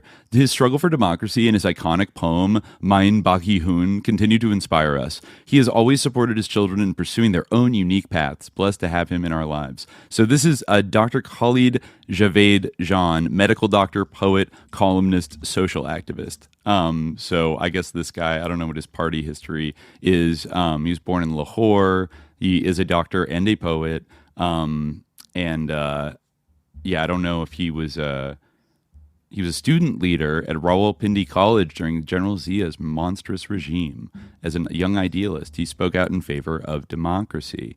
So this guy goes back to the Zia days as like a student, dissident, I guess. Mm-hmm. So he comes from like a very politically prominent like family that I guess has like pretty tight ties to the Bhuttos and the PPP. Mm-hmm. So he's like an undisclosed partisan of like one side in this like, political conflict without like mentioning that at any point or even really alluding to like his activist career in this like long Jacobin article. He's just a smart Marxist who's just writing some random comments about how much Imran Khan totally sucks. And Oh, Jacobin, that's all I got to say about that. Yeah, he wrote The Silencing of Pakistan in November 2018, like, I don't know, 6 months after Imran Khan came into power. The state is trying to decimate dissent in hopes of resuscitating a political order that has lost all vitality. So yeah, he was attacking him right out of the gate. The Clooney Foundation for Justice, I assume that's George Clooney's NGO, but published in a memo or something, like a statement, like end harassment of Dr. Ammar Ali Khan in Pakistan. I guess they want like the treason charges dropped against him. So he's plugged in with the NGO thing, and he's on the speaking circuit with a lot of other like diaspora. I found one conference where he's talking alongside somebody who was a U.S. aid person, Human Rights Watch. I think there might be some Omandyar network people also speaking at this thing. I don't know what, let me see what this is. The LUMS, Office of Accessibility and Inclusion, Conference on Dignity and Inclusion. This might be a Pakistani university or something, where they had a global thing. But anyways, I just thought that was a little bit interesting. Somebody says, like, this is kind of written, I don't know, but it's like something, period, Munafiq. That's his words, not mine, but judge for yourself. Yeah, I mean, what I will say, like, something like positive about him, which is that apparently he was like embroiled in like an internecine like left-wing controversy where during like the recent like conflict between India and Pakistan in Kashmir, apparently there was like a tendency on like the left that was like kind of opposed to the was opposed to supporting, like they said you shouldn't support Pakistan, you shouldn't like oppose India's aggression, I guess. Ammar Ali Khan, to his credit, did do that, and I guess he had to write like a long thing. He was like criticized as being the Lahori left, which may be true, but I see. So he did some revolutionary defeatism of like don't rally to Pakistan's like defense, like don't participate in the war, like oppose the war. Is that what you're saying? He did the opposite. So to his credit, his party, the Haquqi Khalq Party, did support Pakistan in that conflict. I see. He has this little. It's on the same website, which I guess is a hub for like a lot of these people. JohnPorter.org. He was criticized by. Let me see this guy. Malik, Ayaz Malik, anti-imperialism versus It's funny, he actually was being accused of like the exact same thing he was accusing other people of reducing everything happening to geopolitical rivalries between the U.S. and others, in particular China. And he says, let us briefly recount the core of his analysis. He claims that a sub-imperialist power, India, endowed with both the ambition and the capability, hence sub-imperialist, to establish regional hegemony and guided by an ideology, Hindutva, he deems worse than Zionism, launched an attack on a neighboring country, Pakistan, a state whose political economy is shaped by opportunistic rent-seeking and which has a sordid record of internal repression primarily in its peripheries. Note that he describes Hindutva as an ideology worse than Zionism, a force that has not only perpetrated genocide in Gaza, but has also participated in the destruction of several countries across the Middle East. As with most wars of aggression since the onset of the unipolar order, we are faced here, in the case of both Zionism and Hindutva, with hegemonic powers seeking to establish hegemony over, maybe not the best writing here, hegemonic powers seeking to establish hegemony over countries ruled by repressive governments. This is hardly an ideal configuration, but historical contradictions seldom appear in neat moral binaries. Actual history unfolds through such contradictions, constantly in motion, colliding and recombining, producing unexpected situations that demand difficult and at times tragic political choices. Where was this guy in the Jacobin article? any serious political commentator can decipher that the primary question raised with this collision of contradictions is whether the weaker country, despite its neocolonial structure, retains the right to defend itself. No answer to such question would be ideal. Does the Iranian government, with its long record of repression against leftists, women, and minorities, have a right to defend itself when attacked ferociously by a genocidal Zionist entity backed by the U.S.? Does this right also extend to Libya, Syria, Iraq, Yemen, Afghanistan, and other states that were far from ideal? What should be the stance of the left when a sub-imperialist power unleashes its violence to turn these civilizations into vast wastelands? Thank you, Ali John. Where was that guy? I mean, I don't know. Maybe there's a kind of vibe where, I mean, who were the leftists what were people opposed to him saying? That, like, we should just, protest? I won't take his word for it. I'll, try to figure out from their article. Yeah, because I could see that you would lose kind of credit. You could lose credibility in a crisis moment like that by kind of saying that, like, we should just let India, who cares? Like, let them do whatever they want. Like, it doesn't matter. Like, that could be incredibly unpopular across the board. And so there might be a lot of pressure to come up with, and you could, because I think, like, there is an argument to be made that if attacked by India, all those things kind of are true, and it does kind of have a chauvinist, expansionist ideology guiding it, and it's close to the U.S. But I'm curious I think maybe he's being tactical. I don't know. I think the idea is that I mean, I think that I kind of just skimming over this. I kind of am sticking to my support of Ali John's side in this debate, because it does kind of seem like this guy is just saying hates Pakistan so much, and it's militaristic and nationalistic, and then you're going to help them, and says pantomimes of, this is what the other guy says, Ayaz Malik. Pantomimes of concreteness may offer a pantomime of power to an emaciated left and to those sitting in Lahore. But to reduce questions of the longue durée to the immediate reaction economy of social media, to reduce questions of the social to that of merely and only the geopolitical, and to reduce questions of strategy to morality, makes for neither revolutionary analysis nor revolutionary practice. A new anti-imperialist program in Pakistan will either be of a plurinational consciousness or it will be nothing. To me, that sounds sus as hell. Wait, say that last part again. And new anti-imperialist program in Pakistan will either be of a plurinational consciousness or it will be nothing.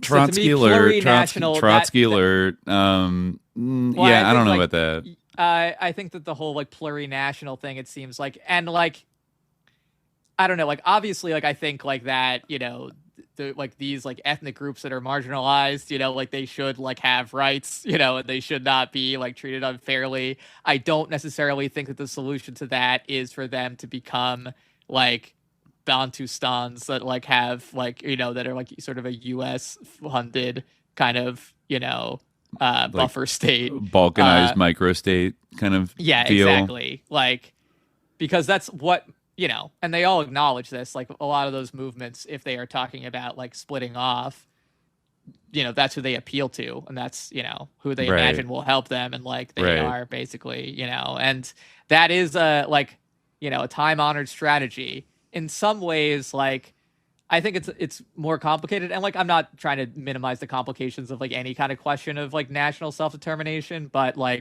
in some ways, the issue of partition itself kind of has to do with this, and that's kind of why all these issues are so problematic, is because of the trauma of the colonialism under Britain, and then the situation of partition, and the two nation issue, et cetera, but I don't know, when, and I get supporting those people and defending their rights, but supporting their goals, I don't know, I think from, if you're talking about anti-imperialism and having sovereignty to resist the very nakedly at this point evil goals of the United States. The divide and conquer to be talking about let's split off a bunch of, and it's not a good idea if you want to resist the United States fucking with you to break up into a bunch of anarcho microstates. It just isn't. And Doesn't stop people from, calling for it, but. And it's like rare that has actually like solved the problem. Like maybe like in some ways, but often it like creates new problems. Like there's always like a new minority that can split, like you can't like, it's like Zeno's paradox. You can only split off like so many minorities, like, Yeah. And you do see some of that, like, that danger coming to fruition right now. I'm not sure what's happening in Iran in the last couple of days, but it does seem like things are happening and they're, a little bit not good. Like the internet, I think, was shut down by the government maybe earlier today or yesterday. And I know that there was an attack by Kurds on, I think, a police station where Kurdish militants who are, there is a minority population there in like the western kind of frontier of Iran. It seems maybe coordinated a little bit, happening in Syria at the exact same time. I remember, I think I saw reports of Kurdish attacks on Aleppo actually in the last day. Yeah. And I remember, I think it was back during our Mormon Mafia episode where we discussed Graham Fuller, CIA sus lord Graham Fuller's nebulous connections to running guns for the YPG in like 2016, that going back to the 2000s, there were whispers in Washington of basically, I forget the name of like the front group, but it's basically the Iranian branch of the PKK. Meeting with representatives of the United States and even Israel. And this is back when the Bush administration was still kind of salivating for some kind of, knock-on war to like take out Iran that they didn't really get to. But the idea would be to fund and train and, arm this branch of the PKK in Iran, which would rise up during like a coordinated U.S. assault. And, the PKK has only gotten stronger and closer to the United States and its allies copiously armed by them over the last decade. And so, despite the national, obviously they have to smuggle over borders and stuff, but like it's worth repeating the PKK at the end of the day, despite having these national branches in Iraq, Syria, Turkey, and Iran, they are all part of the same centralized organization, right? So keep an eye on that because that's, that would be also the MEK as well has rebranded. I was talking to my friend not too long ago, who grew up in Iran, and he like actually felt like, I kind of have been like sort of dismissive of this possibility, but he actually felt like that it was like somewhat plausible that like we could end up with like Pahlavi, like, the Shah's son, like, running Iran, which I was like, oh wow. But he's been what was weird? I stopped at an old Oakland karaoke bar called the Alley last weekend, and there was like a white like Gen X guy, like an older white guy there, and when he got up, he's like, "This next song is dedicated to the Iranian people who are finally going to be free after 40 years. I met some Iranians over there by the bar, and like, this is for you guys." And I was like, what the fuck is going on? In the Bay Area, goddamn. In California. And then he said he toasted the Crown Prince at the end of it. He's like, this is for the Crown Prince. Like, he's going to get his country back. I guess he's been going on Fox News a lot lately and like on Hannity and stuff. Yeah. So he's... he is being, I think he's trying to angle for a meeting with Trump right now, but Trump's kind of keeping him at arm's length for now. I have a feeling that like he might get the Machado treatment because like I feel like it's going to basically end up actually what I wanted to say originally was that like I think like I almost feel like the original like Masa Amini thing like seemed bigger, and like 2019 was so I think like people are like a little bit overexcited thinking that like the regime is going to fall. Like, sorry, I'm using their terminology. The government is going to fall. Wasn't that later? Wasn't that like 2022? The Masa Amini? No. I mean, before that in 2019, those protests, like I think were, also very big. So this so far doesn't seem like, something that's going to collapse the government. Maybe I'm wrong. But I just wonder if it's a prelude to another attack by the U.S. or Israel. That's possible. Like, if we see something like that, then obviously that changes the calculus. But like so far, it seems like a bunch of like wishful thinking almost. Like, so my reading has been like, I don't know, like I don't know why you're saying that. Like, but I guess maybe they're seeing it as like a continuation of like earlier things, but I think like, yeah, we'll see. Like, I mean, they have definitely suppressed like a bigger protest than this, but right. Yeah, I just wonder if given everything happening in the world right now, if like this is part of a because people have been sensing possible. that maybe the 12-day war wasn't the end of it, and maybe Israel and or the U.S. are coming back for round 2 now that they've sort of neutralized Venezuela momentarily, and Syria is kind of locked down, whatever. This might be their time to make a move. I don't know. I mean, yeah, I could see that happening. We'll see. Like, that's another thing where it's like, are they going to be able to stop it? I mean, I don't think that their Venezuela strategy will quite work in Iran, but we'll see how things evolve. But I mean, Iran is one of those other cases where like, it.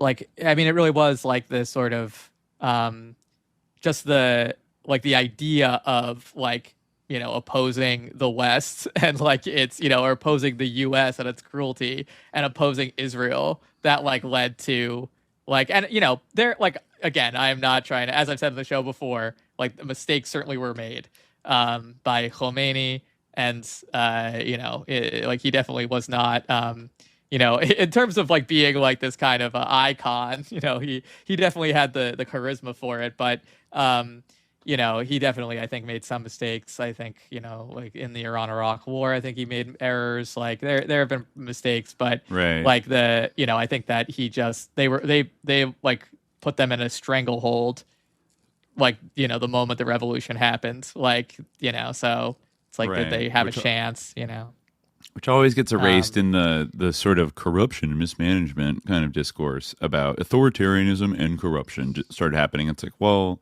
yeah, when you're under like a blockade and like total economic sanctions and like the most powerful military in the world wants to like destroy you. Totally. Yeah. Like it changes everything. Like it really changes everything about how you operate. So I'm willing to give them more grace than, just some little liberal democracy sitting there minding its own business, having corruption problems. And in terms of the broader issue, like it sucks because like it becomes, I think in Pakistan it's different because there's sort of a sorry, I was just reading the comment in the chat. I got distracted, but no, I think like I think it's like the comparison isn't like perfect, but it does kind of relate to the broader issue because there was sort of a very interesting promise. I think that like it.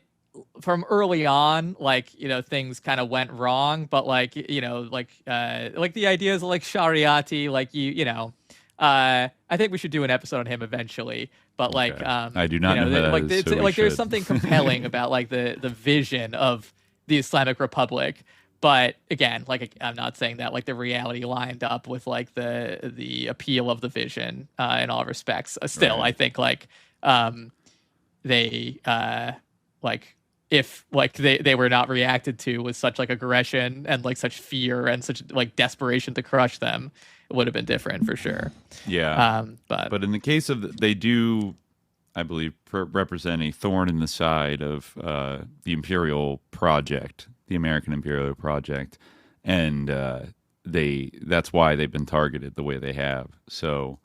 Yeah, definitely. I'm inclined to support. And I mean, I think that critically Ali support John them. is right in what he says. Oh, totally. I mean, and pulling all these little things out when and even if like I think that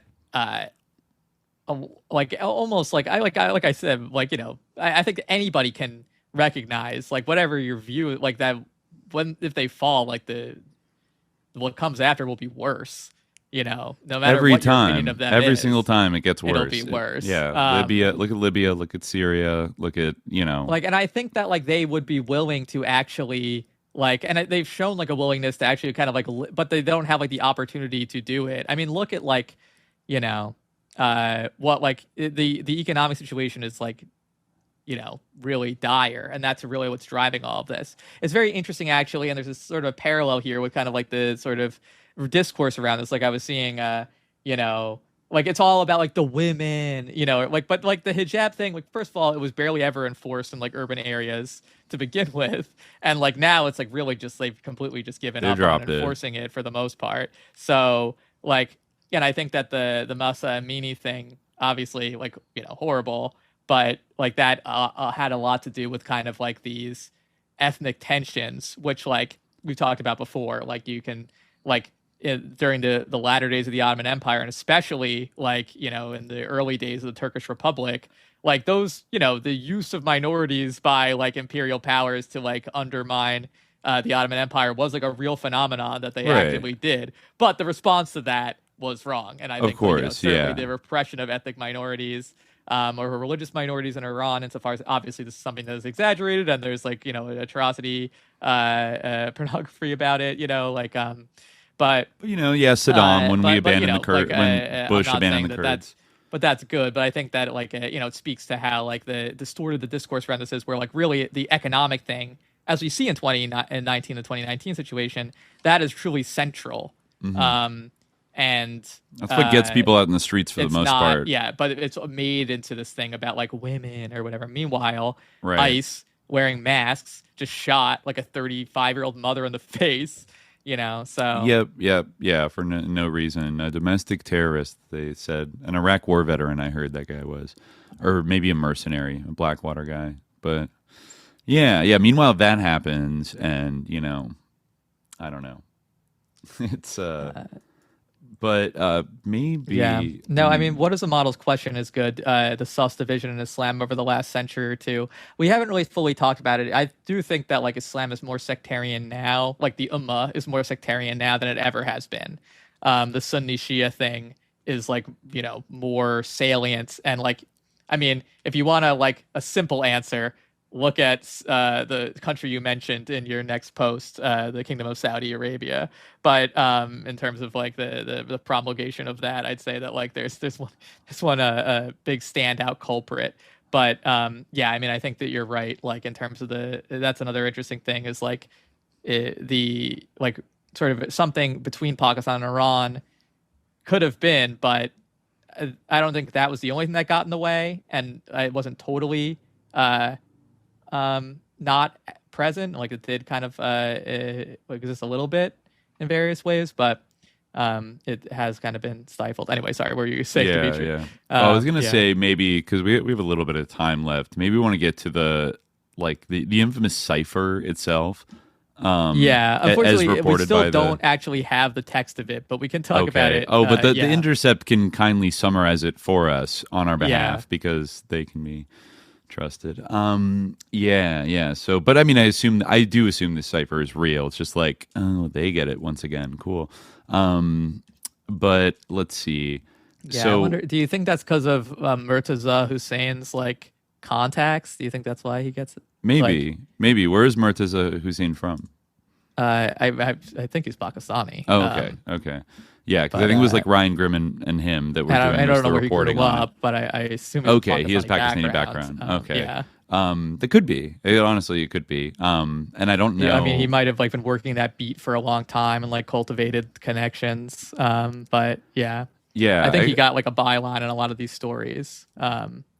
He did. Least. Yeah, this is Ryan Grimm and Murtaza Hussein. I'm not sure if a classified Pakistani government document was obtained by the Intercept. So basically, probably somebody connected to Imran Khan leaked this to the Intercept to publish, right?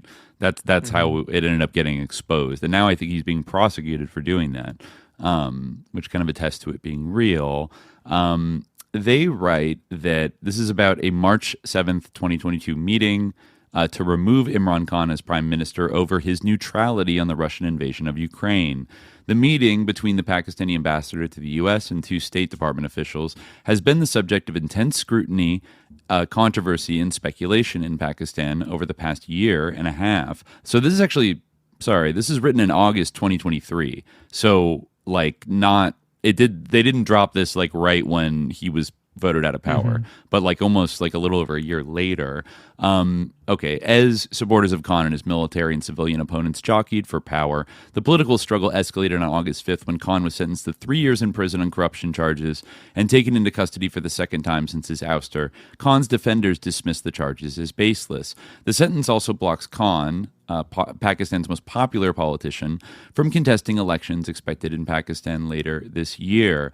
1 month after meeting with U.S. officials documented in the leaked Pakistani government document, a no-confidence vote was held in parliament, leading to Khan's removal from power. The vote is believed to have been organized with the backing of Pakistan's powerful military. Since that time, Khan and his supporters have been engaged in a struggle with the military and its civilian allies, whom Khan claims engineered his removal from power at the request of the U.S. The text of the cable, produced from the meeting and transmitted to Pakistan, has not previously been published. Known internally as a cipher, it reveals both the carrots and the sticks that the State Department deployed in its push against Khan, promising warmer relations if Khan was removed and isolation if he was not. The document, labeled secret, includes an account of the meeting between State Department officials, including Assistant Secretary of State for the Bureau of South and Central Asian Affairs Donald Liu and Asad Majid Khan, who was at the time Pakistan's ambassador to the U.S. The document was provided to The Intercept by an anonymous source in the Pakistani military who said that they had no ties to Imran Khan or Khan's party. The Intercept is publishing the body of the cable below. The contents of the document obtained are consistent with reporting in the Pakistani newspaper Dawn and elsewhere describing the circumstances of the meeting and details in the cable itself, including in the classification markings omitted from the Intercept's presentation. The dynamics of the relationship between Pakistan and the U.S. described in the cable were subsequently borne out by events.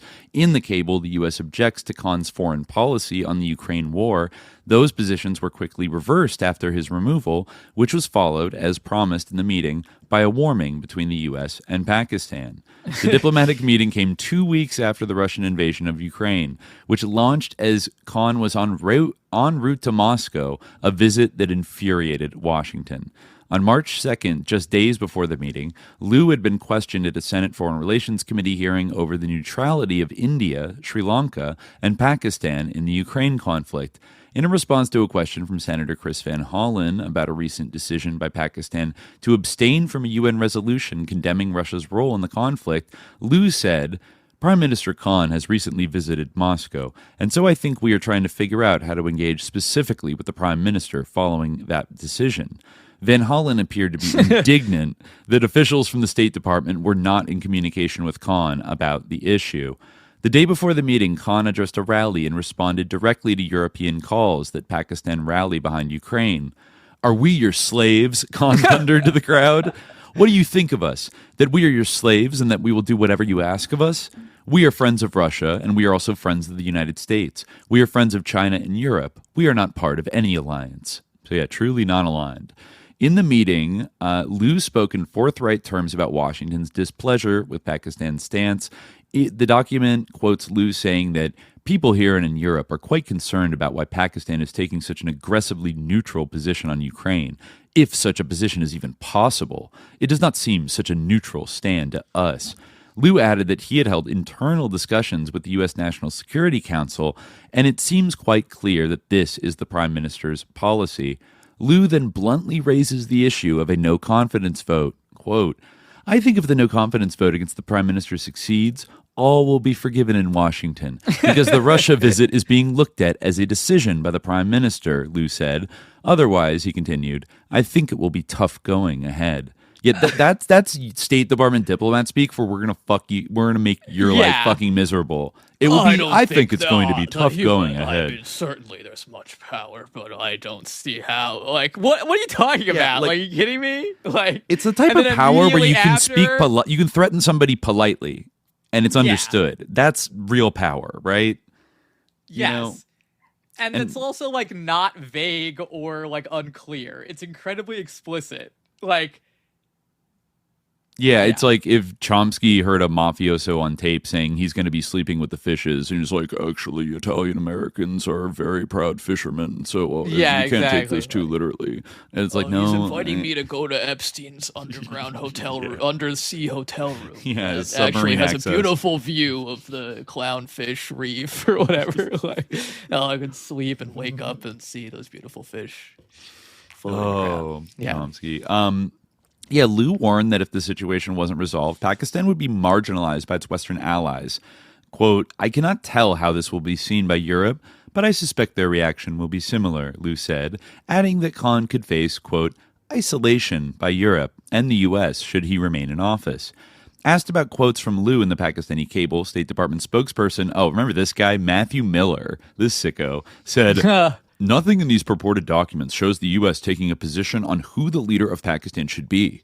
Miller said he would not comment on private diplomatic discussions. Well, insofar as it's not Imran Khan, yes, it does. Like not this guy. Not this guy is kind of taking a position, I would say.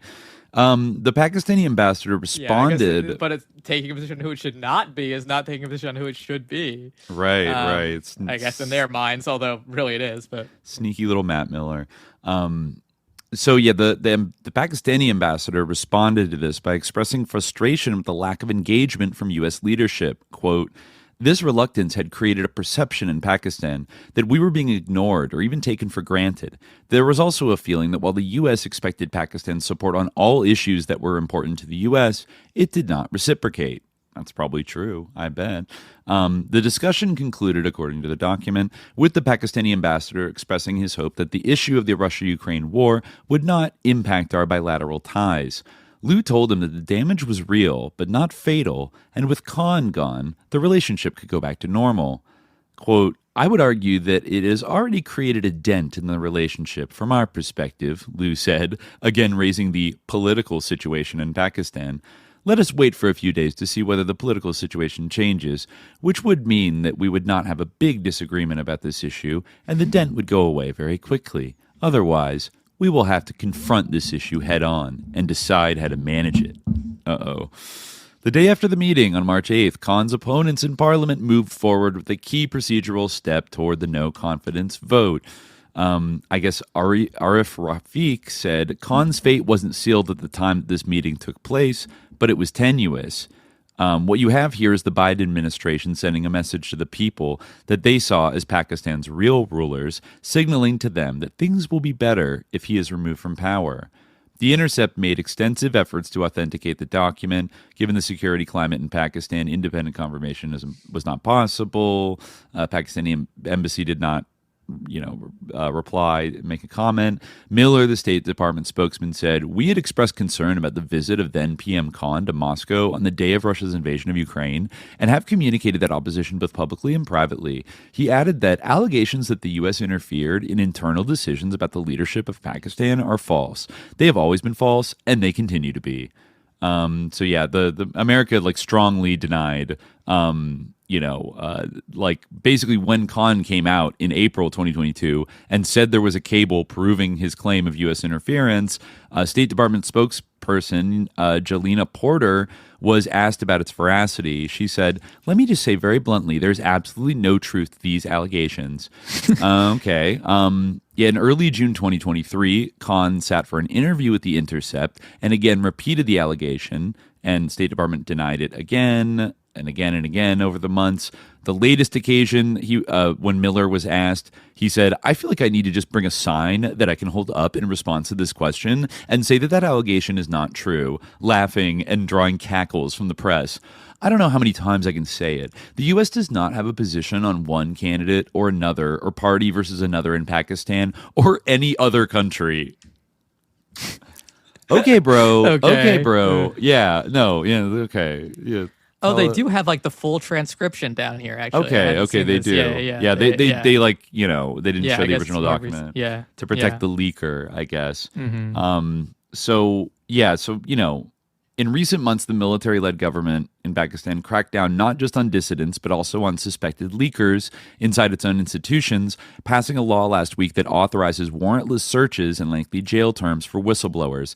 Shaken by the public display of support for Khan, expressed in a series of mass protests and riots in May, that was the May 9th protests, which were very big, the military has also enshrined authoritarian powers for itself that drastically reduce civil liberties, criminalize criticism of the military, expand the institution's already expansive role in the country's economy, and give military leaders a permanent veto over political and civil affairs. These sweeping attacks on democracy passed largely unremarked upon by U.S. officials. In late July, head of U.S. CENTCOM, General Michael Kurilla, visited Pakistan, then issued a statement saying his visit had been focused on strengthening military-to-military relations, while making no mention of the political situation in the country. This summer, Representative Greg Casar of Texas attempted to add a measure to the National Defense Authorization Act directing the State Department to examine democratic backsliding in Pakistan, but it was denied a vote on the House floor. Yeah, so, that, okay, sounds pretty believable to me. And especially now that they've just heaped more and more charges on him and kept him in prison and his wife, and have implemented these kind of like Patriot Act measures to punish anybody who whistleblows who might be sympathetic to Khan, and kind of like heavily harass and disrupt his political movement. And meanwhile, like the generals have special power.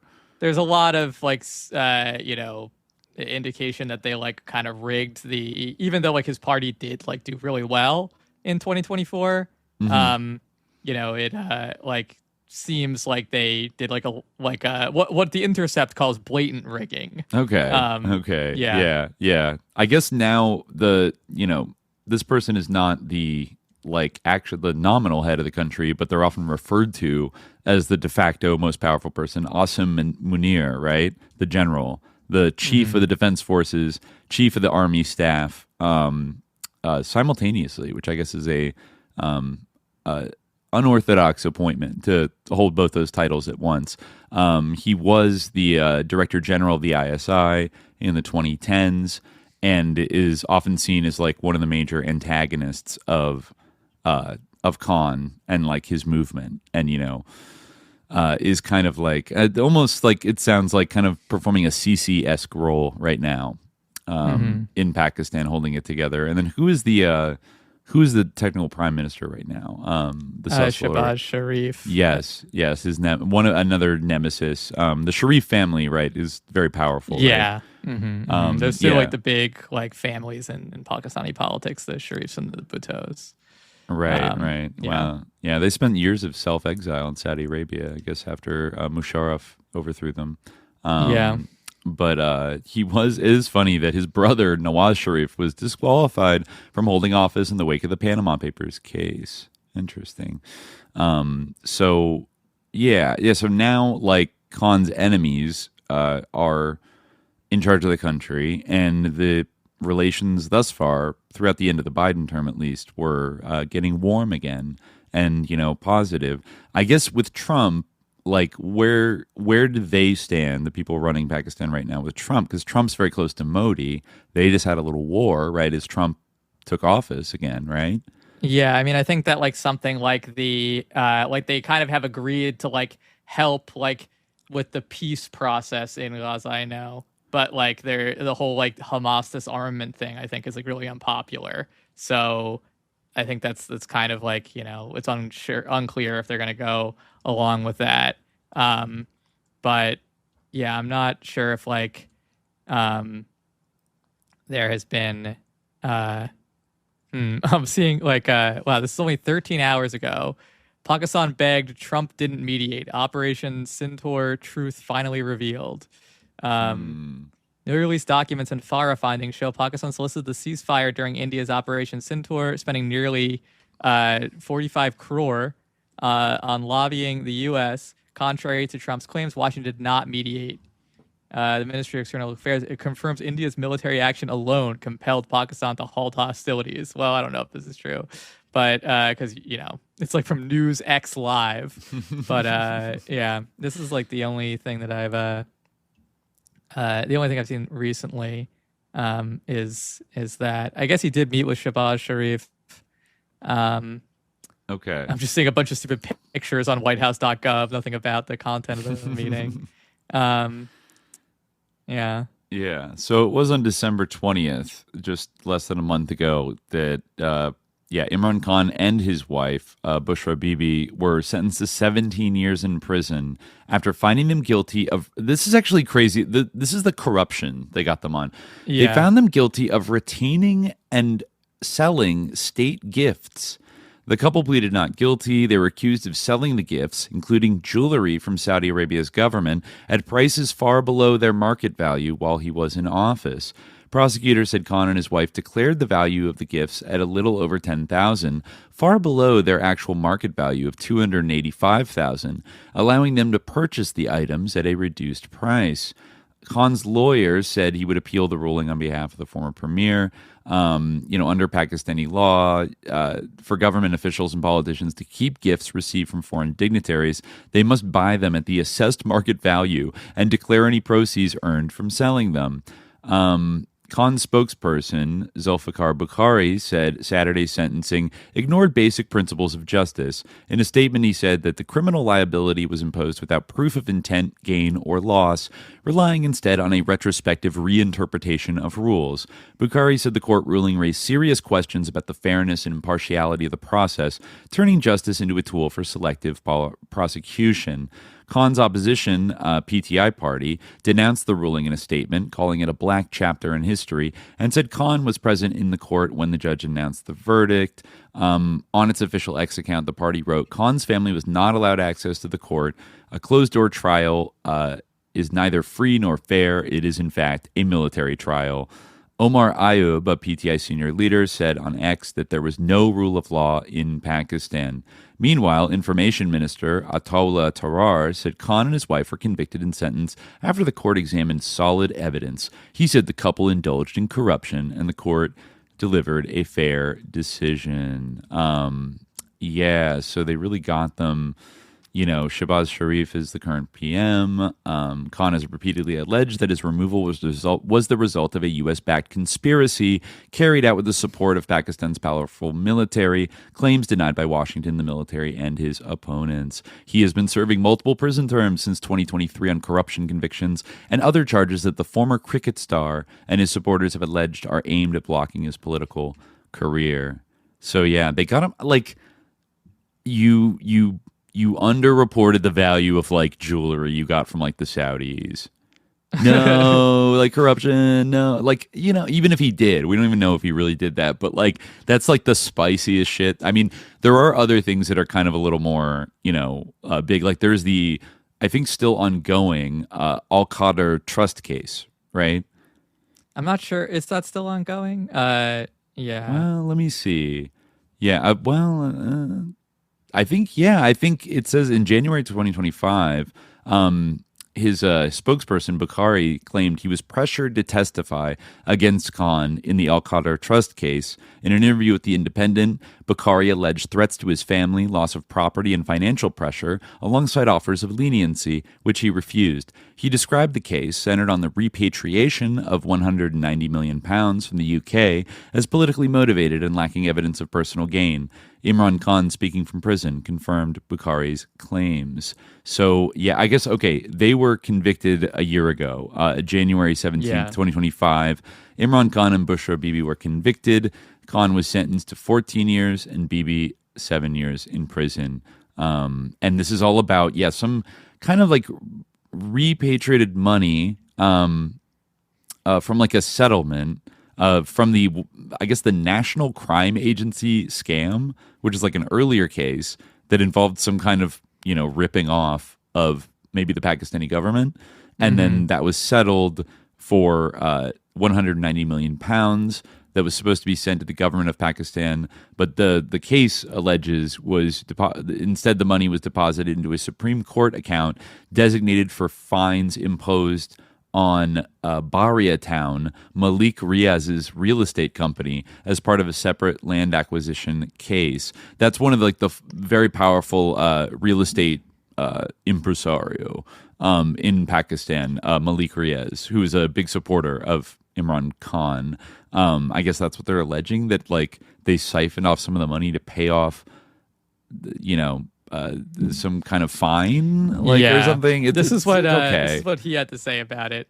No case can be as ridiculous and stupid as is the Al Qadir Trust case, because the money that was brought back to Pakistan is not only in the national treasury, but the government is also earning billions of rupees profit on it.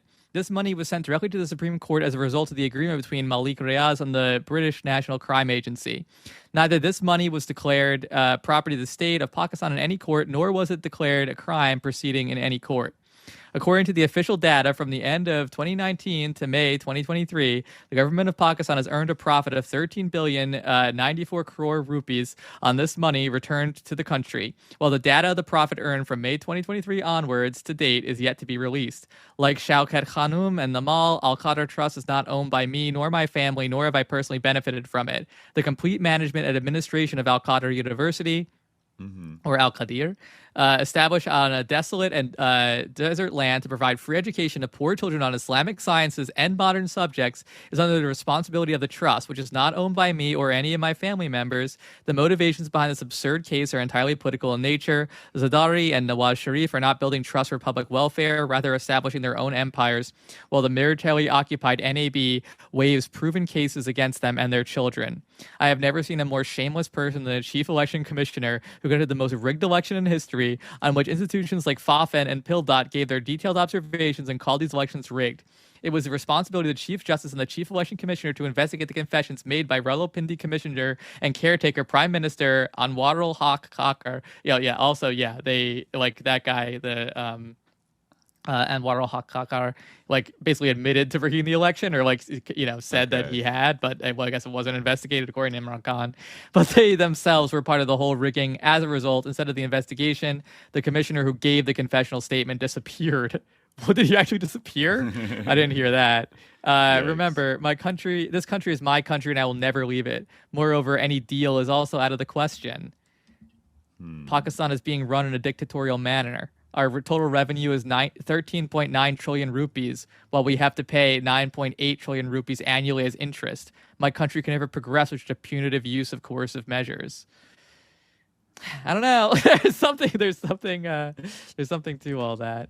I don't know. Yeah. Yeah. I mean, Malik Riaz might be, might be involved in some sus stuff. I guess this is, money that.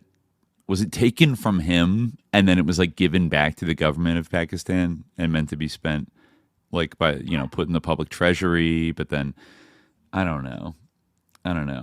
It's but it was about building a university. It's Malik Riaz had donated land to the sort of NGO run by Imran Khan and his wife to build a new university, right?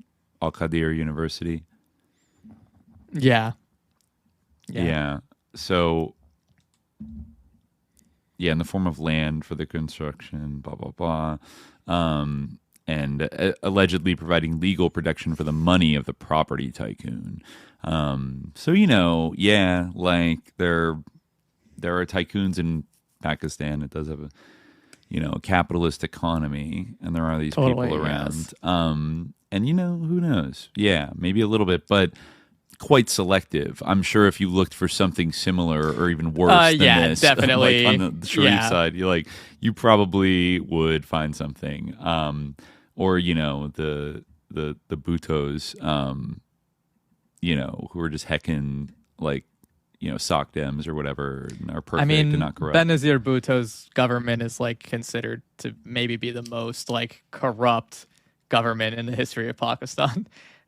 Which she was assassinated, right? Yeah, she was assassinated. Mm-hmm. I don't think that had to do with corruption per se, but I feel quote unquote Al Qaeda assassinated her, but I'm sure I feel somebody maybe working for, I wonder if it was an ISI or a military. driven. I mean, thing. yeah, it may have been. She was like pretty like U.S. aligned. She even wrote this book called like Daughter of the East, where like she made up a bunch of lies about how she was like made to wear a burqa when she was a girl, which like totally is not true, like at all. Like, or yeah, like she like made her mother sound like this big like you know, Muslim conservative, which like totally wasn't. It was like this obvious like kind of like, you know, like playing to those kind of, you know, tropes that people in the U.S. and the U.K. love, and in Europe. Yeah. And but yeah, I mean, well, it's possible. Yeah, like you know, it like the Al Qaeda Trust. There might be some financial crime here. But compared to, you know, I haven't seen anything, though I bet if we look through like the Panama Papers or things like that, you might be able to find some evidence. But there's certainly were allegations on the Pakistan subreddit that, you know, the leading military generals and the ISI people and the Sharif family have their fingers in many pots around and have a lot of money, and a lot of it stashed overseas, and have probably intergenerationally grifted off of, like, you know, the public coffers, right? And you know, that's a whole can of worms that, you know, is not going to get looked into. Instead, it's just going to be Imran Khan. I don't know why Khan. You would have to pressure someone to testify if it were true, and like there was like, you know, all these incentives, like to, you know, why would you? Yeah, because it wouldn't be true. Yeah, and you know, as we mentioned earlier, I think Imran Khan was sort of independently wealthy from his cricket career, and, you know, I mean, I don't know if it was necessarily for like personal super gain wealthy per se. If like, right. Yeah, exactly. Like it's all like odd, like to say that like he, and like it's odd that, I mean, again, like, you know, there's something to be said for the fact that he is like staying in jail in like Pakistan and like doesn't necessarily have to. What do you mean doesn't necessarily have to? Like he possibly like just could have left, you know, like he stuck around. Sharif did, yeah, like he could have gone to the UK, right? You know, easily. He could have like dropped out of politics and gone like off to do something else, you know. Mm-hmm. He was, and, you know, going back to his childhood, he's like a younger boomer, I guess, but yeah, he was known as a playboy who hung out at Tramp and St. James, and one or two of his girlfriends were called mysterious blondes in British tabloids. He was considered one of the most eligible bachelors in the UK in the 80s and 90s. He dated Emma Sargent, the daughter of British investor Sir Patrick Sargent, who introduced him to socialites, which I guess was like his first like true love. And then I guess he dated Susanna Constantine, who's like a TV journalist, and then a bunch of people, including Hannah Rothschild of those Rothschilds, right? And then I think ended up marrying. Well, no, he got in a relationship with Anna Louisa White, daughter of British industrialist Gordon White, in 1986. But then they broke up. May or may not have fathered a daughter. Then he dated a German MTV host, Christiane Backer, in the early 90s, and he introduced her to Islam during their nearly 3-year relationship. And then he got engaged to Jemima Goldsmith, the daughter of Sir James Goldsmith, in 1995. And Jemima converted to Islam through her own convictions after much studying. to the consternation of Jeffrey Epstein, who was furious. Oh, that's right. He was so pissed about that. Yeah, that was like the main. Well, like, he mentioned that in particular as like the thing that truly drove him crazy. I honestly, now that I'm thinking about it, like I do wonder if their paths crossed in the earlier days of the 80s and the 90s, because it does seem like Epstein had like some knowledge of Imran Khan and like thought he was like, what actually did he like, what did he say word for word? I know we read it on one of our episodes, but he called him a threat to peace, a much greater threat to peace than other world leaders, including Vladimir Putin. A much greater threat to peace. Islamist. Oh, yeah, there is a photo of Khan with Ghislaine Maxwell in the 1990s. So they definitely, you know, I guess he was at a London Society event with Ghislaine Maxwell. I actually haven't seen that photo, but I'm sure it's like out there. But he certainly seems to not like him. Yeah, Jeffrey Epstein calls former Pakistan PM Imran Khan, quote, really bad news in leaked emails. Yeah. Why did he mention, he called him, quote, a threat. The party was celebrating the collapse of communism in 1990. Oh, my. A full year before Maxwell relocated to New York and became associated with Epstein. So actually it was before Maxwell knew Epstein, but... Allegedly, yeah. Because wait a minute. They were it was before she moved to America, though, but they were at like some kind of like communism collapse celebration party. Oh my God. In 1990. All right. Clip of ex-Pakistani PM kissing jailed socialite Ghislaine Maxwell. Okay, this is a fact check website. Yeah, that was like a doctored thing. Yeah, but that was. But we should read like this, like here it is. The latter part of this cable, because like there is some interesting stuff here. Like, so this is like basically the diplomat, like the Pakistani diplomat, talking about like his exchange with Don Liu, and like basically what you were before is like the thrust of what Don Liu has to say, like at first, like the no confidence vote at the Department of Justice, all be forgiven. I cannot tell how this will be seen in Europe, but I suspect their reaction will be very similar. Honestly, I think isolation of the prime minister will become very strong from Europe and the United States. Just really stressing like that this is bad. Mm-hmm. So the guy kind of the diplomat kind of pushes back on Don Liu. He says like, well, the prime minister's visit was purely in the bilateral context and should not be seen either as a condemnation or endorsement of Russia's actions against Ukraine. I said that our position is dictated by our desire to keep the channels of communication with all sides open. Our subsequent statements of the UN and by our spokesperson spelled that out clearly while reaffirming our commitment to the principle of the UN Charter. But I guess, he wasn't swayed by that. He said,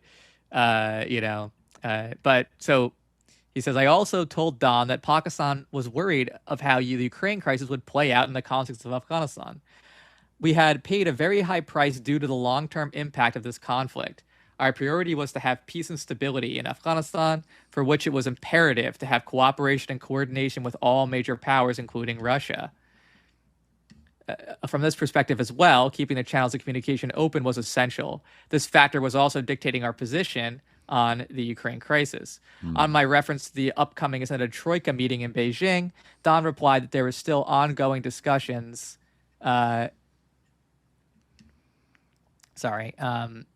discussions in Washington on whether the U.S. should attend the extended Troika meeting or the upcoming Antalya meeting on Afghanistan with Russian representatives in attendance, as the U.S. focus right now is to discuss only Ukraine with Russia. I replied that this was exactly what we were afraid of. We did not want the Ukraine crisis to divert focus away from Afghanistan. Don did not comment. I told Don that just like him, I would also convey our perspective in a forthright manner. I said that over the past 1 year, we have been consistently sensing reluctance on the part of the U.S. leadership to engage with our leadership. This reluctance had created a perception in Pakistan that we were being ignored or even taken for granted. There was also a feeling that while the U.S. expected Pakistan to report on all issues that were important to the U.S., it did not reciprocate, and we did not see much U.S. support on issues of concern for Pakistan, particularly on Kashmir. I said that it was extremely important to have functioning channels of communication at the highest level to remove such perception. I also said that we were surprised that if our position on the Ukraine crisis was so important to the U.S., why the U.S. had not engaged with us at the top leadership level prior to the Moscow visit, and even when the UN was scheduled to vote. The State Department had raised it at the DCM level. Pakistan valued continued high-level engagement, and for this reason, the foreign minister sought to speak with Secretary Blinken to personally explain Pakistan's position and perspective on the Ukraine crisis. The call has not materialized yet. Don replied, the thinking in Washington was that given the current political turmoil in Pakistan, this was not the right time for such engagement, and it could wait till the political situation in Pakistan had settled down. I reiterated our position that the country should not be made to choose sides in a complex situation like the Ukraine crisis and stressed the need for having active bilateral communications at the political leadership level. Don replied that you have conveyed your position clearly, and I will take it back to my leadership. I also told Don that we had seen his defense of the Indian position on the Ukraine crisis during the recently held Senate subcommittee hearing on U.S.-India relations. It seemed the U.S. was applying different criteria for India and Pakistan. Don responded, the U.S. lawmakers' strong feelings about India's abstentions in the UNSC and UNGA came out clearly during the hearing. I said that from the hearing, it appeared the U.S. expected more from India than Pakistan, yet it appeared to be more concerned about Pakistan's position. Don was evasive and responded that Washington looked at the U.S.-India relationship very much through the lens of what was happening in China. He added that while India had a close relationship with Moscow, I think we will actually see a change in India's policy once all Indian students are out of Ukraine. I expressed the hope that the issue of the Prime Minister's visit to Russia will not impact our bilateral ties. Don replied that, I would argue it has already created a dent in the relationship from our perspective. Let us wait for a few days to see whether the political situation changes, which would mean that we would not have a big disagreement about this issue, and the dent would go away very quickly. Otherwise, we will have to confront this issue head on and decide how to manage it. Terrifying language. Are you kidding me? Yeah. It's like, it's pretty fucking clear that exactly what's going on here. Yeah. You know? Like, give me a break. Oh my God. God. By the way, for everybody to see on the screen here, you can see Ghislaine Maxwell eating an hors d'oeuvre, standing next to a not super happy looking Imran Khan at the Fall of Communism party in 1990 that was actually hosted by like a Greek sus lord. Where is he? Taki Theodorakopoulos,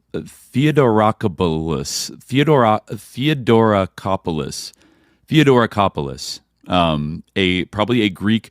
I've heard of this before. Taki's magazine. I always get it mixed with like the sort of like potato chips that they sell at like liquor stores. But like, I guess this is like kind of like sometimes a little Nazi-ish kind of, you know, right on the borderline, kind of a Richard Spencer vibe magazine. And he co-founded the American Conservative. He actually went to the Lawrenceville School, I think for a long time, the most expensive English-style boarding school in the United States, and went to the University of Virginia. And I guess he was just so excited about the fall of communism a year after the fall of the Berlin Wall that he had to throw a big party. Actually, the Proud Boys were launched with an article in Talkies magazine by Gavin McInnes in 2016, and he's the publisher of the British magazine right now.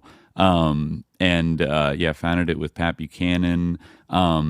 Pretty much hates radical feminism and also extreme masculinity. He criticizes Israel and says he's pro-Palestinian. Boris Johnson, blah, blah, blah. He praised the Wehrmacht for their bravery on D-Day. Okay. Anyways, that's the guy that was hosting this fall of communism party. Right, yeah. To praise them for, I guess. Yeah, lest we forget. Exactly. So that's where these pics come from. Where there they are. Is such a weird thing. I feel like it's always weird whenever anyone praises anybody for bravery or like calls someone out for like their cowardice, because it like doesn't really have anything to do with like too much. It's kind of like, neither here nor there. Yeah, it's like, yes, I guess like you can be brave and like be like a loathsome person, or you can be like I guess cowardice is kind of a vice, but like bravery is not necessarily a virtue. I guess it's interesting. This article says disgraced American financier and sex offender Jeffrey Epstein's connection to Imran Khan was not criminal but social and ideological. He knew the goldsmith world, watched Imran's rise, and turned him into a private obsession. Oh, interesting. So maybe let's take a look at this for a second, because this person dove into it.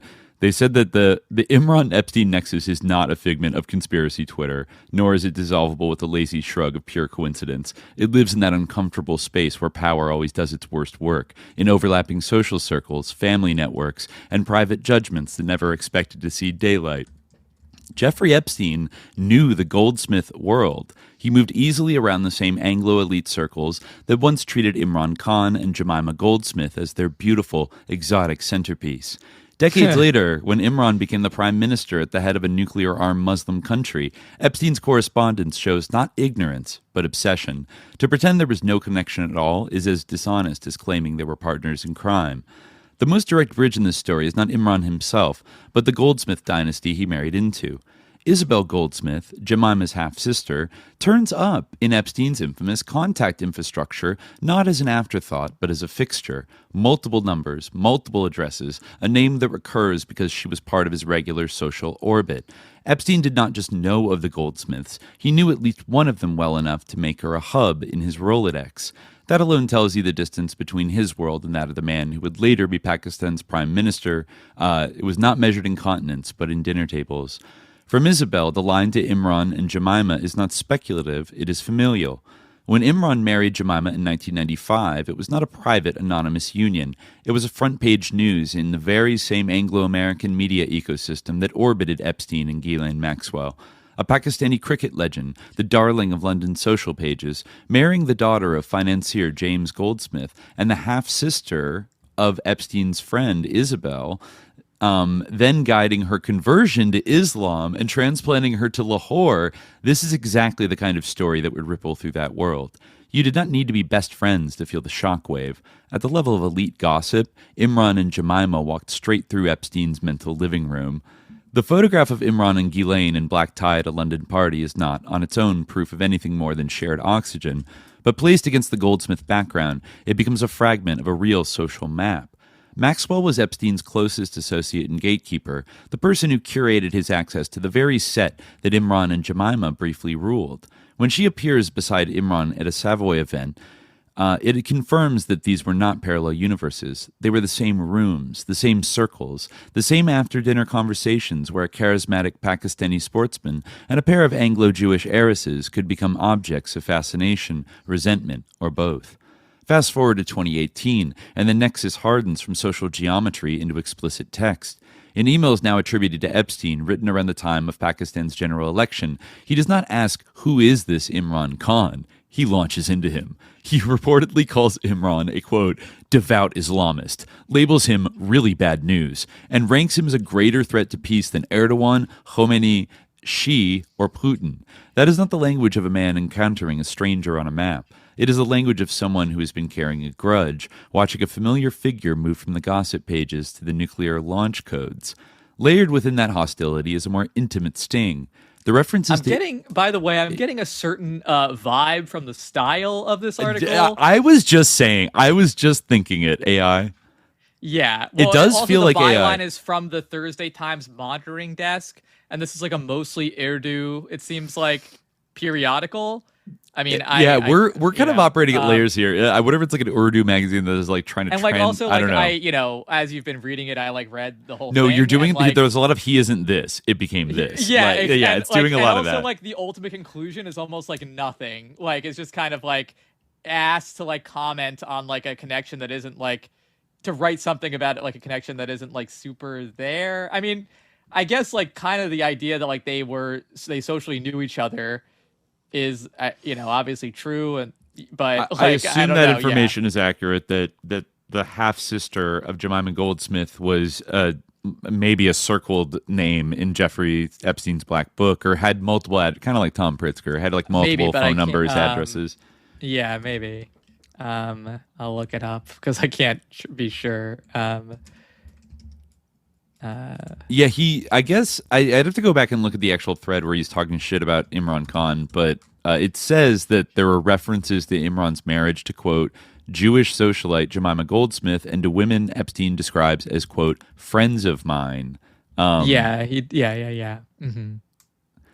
Yeah, actually, no, this is probably written by ChatGPT now that I really look at it. It has to be. The vibe of it is that basically like Epstein is pissed off because a Muslim from the post-colony married into a European Jewish banking dynasty carries off the glamorous daughter, presides over her conversion, and then years later ascends to high office on an overtly Islamic anti-establishment platform. This is so AI. In that scenario, Imran is not just a geopolitical data point, he is an affront.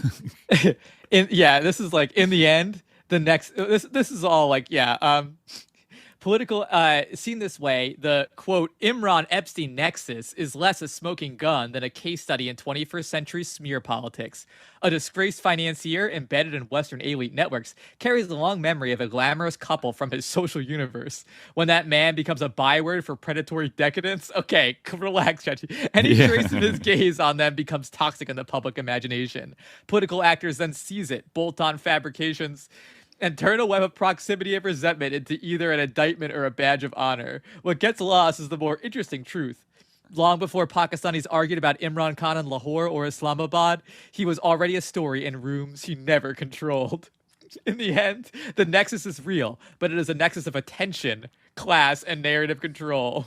I feel like there's too many like clear ideas in this for it to be fully ChatGPT, but maybe somebody who's an Urdu speaker might have gone over it, but like it does have that kind of vibe of like, I think this guy put in like talk about the Imran Khan Epstein nexus and like write an article about it, and it was like, well, this guy hated him, so there isn't really a nexus, but in a way, like, you know, force it to like come up with some kind of way that there's a nexus. It gave them a thesis they did to kind say, of have this sort of like social world that was sort of connected. Like this is not like a clear idea. Like this is totally forced. That knowledge is now like, you know, in the end, the nexus is real, but it's a nexus of attention, class, and narrative control. Epstein's world, I love the 3-point list. Epstein's world knew who Imran and Jemima were. It talked about them. It judged them. It later cast Imran as a symbol of everything it feared, an Islamist, nuclear-armed democracy led by a man who had once moved so comfortably through its own parties. That knowledge is now being recycled, crudely, into memes and counter-memes. If there is a smear here, it lies not only in the lies told about flights and islands, but in the fact that one of the darkest figures of the Western establishment could turn a Pakistani politician and his ex-wife into characters in his private, poisonous morality play, M-dash, and that even in exposure, his frame continues to shape the way the story is told. Wow. Right, That's so I don't know. vagaries. Like, I'm not like thinking there's. I do think they gave it instructions to like say that they were in the same world, but like emphasize that Imran Khan was like not complicit in the crimes, and that Jeffrey Epstein probably was like had some Islamophobic like rage about him, like, you know, like being in that world or something. Like there's some idea that was returned to, but that was like at least what it came up with. Like, but I do think like obviously like it's true, like he was like in that world, and like he was like kind of the type of person who would be at like a fall of communist party with Ghislaine Maxwell, you know, like fall of a Soviet Union party with Ghislaine Maxwell. Like that is like not, you know, something to like not, you know, appreciate. And that's like, I think like it is like, you know, like I said before, it is kind of interesting that he like chose to enter like politics at all, you know, rather than do something else. Like, you know, and I mean, I could see it considering Jeffrey Epstein's modus operandi with young women like orbiting through high socialite circles. And his plans, his great weird plans for them, like Imran Khan marrying the daughter of like Sir James Goldsmith and like taking her to Pakistan and having her like convert to Islam is like in a way the exact opposite of what Jeffrey Epstein wants young women to be engaging. Oh in. yeah, you know totally. what I mean? Like, yes, yeah. There's something there about like in a very direct way. Like that's like. Oh, she became like religiously observant. Did have like and a sort of like Jewish supremacist streak. He did, and like the idea of like, I mean, he said like that, like law, medicine, Jews only, like Steve Bannon, you know, stuff like that. So you know, no, definitely, and like obviously, like he and Glenn, like their, you know, their politics on the Israel issue are clear. So I feel like, like the idea of like converting, you know, a woman who is even like slightly, because you know she's still Jewish, and that's still like, you know, the Goldsmith is like I think Sir James Goldsmith was like he had a Jewish grandfather, so like they're not even like I think they all converted to Christianity. Jewish. But I guess for the British upper class that was still exotic, you know. In the probably 80s. I don't know, you know. But I mean, I feel like he did like I feel like the only reason why I'm saying that is because like he mentioned that she was Jewish. Like in the email. Yeah. Like, I think he might have viewed her as a, like, you know, the Jewish billionaire heiress or something like that. Mm-hmm. I'm looking it up now just so we can read it again. I didn't bring this time. Unfortunately, Jmail. Of course, Jmail. Jmail does not have the Imran Khan emails easily searchable, so that's great. I'm going to look on the other one. Yeah, Journalist Studio. The Doc ETL. Good. Yeah, that one. Let me check. Yeah, he says, this is, I guess this were his texts. Putin has been kind so far not to point out how the U.S. involves itself in others' elections. Hasn't pointed out assassinations to overthrow governments, coup funding, Imran Khan in Pakistan, a much greater threat to peace than Erdogan, Khomeini, Xi, or Putin. And the person replies, the populace in Pakistan? Epstein, really bad news. The cricket player? How could he be worse than the Islamist? He says, makes Donald look like Einstein. Incapable of truth. Devout Islamicist. Many nuclear weapons. Not Erdogan or Khomeini. He was married to 2 friends of mine. One daughter of Jimmy Goldsmith. Super wealthy takeover guy. Forced her to convert. Wacko. Yeah, there you go. There's a lot of lore with Sir James Goldsmith too. I forget, looking him up, back when we were starting SJ, and there was something about him that I forget if Adam Curtis did a whole documentary thinking, the Mayfair set was about him, but he was a big mover and shaker, very powerful family. And I'm pretty sure the sons that are going on news channels right now talking about, the conditions that, their parent, that Imran Khan's being held in and stuff. Pretty sure they're goldsmiths from that marriage. They're the children of Jemima Goldsmith, who I think has also been calling for Imran Khan's release. I see. I think maybe why I had thought of her as Jewish is because she was that was a critique of Imran Khan by his political opponents, that she was of a Jewish background. So maybe that's why I got, even though she was technically Anglican, but was made familiar with Jewish traditions. Okay. Yeah, that makes sense. Yeah. This guy. Yeah. Wow. Sir James Goldsmith had 3 different families. He was a real. She was charged with illegally exporting antique tiles. Oh yeah. She said the charge was a fabrication to harass and damage her husband, but the Ministry of Culture and Archaeology verified the tiles were not antiques, and the court dropped the charges, allowing her to return to Lahore. Yeah. Yeah, there's some article in here that mentions Imran Khan, but I think it's one of those that has no formatting. It might be the Vanity Fair article or something, but yeah, it says it was.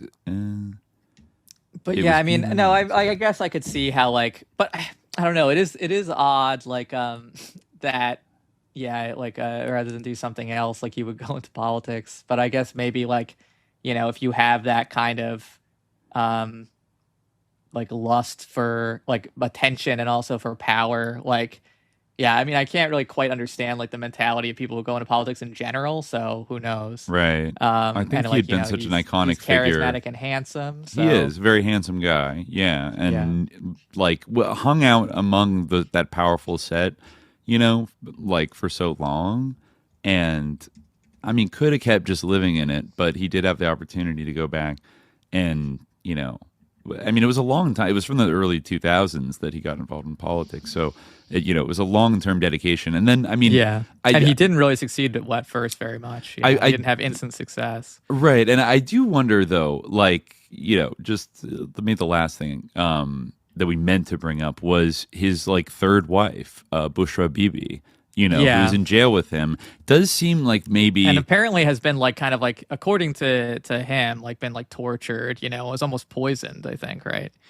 I think so. I think she's definitely, been subject to mistreatment. Yeah, there was an allegation that She, like Asim Munir, who was accused of holding a personal grudge against her. Khan stated that Bushra Bibi was targeted as a means to emotionally pressure him. He rated she was subject to inhuman and degrading treatment, claiming she had been denied access to medical care, books, television. Khan also argued that according to rulings by superior courts, female prisoners are entitled to leniency through bail as a matter of right, but asserted this principle had been suspended in her case. Yeah. Mashal Yousafzai, spokesperson for Bushra Bibi, claimed that Bibi was poisoned in prison and faced medical negligence after 2 to 3 drops of toilet cleaner were dropped in her meal on 24th February. Yousafzai had claimed that an endoscopy revealed ulceration and inflammation in Bibi's stomach, but authorities barred her from getting a blood test done. Yeah. Damn. All right. Yeah. Yeah. But she's like an interesting figure. They only met in 2015, and I guess they met through Bushra's sister, Mariam Riaz Watu, who had been involved in the PTI party, I guess, for some time. I think I saw an interview that she did just recently, like talking about their situation and everything. And I guess previously she had worked in the UAE as an advisor for higher education affairs in the Ministry of Education, and led a World Bank funded initiative in Pakistan called the Higher Education Development Project. But I guess they met through that, and then Khan started going to Baba Farid's shrine in Pakpatan, where I guess this is the 12th century Sufi, quote unquote, saint figure that Bushra Bibi was like, kind of gravitated towards and kind of became devoted towards. And I mean, so they started like talking. He would consult Bushra Bibi on spiritual matters whenever he found himself in a difficult situation, and he became, I don't know, like it's been alleged that she gives advice like about like political maneuvers and electoral things like that, which I imagine that she does. Like that's kind of interesting, but I like imagine that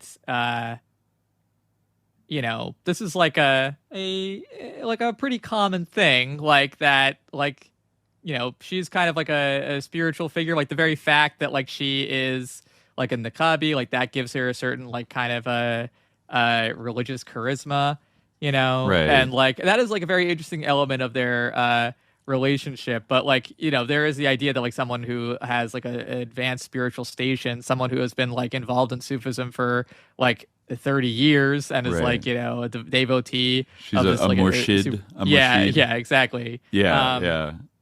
That like she actually has like powers, like a special like special power, like spiritual exactly. It's talked about a lot, and like it's thrown around a lot. I guess like it's her Pakistani political rivals that throw around things like she's like communing with jinn and like doing black magic rituals or something. Like she's doing rituals, and then I mean the way her sister described it to an American podcaster was like, she's just kind of like a therapist, but like in an Islamic way. Like it's totally chill. Like, you just go talk. And I was like, I feel like you're maybe underselling it like a little bit, like so as to not come off in the West, like to Western audiences, maybe as like. But I mean, I'm not saying that like, it's like underselling it, but like it is.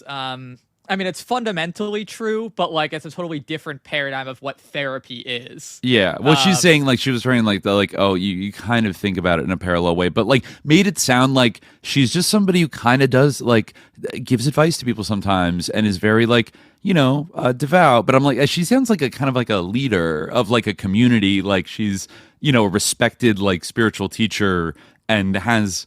Like she sounds a little more of like a big deal than just like somebody, and she I guess I've heard, I don't know if this is exactly true, but I guess Aoun Chowdhury, a former political aide to Khan, claimed he was dismissed from the prime minister's oath-taking ceremony based on an undisclosed quote dream Bushra Bibi had. Other accounts claim she would advise Khan on propitious times to travel, and I guess there was something about how.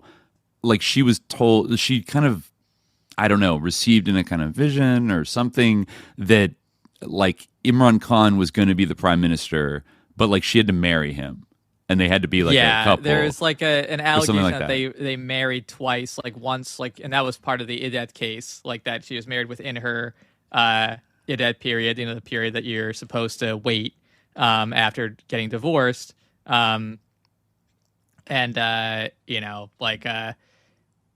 So this is like kind of I can just read this blurb from Wikipedia here. She was sentenced to 7 years in prison along with her husband by a local court for violating the Pakistan Penal Code by marrying during her iddat period.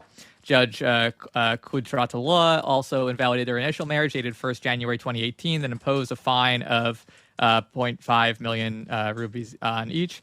The court concluded that Khan and Bibi had unknowingly engaged in unlawful marriage on 1st January 2018. Despite the couple's claim that a February 2018 ceremony was a non-marital religious event, the judge determined it was a valid marriage based on witness testimonies and rejected their claims that it occurred post-iddat. However, on 13th July 2024, ADSJ Afzal Majoka dismissed the case and ordered their immediate release. But of course, there are subsequent issues that are still ongoing. Right. Tosha Khana case and the one we mentioned. But yeah, are you saying it's possible? People are alleging that like they rushed to get married even though it violated the iddat thing because they had to be married before the election. That she might have seen some kind of vision that they needed to be married on a particular date. Yeah, by the time of the election. And that, circumvented. This is kind of, in some ways, a classic Sufi thing, right? Like that, it maybe even in some ways, like the, going against the exoteric Sharia might have actually given it, more power. Wow. This is, really, something that is, a long tradition, like the involvement of Sufi saints or sheikhs or whatever in politics. During the Mughal period, there'd be all types of consultations with these figures and courting of these figures. If you look at a Mughal miniature painting, you'll often see the whatever a sheikh is patronized by the emperor who's depicted. Even if you watch the famous movie Mughal-e-Azam, the famous Bollywood movie, you can see Akbar going to visit the Chishti Sufi to ask for a son.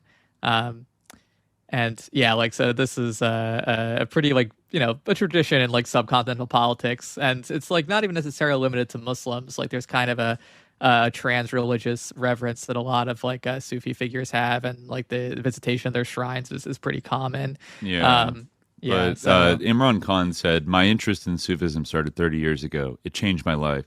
Sufism is an order with many levels, but I've never met anyone who is as high as my wife. My interest in her began with that."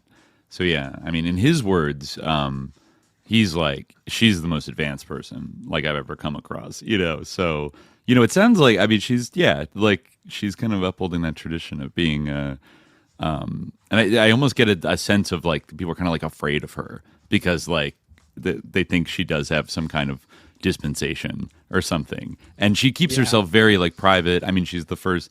Like I said, the first niqab-wearing spouse of a Pakistani prime minister. Yes. And, she says it's a personal choice. It's very unusual in general. In Pakistan. Yeah, it's not a normal. So it's for her, it's it's kind of she remains a mysterious kind of figure, and it's it's partial, it's kind of on purpose, I think. It's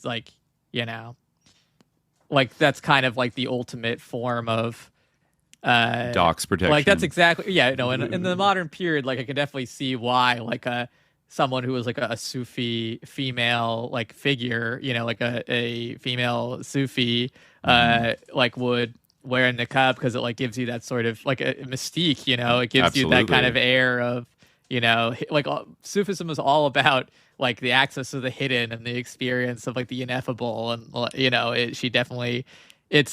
So that's why I think when I brought up earlier that one of the top generals that came out turned and went against Imran Khan, it was reported that there was a bit of a turning point when he requested a meeting with Bushra Bibi, and she politely declined, and you could see that being kind of turbocharged by her mystique of being I got to talk to this woman and see what she's about, and she's like, oh no, thank you.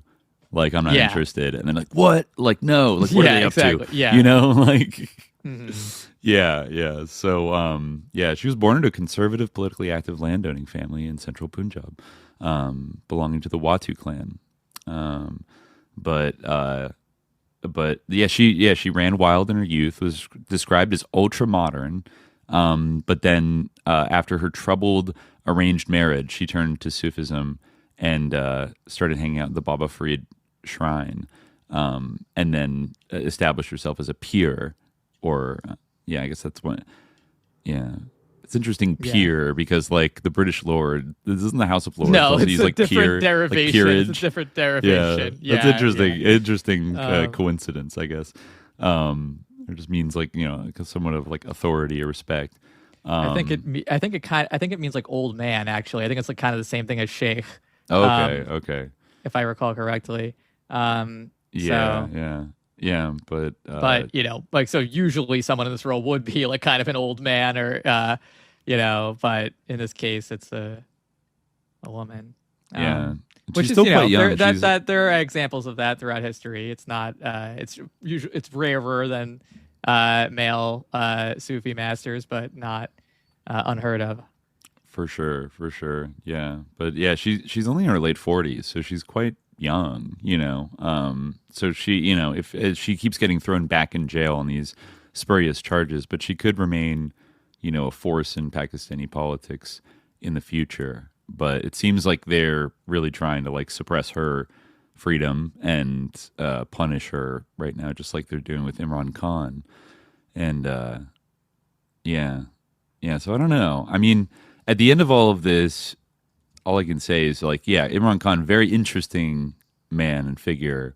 And, you know, while he's not like necessarily the mantle of like heckin' revolutionary politics or whatever, like Jacobin would like want him to be, I still feel like the overthrow of him was definitely spurred by the United States and desired by the United States, because he was, he wanted a non-aligned foreign policy and a little more basically like Pakistani sovereignty over its own affairs. And that was not really going to fly with the United States. And so I feel like that's a manifestation of imperialism that should be like not brushed aside with like, it doesn't matter, you know, or it absolutely whatever. Should not be brushed aside. And the fact that Epstein hated him and thought he was the biggest threat to the world also tells you something. But like, I mean, more broadly than that, I think that like, it is kind of like just let it like, I think like being unable to assess like kind of the like degradations. Obviously, like this is not a perfect situation, but there is like something, and I think, I don't know. I mean, part of my interest in this is like has to do with, as I mentioned, like my chip on my shoulder, and I feel like, you know, they're like, you know, obviously the religious right is a phenomenon in Pakistan. It's a phenomenon in the United States, and we have like a secular left that is incredibly impotent. And I think we need a religious left. And I think that like, you know, that is something that has a potential to grow, but it's like people's feelings of ickiness. And like, you know, this is not the central issue in the Imran Khan thing. There's, you know, necessarily. And I'm not saying that Imran Khan is a representation of what I said. I just said that we need. But I think that getting over that ickiness, that is that issue, in, you know, is very important. That like, sort of visceral feeling of like kind of, you know, the scare, like Taliban, you know, the Talibanization fear, like the sort of vague, well, but this is all about a politics of emancipation. And like, if you're not, you know, if you're religious, then I'm scared, you know, like that. I don't know. My personal take is that's not going to work. And I think like religion is such a powerful force, as Bush for Bibi attests, and to cede that completely, you know, it's kind of like how, you know, like the sort of issues have been ceded, as like a lot of, you know, those leftists writing for Jamhur magazine pointed out, like a lot of the issues have been ceded to the right because they thought that progressivism was all about secularism. And I don't think that something that is such a powerful and important phenomenon in human history should be ceded. And I think in this case, that ickiness played like a big role in kind of like just diluting people's like grounded, like realistic analysis of the situation. Yeah. I mean, there is like, that is something that like needs to be overcome. Like that's a big thing where like it's definitely true that like it's not only on one side. There is certainly like a Muslim resistance to the idea of socialism or like anti-capitalism, like among Muslims, totally does exist. Well, that's the flip side. That's kind of the flip side of it too. That's also important. Is like I would love for every basically like religious person to like look upon capitalism as like sus and evil, because actually I feel like if you can definitely draw that interpretation from most religions except for Satanism, and it kind of validates it. Yeah, it's the only or any kind of will to power, like sort of occultism. But so many religions are like have been molded and psyoped into becoming like champions of like strains of Christianity, like strains of like evangelical Christianity, being just proud supporters of empire and military invasion and murder and authoritarianism and all this kind of shit. And I don't know, like I do kind of feel like sometimes to stop the only thing is I don't know if it's the only thing, but one way to stop a bad guy with a religion is with a good guy with a religion or something like that. You know what I mean? Like essential character. Like that's the thing. Like I mean, even now I feel like we are having to face the fact that like politics that like claims to be like Marxist or communist doesn't have an essential character, right? Like I think this is something that is like being increasingly appreciated. I mean, again, like you can say that like no, that is not Islamic, like this is, right? But like in terms of like the sort of this is getting into a Sufistic domain as well, but in terms of like the these contingent names, these sort of designations, right? Like at the level of language, those things are it's like there's no like essence there, like to like what someone's saying there. Like you can have like a Muslim politics or an Islamic politics that's like fascist, right? Or you can have an Islamic politics that is socialist or communist, right? And you can have a communist politics, in fact, or that is I'm talking about nominally, right? But something that I do think is that like you're absolutely right that like our religious texts and like our religious tradition is definitely not pro-capitalist. In fact, it's deeply anti-capitalist.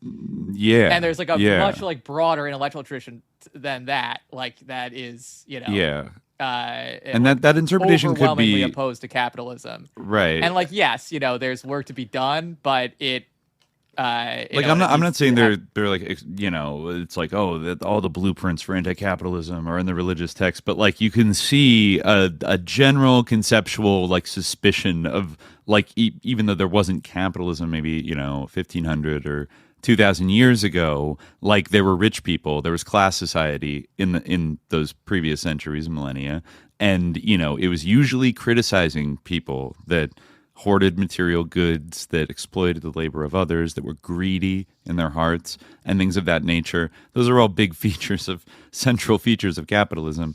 And I don't know. Also, looking at capitalism instead of being as actually that's the one that's incompatible with religion, because it sets up a kind of false idol, this kind of false idol system. Of worshiping commodities and worshiping spectacles and all these other like false things that it is interesting while it steals that, your money. It is interesting that like again, and I have my problems with this, like and I think that it's a little bit like of a somewhat chauvinistic or a little bit like demeaning to people in Africa or who I think are usually kind of the object of this discourse of fetishism. But like what he was kind of criticizing really ultimately was like idol worship or like idolatry, right? Like the personification or the the spiritualization of objects, yes. Right? Which is becoming literal with these like AI transhumanist quote unquote materialist like these weird, the rationalist, effective altruist freaks that are almost trying to build like a golden calf machine god like religion, idolatrous like I think that fake it is, religion. It's very like blatant right now, but I think that part of the problem is part of it is like the history, which needs to be like delved into, and like there needs to be like, and I think that's something that we should like do in more deeply in the future, is like talk about like where that that history and like the fact there is a grounding for like an anti-capitalist like Muslim politics, but I also think that there is like the problem is that like a lot of the sort of advocates of this politics of like opposition to capitalism like are coming at it from a place of like I hate religion and like are that's like they're leading with that, and that's like really their main issue. It's not like and it's like these people come are really from like this kind of like Jacobin left type of thing where talk like about really falling for the culture war like, bullshit. The same thing as like Alex Karp's main issue of like the right to like, oh, are you going to take, they have this kind of visceral thing in their minds of like the fundies are coming, but it doesn't like have to be that way. That is like what has been enabled by the fact that like, and I'm not saying like that's like this is a project that's going to happen, that could happen overnight, and that like that like but I think that like there is this aversion. Well, deep-seated aversion. Yeah. And the sort of reaction to this, which was something, that everyone should have like been upset about, and everyone should have spoken about and like recognized for what it was, as part of like the whole sort of reaction to the kind of like complex around the Ukraine issue. This was part of it, and like should have been like quite central, I think, there. And I think that like there should have been like a more even-handed assessment of this. And I think that part of the reason why there wasn't was because like, and like I'm not saying like this, Imran Khan didn't like cater to like a conservative, like, it is religious politics of the right, in some ways, like, yes, because there hasn't been an alternative articulated, but there's an architecture there that exists. Even in the history of Pakistan, there's architecture that exists. Yeah. Right?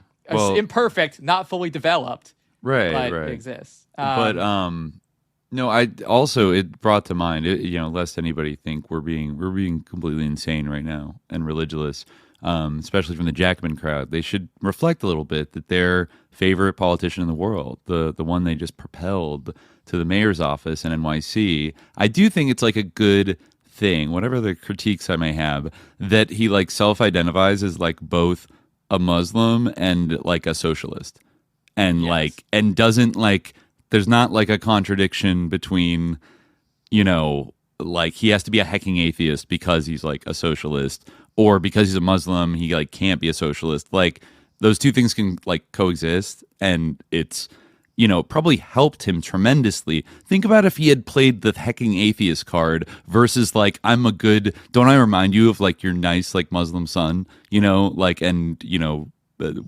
got massive votes from totally. You know what I mean? Like, it's just, come on. Like, it's obviously, and he also comes off as very international and like very, secular in his thinking for the most part, but like, he's he's like respectful of the, like, as a member of that community. Like I remember his video where he said like, I will no longer apologize, and he spoke to like things that are true. And like that, like that like definitely like his famous quote of like the boot of the NYPD is laced by the IDF.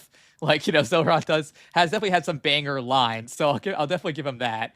And I think like, I mean, that is like the it kind of reminds me of those tweets though, where people would be like this, obviously there's a right-wing thing of like, oh, he's a jihadist or whatever, oh, he's gonna impose Sharia law on Brooklyn or something like that, and then people would be posting like his wife Rama and being like, oh, look at his wife, like look at her legs, like she's got a mini skirt on. It's like, give me a break, guys. Like, don't do this. Like, don't do this thing where it's like, actually, he's progressive because his wife, like, is wearing sexy clothes. Like, what are you? Like, sorry, I didn't know that, like, the DSA was, like, the Iranian monarchist movement all of a sudden. The Iranian before revolution meme like, account. It's just kind of like, it's time to, like, stop, like, trading in this, like, bullshit. How about, like, why don't you instead point to the fact that, like, he didn't say anything ever about that other than simply being Muslim, and, like, that he, you know, has been committed to, like, DSA type politics for his entire political career, and, like, you know, like don't worry, he's westernized enough. Yeah, that's like, we don't need to do that.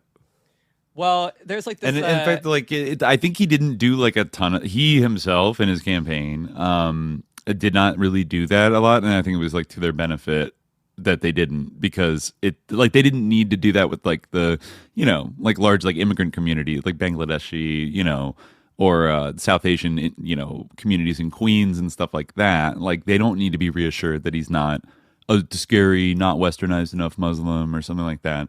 So, you know, I mean, maybe they're just really trying to get the boomers on the Upper West Side to, you know, not be scared and vote for him. But I mean, like, Islam is also like, there's a big difference in these, like, kind of comparisons. Like, this is why I was saying, like, there isn't, like, an essential character to, like, even to Islam as a religion, you know, because it's so incredibly diverse, and, like, there's so many different ways to, like, be Muslim. Like, the whole like situation of, like, Pakistan, and, like, the idea of a state, like, it was, like, kind of conceived as a state of Muslims, you know, and that's, like, part of, like, the issues there that are still, like, being grappled with, like, to this day, because not everyone there is Muslim, right? You know. And there's also other identities that come into play in the sort of political landscape and stuff like that. And, like, you know, and the sort of politics of, like, like, you know, the Muslim American community is very, like, unique in many ways, because, like, we are kind of, like, you know, connected by, like, our, like, religion in a certain way, and, like, we have this kind of diversity, but, like, this kind of identity based on it, you know, I won't get into it too much,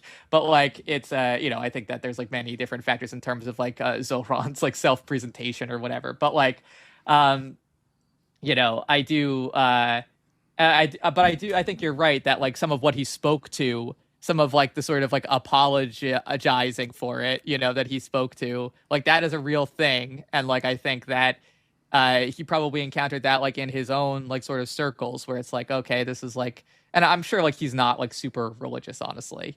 Like, like, I'm sure that he doesn't actually, like, I mean, I wouldn't be surprised if Zohran didn't actually believe in God or pray, but, like, I think it's possible that he knows that, like, he has to give the assurance that he doesn't, you know. And I think that maybe, like, what I did appreciate that was that he took a stand and was like, no, I'm not going to give you all these assurances, even though, like, he probably could give them and be honest about and honestly and, like, sincerely give them. Right. That's what I mean. Like, it probably would have been accurate for him probably to be like, I'm really pretty secular. Like, don't worry about it. But like the fact that he was kind of, like, representing people that are more, like, religiously devout in those communities, that, you know. And I think that was very successful. It was, like, a good kind of stance to take for, like, a leftist. Like, you know, I mean, you're always going to get, like, well, actually, I don't know. I'd say you're always going to get the atheistic leftists anyways, but there's a lot of atheists that aren't that leftist, and a lot of them have billions of dollars, and they believe in machine gods. So, you know, and if it's in that case versus somebody who, I don't know, is left-wing but believes in a sky daddy, I'll go with, like, the latter over the based atheistic techno-fascist, right? Like, you know, so these aren't just, like, one category of thing, like, oh, all religious people, sus, can't be leftists, all atheist people, based, free thinkers, cool. You know, like, I think we can dispense with that, because there's bad people on both sides, there's good people on both sides, and there's a battle over, but I think the right has been winning the sort of battle of, you know, interpreting these religions and twisting them to, like, serve the right and to serve capitalism and all these things, like more often than not. Well, like I said, like, they just have the monopoly on even, like, talking about, like, God, or, like, the meaning of God, like, in our lives. Mm-hmm. Like, the sort of answer to that is, like, it shouldn't be, like, part of our lives. It shouldn't be part of our politics or our understanding of, because politics is, like, a way of organizing society, and it does have to have some kind of basis you know, like a basis and like an idea of like an ontology. There does have to be an ontology to it. Yeah. And like I think that like, you know, especially like in sort of the post-Marxist world, ontology is like a dirty word. Like, you know, talk about like Derrida and stuff, you know, like ontology is a conjuration, like it's what is it called? Ontotheology, the metaphysics of presence and all this stuff. Like, we can't have that. We can't say anything is anything, blah, blah, blah. We just like... Yeah. We need to shut that down until we can find out what's really going on. That nothing can mean anything. But that's like the ultimate kind of like epic, you know, conclusion that you come to when you like dispense with these, spooks, to use the Stirnerian term. Yeah. That's like you ultimately end up with a kind of a philosophy much like his, you know, and well, that's, I mean, that is part of why like Marxism remains like appealing to me, because it insists that some things are bad. Yes, and that's at least a way to organize like the how to approach the world, is that some things are good and some things are bad, and it just like that's true. And like any of these like new age philosophies or the kind of like, you know, quantum fear, you know, quantum physics, atheism, like whatever, like, you know, a lot of them just aren't interested in, or they're beyond the questions of good and bad. Or they're interested in destroying that idea. Well, they think it's somehow like things will be good if that gets destroyed, which then it's like, why? I don't know. Why do you think it's good? I guess because it's false. But then like there's not a positive replacement for it. So, you know, like. But I like honestly. Well, I mean, yeah, maybe. I guess if you do think it's false, then all right. But I don't think it's false, and I don't think that anyone really thinks it's false either. Because once like they observe, a lot of the time when they observe something wrong, they get upset, you know, like, and there's not like a sense of morality, like a good, like kind of good and bad. They don't like view the difference of opinion that you can shoot a woman in the face, or I'm hearing now that 2 more people have been shot. Really? Like, you know, in protest? Yeah, they don't view it as difference of opinions that you can, in Portland. I didn't really get a chance to, while we've been on the air. How about that? Yeah, while we've been on the air. Yeah, shit like that. That's bad. That's evil. Yeah. Like, and you it's okay to have like a framework, and then hold yourself to the framework too. And like, you know, maybe people skirt away from it because it's much easier to be a slippery hypocrite and just like never be held accountable for anything you say if you kind of reject this like ontology of good and evil. I don't know. It's like can always be ever shifting or whatever. But people really like. I mean, I think like part of the equation is that like, you know. Like if you take a step towards God, like God takes, you know, 10 steps towards you, you know? So like, I guess that's like maybe a component of it that like kind of like is harder to like convey to those who like don't like believe in God. Like, but I do think that like, so it's I don't want to reduce it just to mere like rhetorical power that like comes from it, because I don't think that like it is merely rhetorical power, and I think that like it isn't just a matter of like, you know, that's like invoking God is more rhetorically powerful than just invoking like my opinion, because that's not really what I think it really is, and it's harder to explain if you're like dealing with that framework.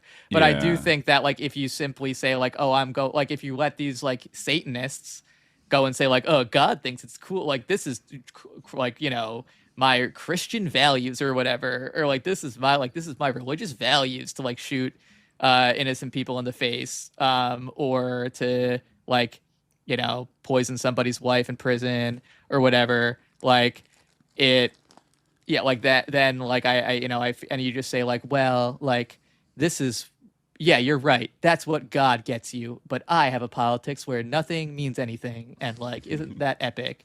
They'll just be like, no, like, no, I actually disagree. And I believe in shooting people in the face. And like, that's cool that you believe in workers. But, you know, their point about like the sort of shared language confronting somebody who really doesn't give a fuck. Your point about the shared language does matter. But I also think, I mean, I think that there's a part of it is like kind of, there is like an ontological issue here where like I do think that like turning your back on God like you know, has an effect that is like beyond just the level of language and politics and like, you know, sort of practical things of that nature.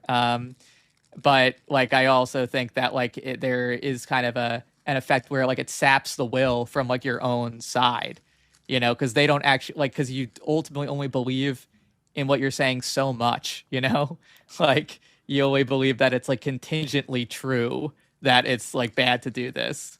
And you do believe that in their ability to create a world where like this prevails, you know, like you believe that they could stamp out what's right and what's wrong if they have enough power. That is your belief system, that if they accrue enough power, they could extinguish the idea of like workers' politics or like equity and you know, egalitarianism and you know, historical materialism. Like if they could burn all the books and kill everybody who dissented and create like, you know, the authoritarian state, eventually they could change what is right and what is wrong.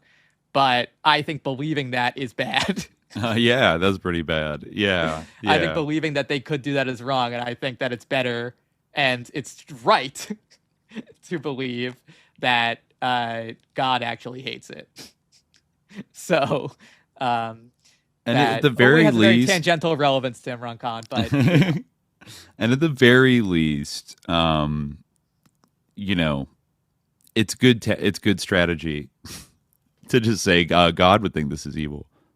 You know, like instead of being like, yeah, like hail Satan, we're communists. Like, don't do that. Like, you know what I mean? Like, that's like you're actually playing into like the psyop, you know, religious beliefs of, you know, people that have already been like pre-programmed a little bit to like recognize you as a devil, even though maybe you're not a devil, right? Yeah. And then I mean they come after you. I'm just saying for people, you know, even if you don't want to like give it up to God, you know, but yeah. No, I mean, like, no, I you know, some people like, aren't, but like, you know, they still don't need to attack it. I'm not trying to defend those people at all. Well, just saying, like, yeah, I think that the, you know, like, mostly I'm just saying that we should wrap it up, but yeah, I mean, I think like the like this sort of like no like an internationalist level too. Like no one in the world likes Satan. Like yeah, I think that like exactly. like I mean, just look at like that's what I'm saying. Like when you like, look read at the room, like, are you going to accept the colonial invitation to of like it is you know, to invoke Homi Baba, who I'm sure you know Mahmoud Madani likes to some extent. His book Good Muslim, Bad Muslim is kind of in that sort of vein in some ways. You know, he talked about in this like one little essay about the colonial invitation to say like, you know, oh, you're not like them. You're like us. You're a doctor. You're a professional. You're a writer. Right. You know, you can be like us. And are you going to accept that? Like, you know, or are you going to like, is that what we want to ride out with? No. Like, are you going to look at what people in the post-colony and what people in the world, like, you know, in the resistance to the actual existing resistance to imperialism, what they stand for, which a lot of the time is religious politics.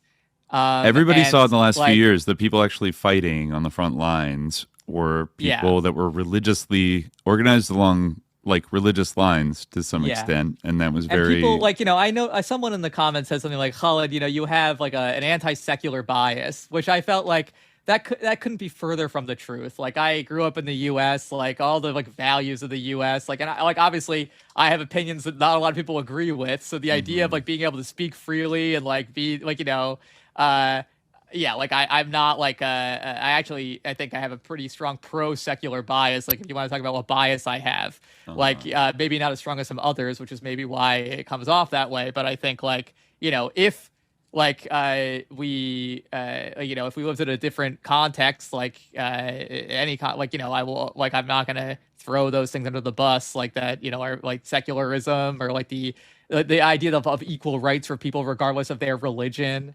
or something like that. You know, maybe there's like you know, we don't need to have a common turn right now to sort this out, but you know, I think that like the age of like second class status based on you know, your conscience or beliefs like that, you know, I think you know, is probably over. this is something that that's a big issue to get into. But I think because it bleeds into political beliefs and things like that. We talk about the history there, but I think I'm not opposed to those things, but I think everything that I said before is true. So I know it turns people off sometimes when I say look at around the world and see that there's a religious politics, but I think I'm not saying that you need to change your whole view overnight, but I also think it's worth reflecting on is all I'm saying. It's worth being a little opening your mind just a little bit. That's why if I come off as having these if I come off as having an Imran Khan or politics or whatever, or being Talibanized or whatever, then it's only because I'm just trying to encourage something that I think would be good, which is a little reflection. Yeah. I would only add that if you want to do a full spectrum historical materialist analysis of the movements of societies and politics and things like that, taking the spiritual dimension of human life and civilization and its role in society seriously, I think that is the materialist thing to do, rather than kind of consigning it to some off to the side that's just misinterpreting the opiate of the masses quote into meaning it's it doesn't matter, it's a silly little distraction. It's more than that. It needs to be kind of grappled with in an earnest adult way, and not and thinking that there's that's the thing, thinking there's an essential character, literally there have been situations where one guy with a Muslim or even an Islamist vision of politics was literally deposed by the United States for someone else with a nominally Islamist vision of politics, you could say Bhutto versus Zia, they had maybe different articulations, but still or even is Sisi secular? No, but and neither was Morsi, but Morsi needed to be gotten rid of for Sisi. So there's no it doesn't automatically make you one way or the other. There's not to say that you might not be on board with either of those politics, and we didn't really get a chance to see what Morsi's government would have been necessarily, but probably wouldn't have had a lot of problems with it, I'm sure, as most governments in the world do. Right. However, I'm just saying, open your minds and don't be programmed by the fear they've put in you. Just look at those Epstein emails. He wanted you to be scared. He wanted you to be scared of Imran Khan. He wanted you to think he was run dangerous. In fear at the slightest whiff of a Muslim man. Yeah, why was he so terrified? Hopefully, and we'll find out. That's a question that remains. But yeah. But I guess we can leave it there for now. I guess we'll be back on Monday on the Patreon live stream. So come check us out there, patreon.com/subliminal-jihad. We'll keep an eye on the Imran Khan story because it's still, developing. There's still kind of things happening. He's still in jail, kind of fighting these convictions. It's very tense times in pretty much all around the world right now. So, anything could happen. But yeah, we'll get out of there for now. But until next time, dear listeners, stay vigilant. Peace.